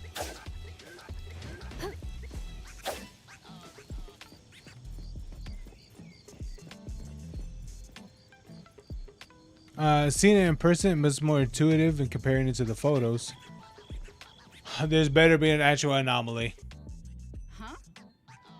Hello, what is it? Are you a fan of the Warlord? I've been following his work lately and find it very interesting. I'm also curious about him personally. I guess I'm a fan. For what I know, Warlord is indeed low-key a mysterious artist. By the way, he has to run into some trouble recently. You see, his work seems to be the discordant pattern. I saw people discussing this online. The truth might surprise you. It has to be an anomaly. An anomaly? That's right, everyone calls it the graffiti goof.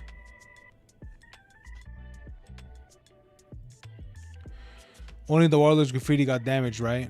Actually, no. I saw the graffiti nearby just now, and the wall isn't a Warlord's pieces. Looks like it was just painted. Nothing special. My braids. Oh Lord, what is your input now? I heard your conversation, fans of Ethan Ethan the Warlord. Seems like you don't like him much. He see was hey, spend more time online. You should know me. I don't know who the hell you are. Braids, the new darling of Hairview, street fashion. Braids, is it? I check the forums daily. I haven't really heard that name. Don't just focus on the painting kid. Also check out the fashion sections to understand the trends recently. I'm wearing a Warlord graffiti t-shirt myself. May I ask, where did you buy this shirt? I printed it myself. Oh, I'm deeply sorry to hear that. What did you mean by that? It sounds like Braids believes that the t-shirts he sells at the Q3 store are more valuable than the self-printed ones with Warlord's graffiti. Clearly, isn't it? I mean,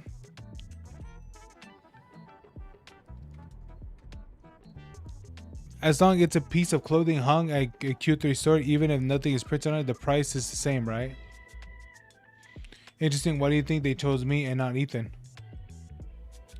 Everyone knows that Warlord is in seclusion to focus on creation. You don't understand Warlord at all. From his graffiti, I can feel that bold, vibrant heart, feeling his inner cries, those intense emotions. He uses creation to express himself, not as a tool, but as a weapon. Okay, it doesn't say that. I bet even Ethan himself hasn't thought that far. In my opinion, that the disruptive anomaly isn't driven by jealousy, but by denial, like a teacher writing crossing on a failing student's paper. Cross. Examine this paper. Even looks a bit better after graffiti goof annotations.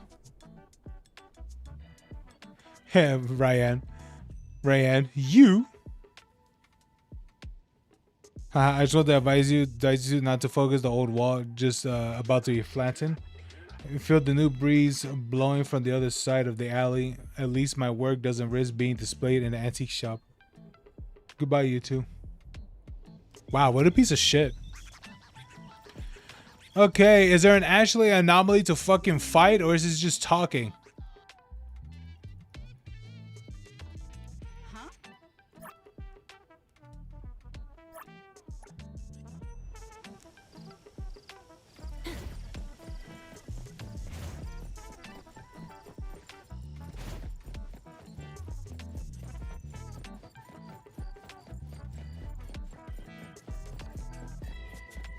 It's Braids.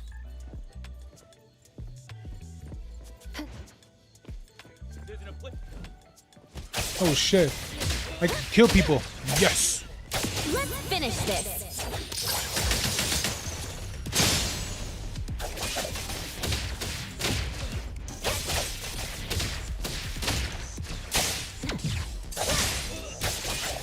Time for a change.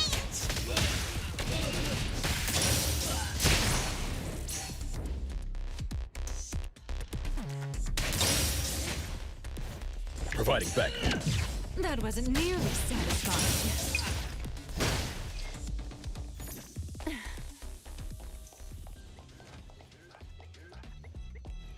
You're welcome. Let me take over.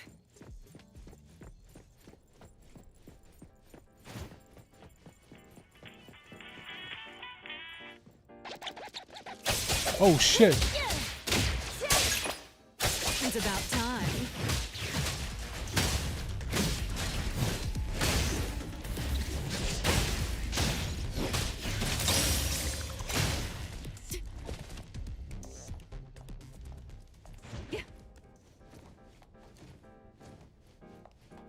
Wow, I did not expect that.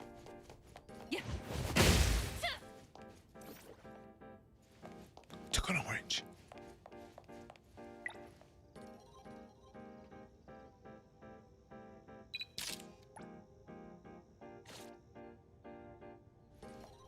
Hey, Braids. Feeling satisfied.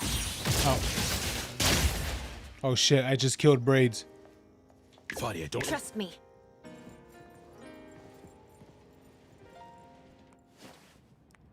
Braids, why are you here? This work, was it annotated by the greedy graffiti goof? Could it be yours? Laugh if you want. Returning sarcasm with sarcasm. I have no right to complain. Do you still think the graffiti goof is denying your work? If you think about it, maybe this never existed from the start. To be popular, I have observed those people a lot. Even if it's the same piece of work, everyone sees it differently. Most people are influenced by the mainstream. Others they only see what they want to see. For example, Q3 wants money. In their eyes, graffiti is just a token, bidding on whatever it can appeal to young customers. Absolutely. As for what I want to paint, and what I want to express, businessmen don't care. True. Those people really do these people really understand graffiti? No, because they're only in it for the money and not at all for the art. But here's the thing: it doesn't mean it's a bad thing if you want to make money from your art. You know, that's not a bad thing either. Then what do you see in this graffiti? Honestly, I can't even tell the difference between your work and Ethan's. Maybe that's the truth. Perhaps in the eyes of the graffiti goof, there's no difference between our works.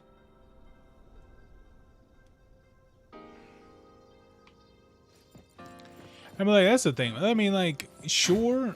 I mean, he didn't say that he didn't care about any, like, not making money, right? But it's like, there's really nothing bad of making money from your work. Yeah, I'm just saying. It's Ethan's work, right? I don't feel anything special. Honestly, it looks all right.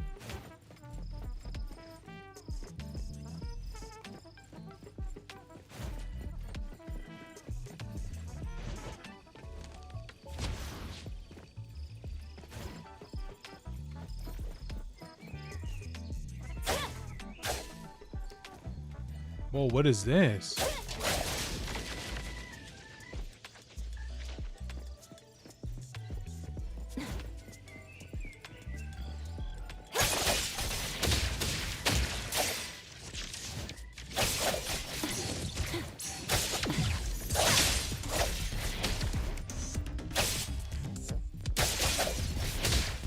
I'm literally fighting paper.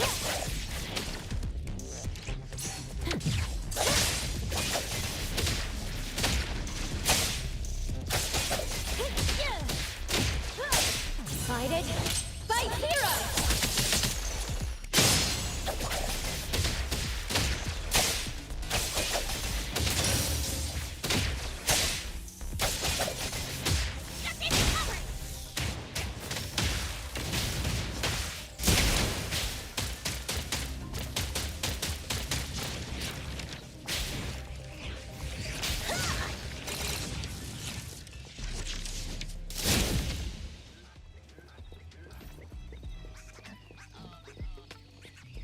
Wow, that was interesting.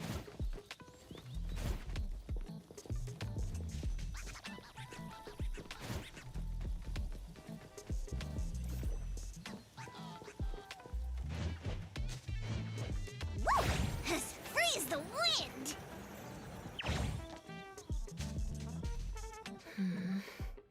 What exactly is Bob's reason for choosing them?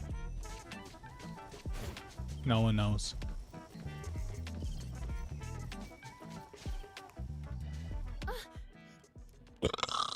I found it. The key to the problem. What is it? At first, only Ethan was troubled by Bob. Influenced by his description, I kept focused on those few graffiti walls, feeling like I was missing some important info. Bob destroyed the works that the author values the most.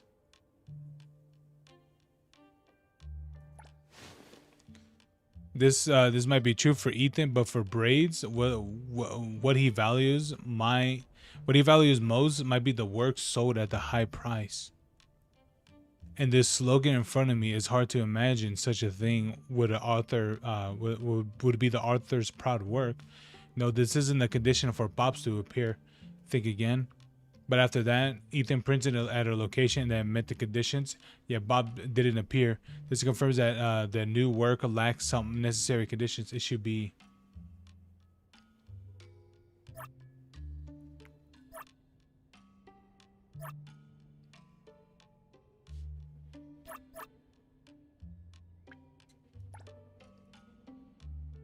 Ethan was very concerned that Bob didn't appear this time.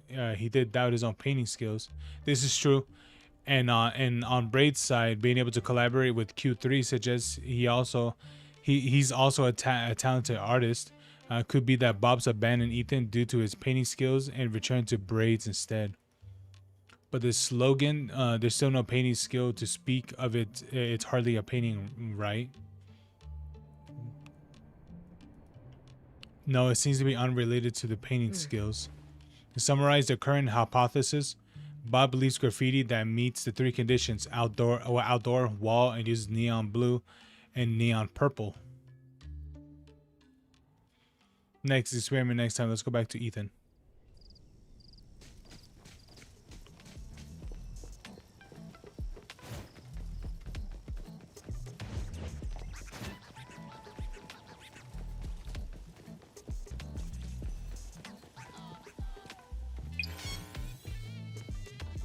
Where would you like me to start hurting you? Stretching helps relieve sore muscles.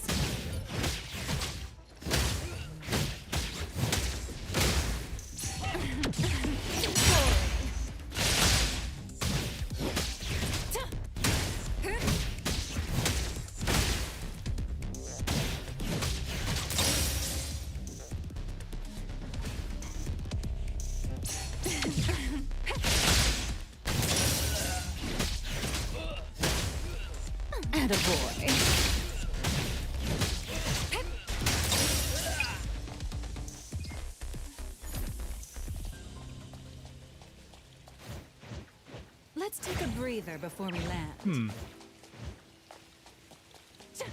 Oh, I like it when it rains.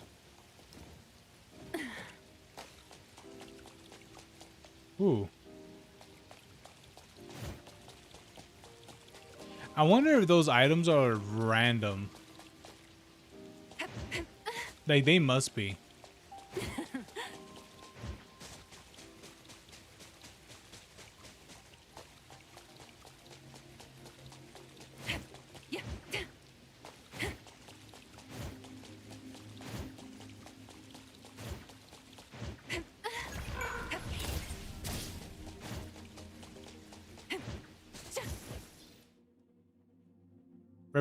Replication and growth of proliferative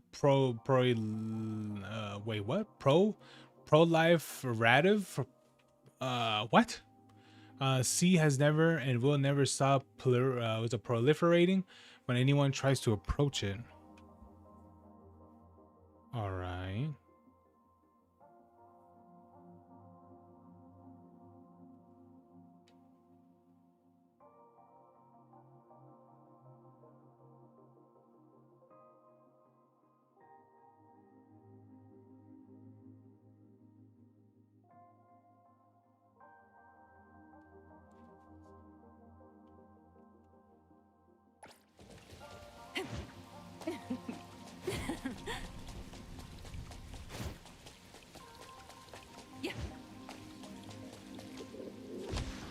Nice.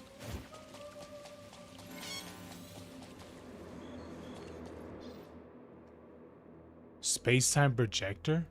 The space-time projector is keen on projecting accident footage at the location. They appear in some segments of the progress bar of its video. Can be unstable and certain indistinguishable clues are hidden there.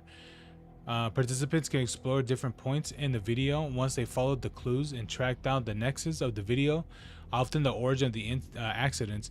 The space-time projector will naturally become nullified.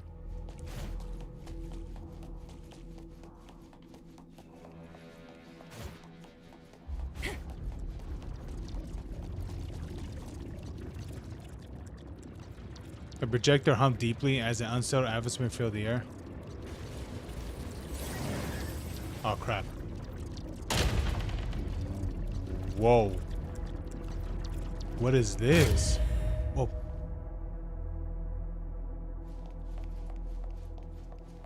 All right. Play video.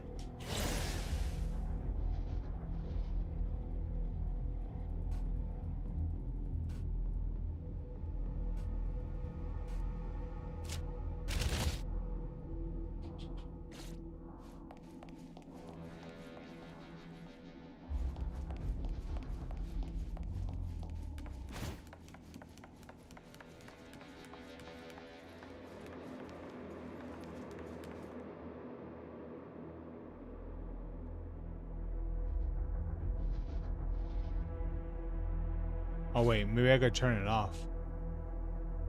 There it is.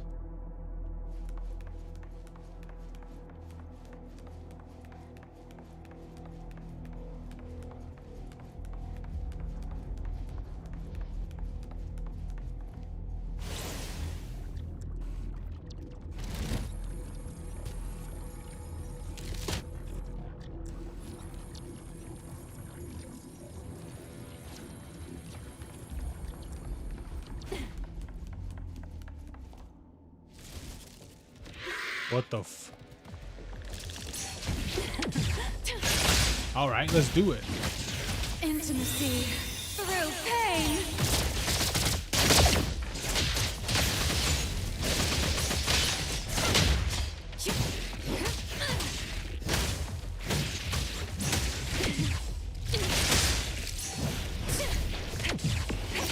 Once more. Hero to the rescue! Thunderbolt, it's our turn!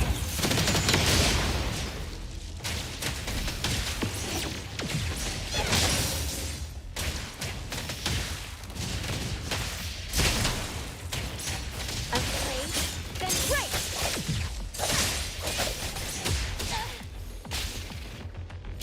Big splinter and fracture!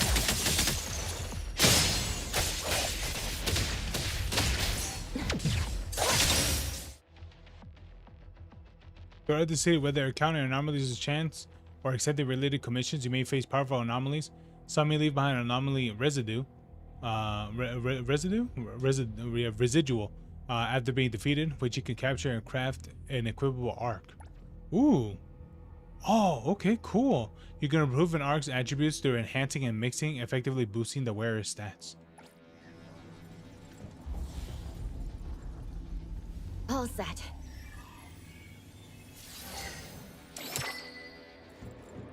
Ooh, it's an A rarity. Oh, okay.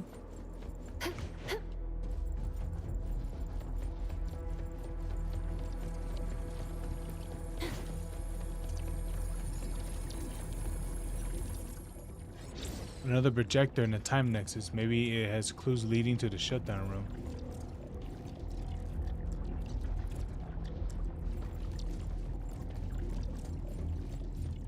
Fly like an eagle. Engage. The book shows the thing. Oh.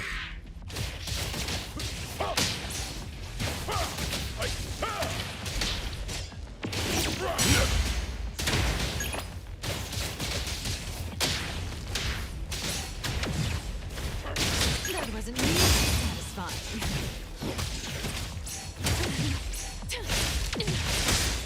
Feeling satisfied.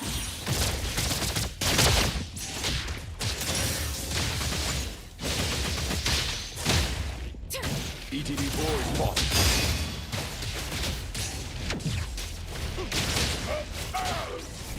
Take this.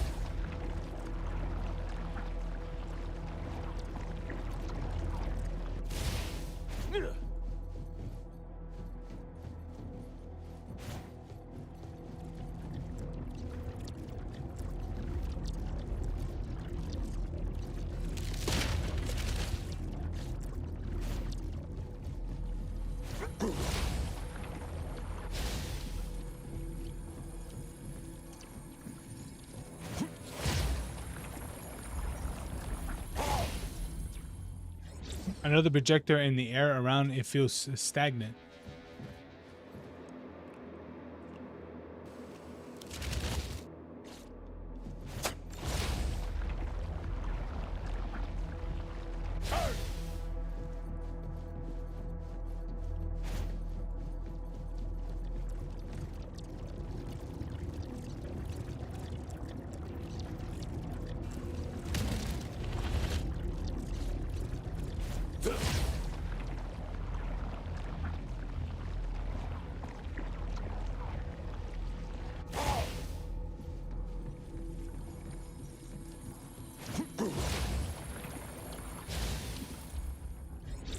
Through the flickering light, the video gradually came into focus with the grinding of gears and a haunting tearing sound. Or either tearing or tearing. I would think tearing.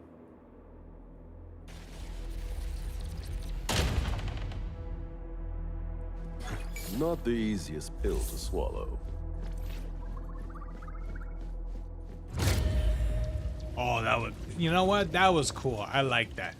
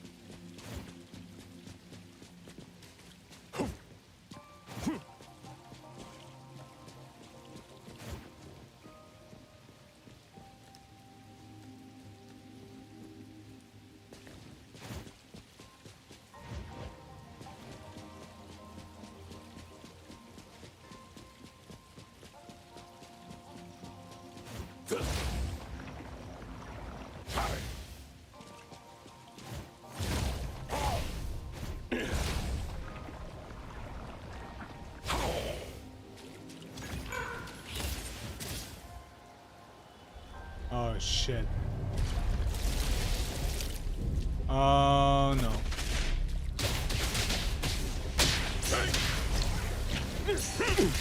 Let your guard down.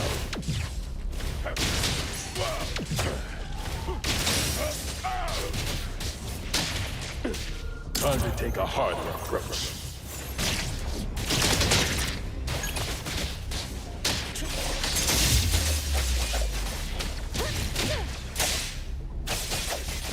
Let's finish this.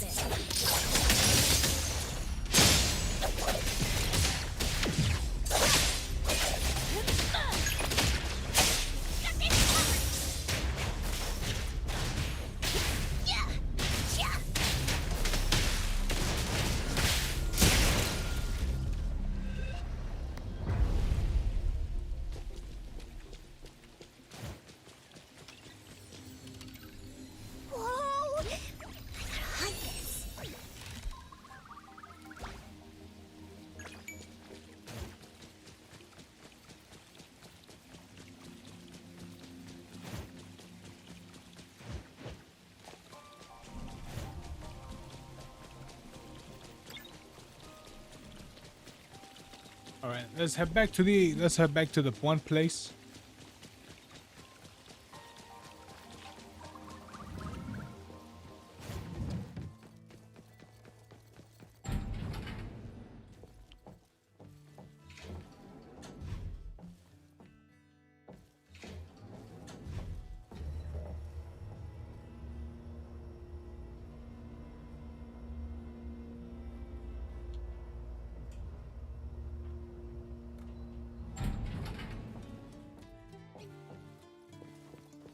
Providing backup.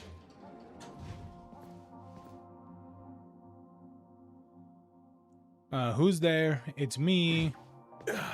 What is it? Your wolf pup. Let me take over.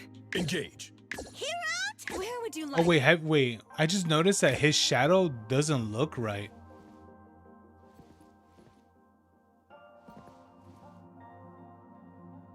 I just realized that his shadow doesn't look right. Trust me. Like this is everyone else's shadow. I'll take point. But his is that. The ET Dynamite ride. cutie. I will see through the nexus. Providing backup. Whoa, that's trippy, dude. His shadow is different. Let me take over.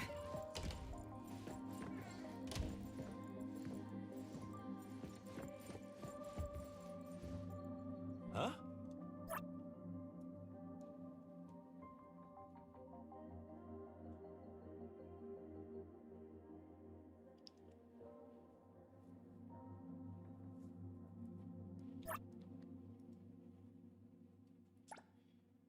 How's it going, buddy? Look like you got it all figured out. Yes, sir. Indeed, I made some progress. Still need your help. Let's hear it. Like before, paint the graffiti again, but this time use the neon blue and neon purple spray paints you often use. What a coincidence! I'm out of both of those paints. Why specifically those colors? Because it's not a coincidence, Ethan. Last time you used those different colors, which might be why Bob didn't show up. Just because of the colors.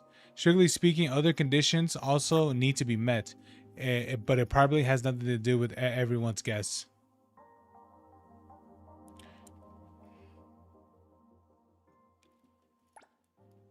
You told Ethan everything about your investigation process, is showing him the photos. Okay, thanks. What made me also become what made me also become a cage? Save these thoughts for later. For now, trust me. I trust you. You're the professional. All right. I have to pass the time again. All right. All right. This time I'm taking the scooter. Yeah, but it's interesting. I never noticed the for the dog guy that his thing looks different.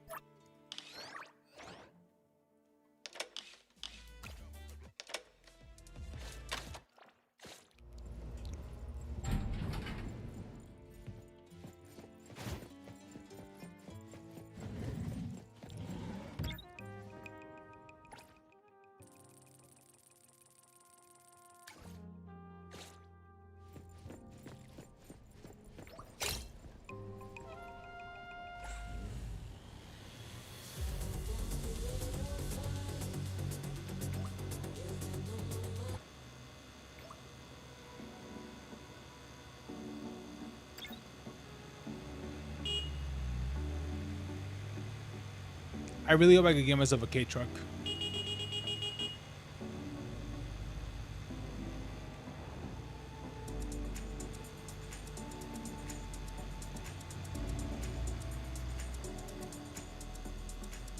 Later, brah.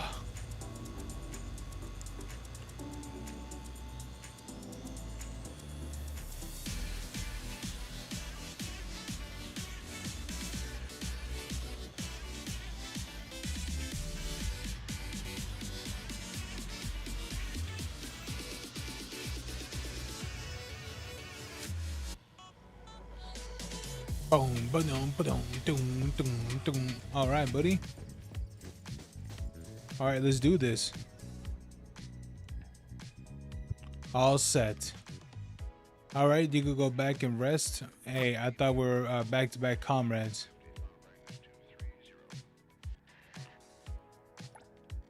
I need to ensure customer safety. I bet cold but professional nonetheless.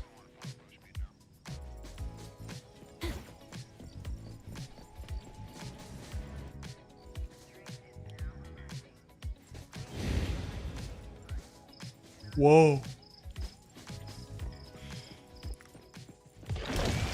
There you are.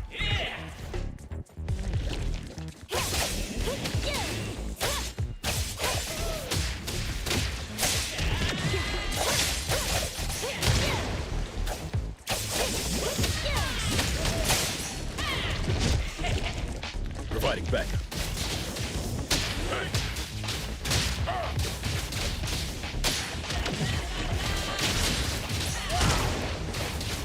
Press the target.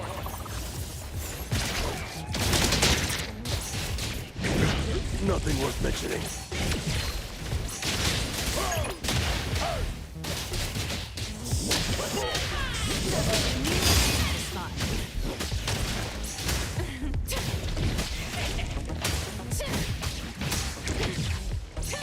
Oh, God, you.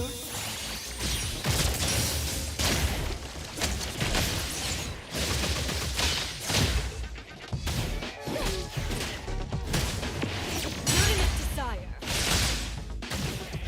ETD core is lost.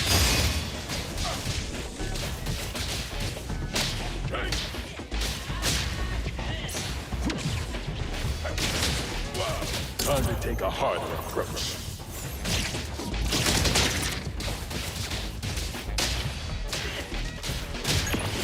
Surrender now. Okay, then break!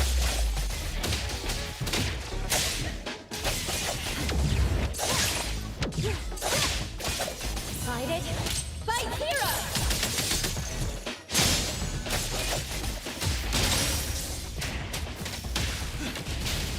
Take that! The city's mine! There we go. Dead.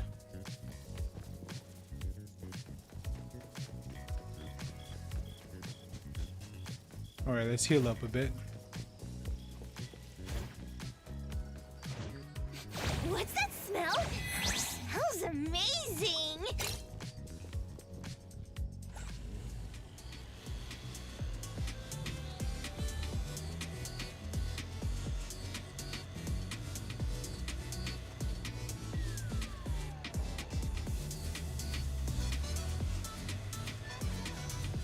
Where am I going?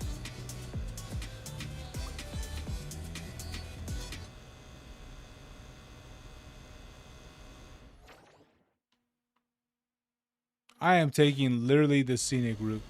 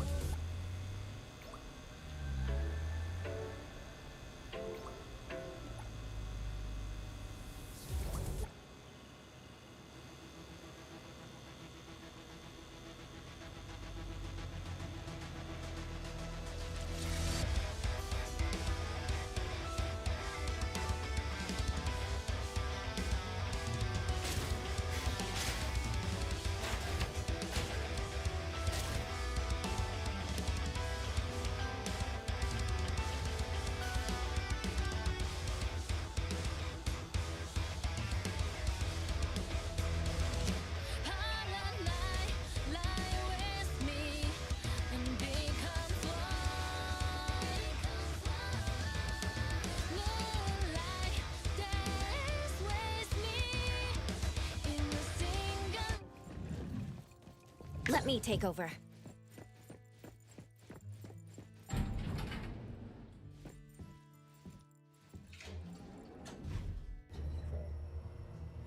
It was a meme. It was the one-armed man.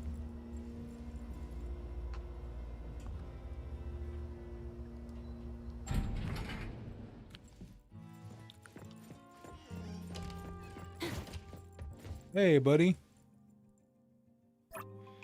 How is it? Did it show up? Yup. Is everything over? It's over. Commission complete. Cool, you're my hero. I want to create the greatest graffiti ever to you. I want to paint your name and portrait, everything on the wall. Just one place is fine. No problem. Where do you want it? This is not to brag, but this is some others can even beg for. You should rest now. All right, I'll sleep for 3 days and nights, and then start. Sure.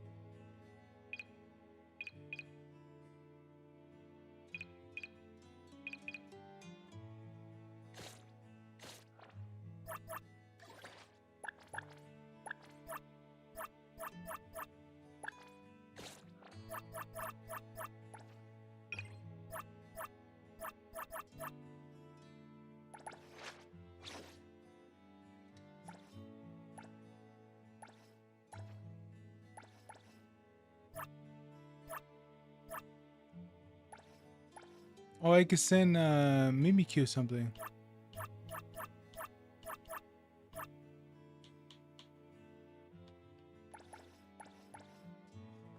God damn it! This thing, what is it? This thing's kind of annoying doing with the controller.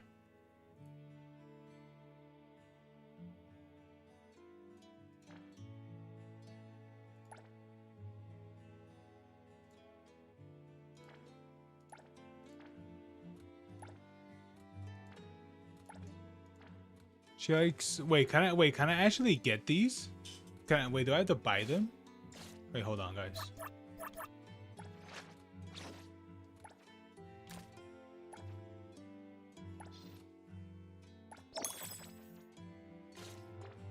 All right, let me go to like a market.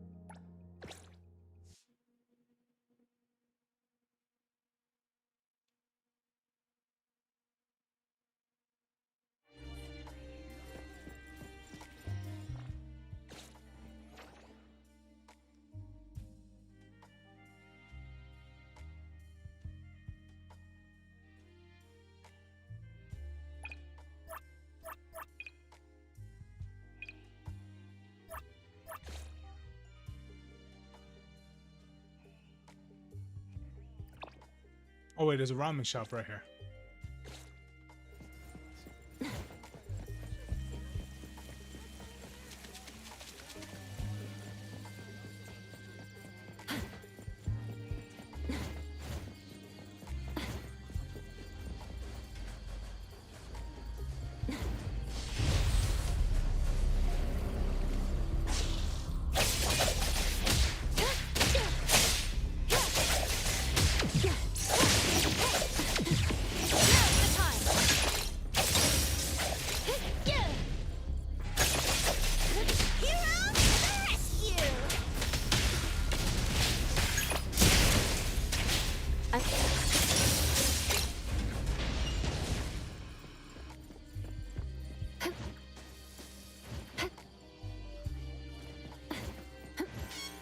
Perfect angle. The anomaly mentioned in the commission seems to be nearby.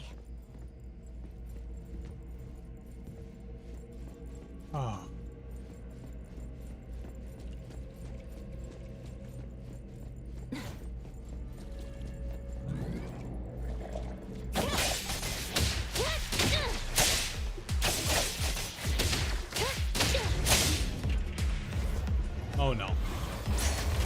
Great, I'm finding vending machines.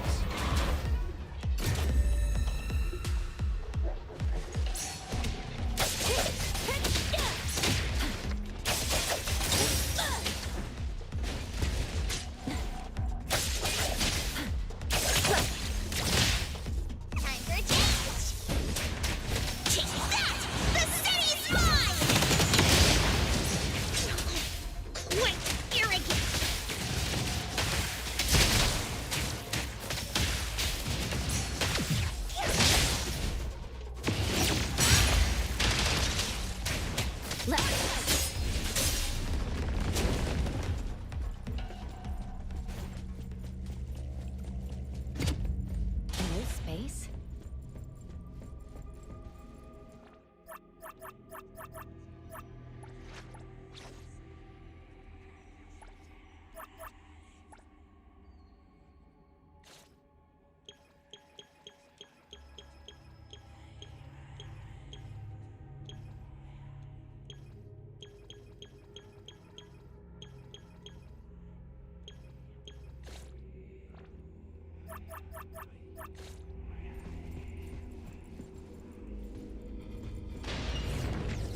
I might want to tread very carefully here.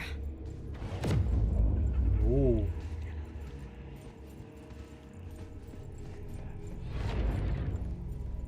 I want like these sections are pretty interesting.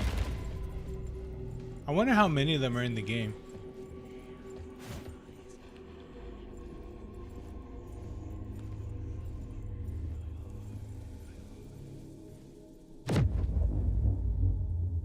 Whoa.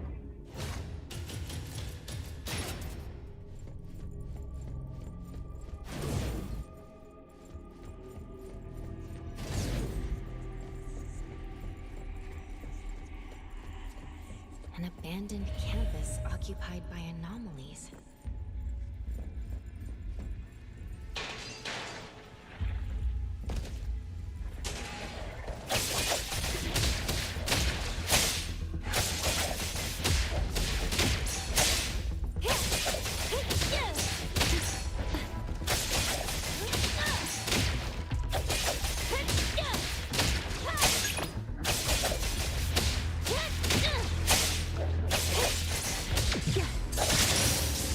Let's finish this.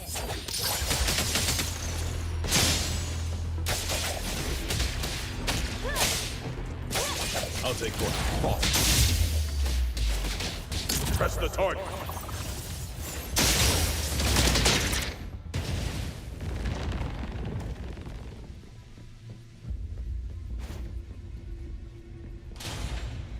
That red door might be the key. Nope. About time this campus tour came to an end. Not the easiest pill to swallow. Let me take over. All right. Well, that was cool. I like that. That's very, very cool. Hey.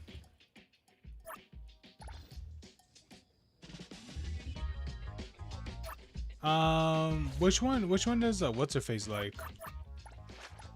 For mint.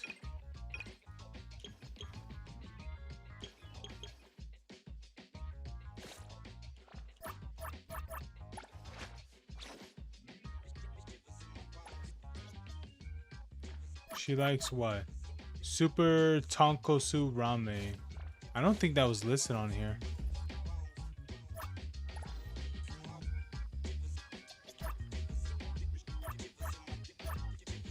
Oh, come on, man.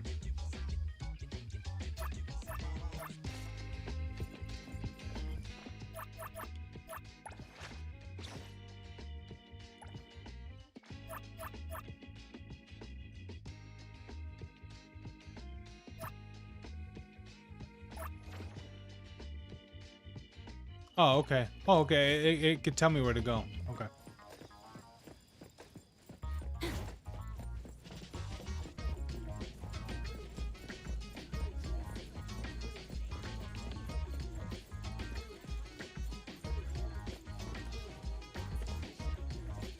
What is that?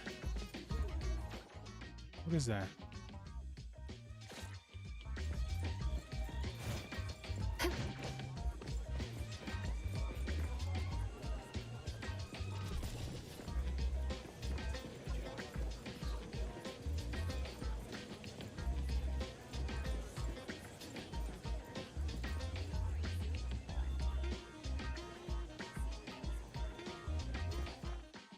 Wait, what is this area?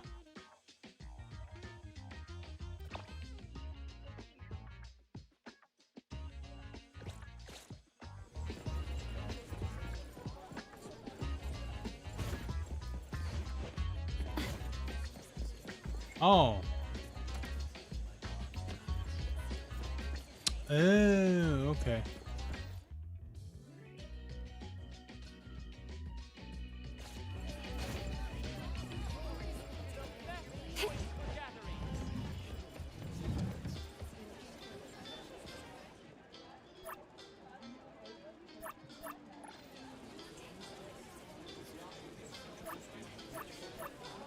Was it Super Tonkotsu Ramen? I think it was, yeah.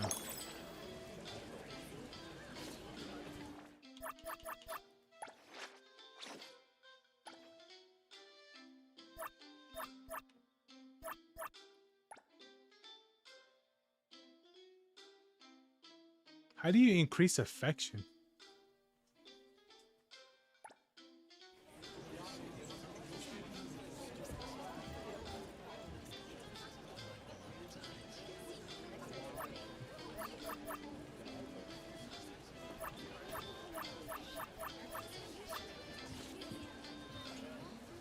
Hey there, Coco. How are you liking it here, Mint? This place is seriously the best.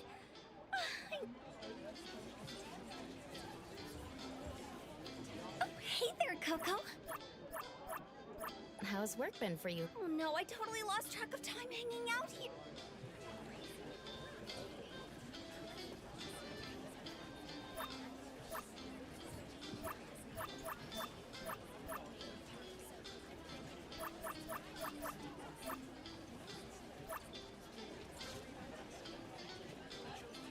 Oh, hey there, Coco.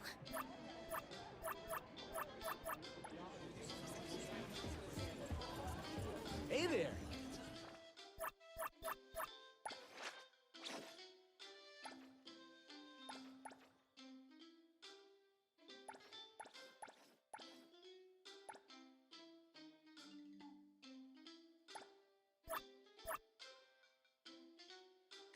How do you increase bond in the game? Wait, how do you do that?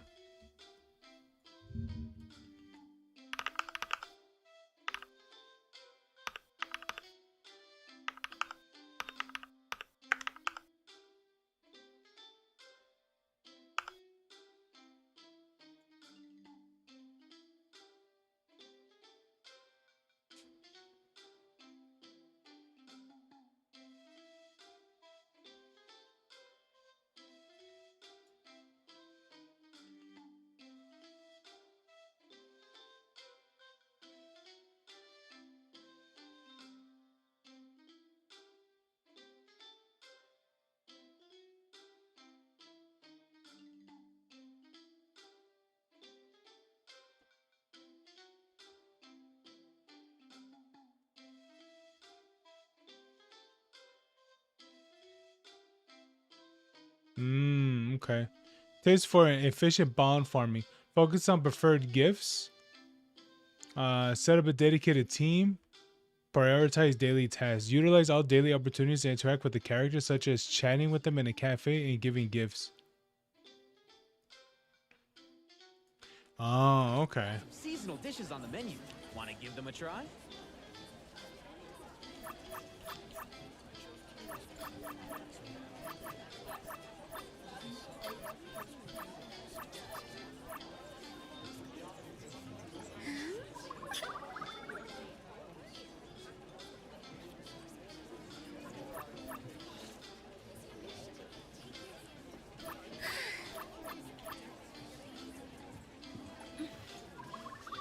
Meow. Yay! Another.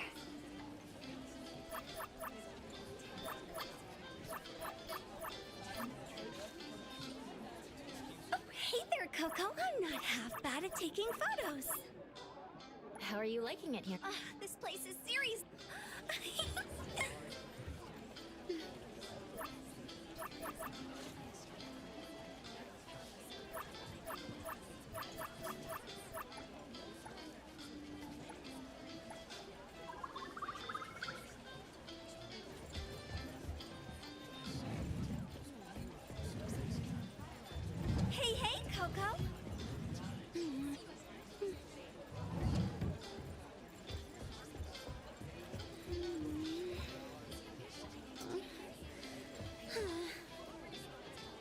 Wait, how far can you go with holding hands?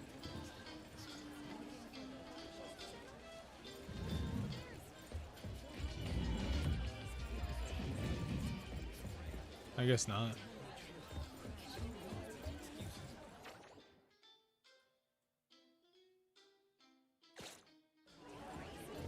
Hey there, we got some seasonal.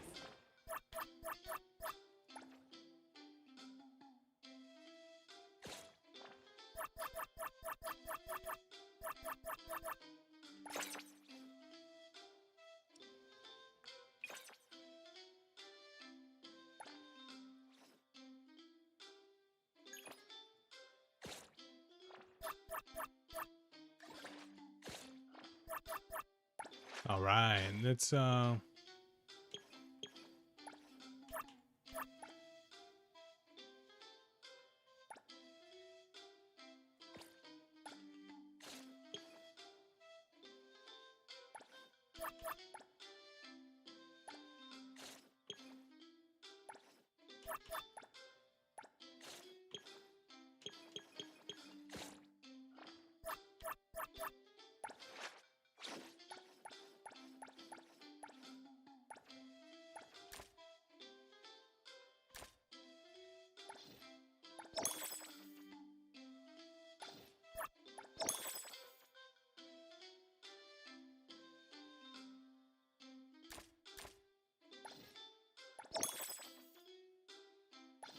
I won't let you down.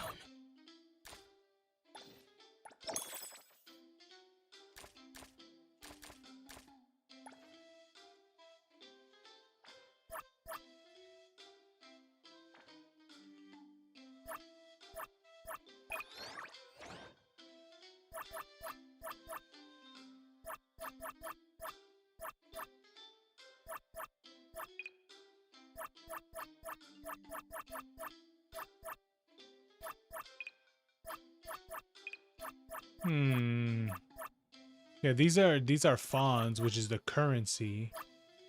I don't know.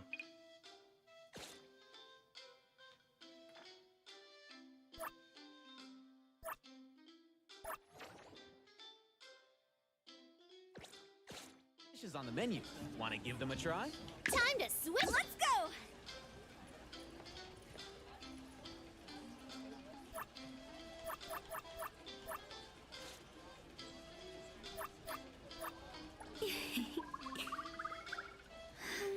Rest for a moment.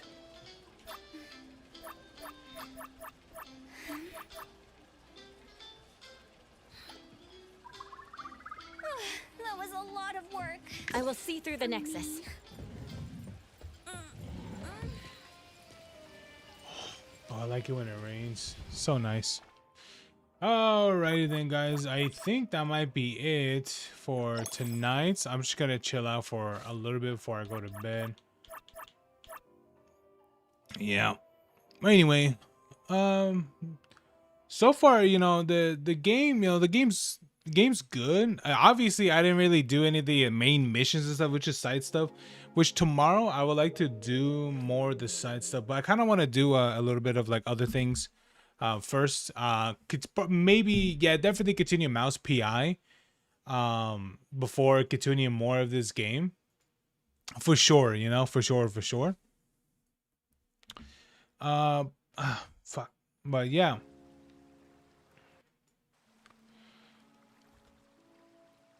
But anyway, you guys have a good night, alright? Honestly, yeah, we'll continue more Mouse PI tomorrow for sure. I want to see how far I'm into that game, because I think I'm like at least halfway with it. I think I am. Honestly, I have no idea, so I really don't know. But yeah, guys, again, thank you guys so much for sticking around and watching for a bit. I mean, I don't know if you guys really find it entertaining. I mean, don't be afraid to tell me that you're like, oh, the game's not too great or something like that. You know, it's completely fine. You know, I know that, you know, things like this are not gonna be for everyone. But yeah, guys. Anyway, guys. Thank you guys so much for sticking around. All right, I very much appreciate it. Yeah. What was I gonna say?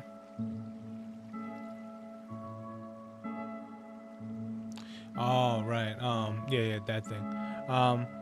But yeah, guys, hope you guys have a good one. Okay, you guys have a good one. All right, you guys have a good night.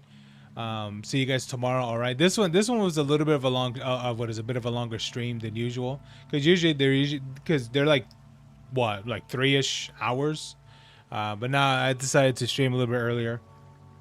And just chill, just chill and just talk and things like that. But anyway, you guys have a good one. Okay, you guys have a good one. Have a good night. Tomorrow is going to be a good video. It's gonna be a pretty good video to look at. But anyway, all right then, enough delay. You guys have a good night. All right, see you guys tomorrow. Wait, what? I see you guys tomorrow? Oh no, I won't, because it's Friday. I don't know. We'll see. Anyway, you guys have a good night, right? Peace.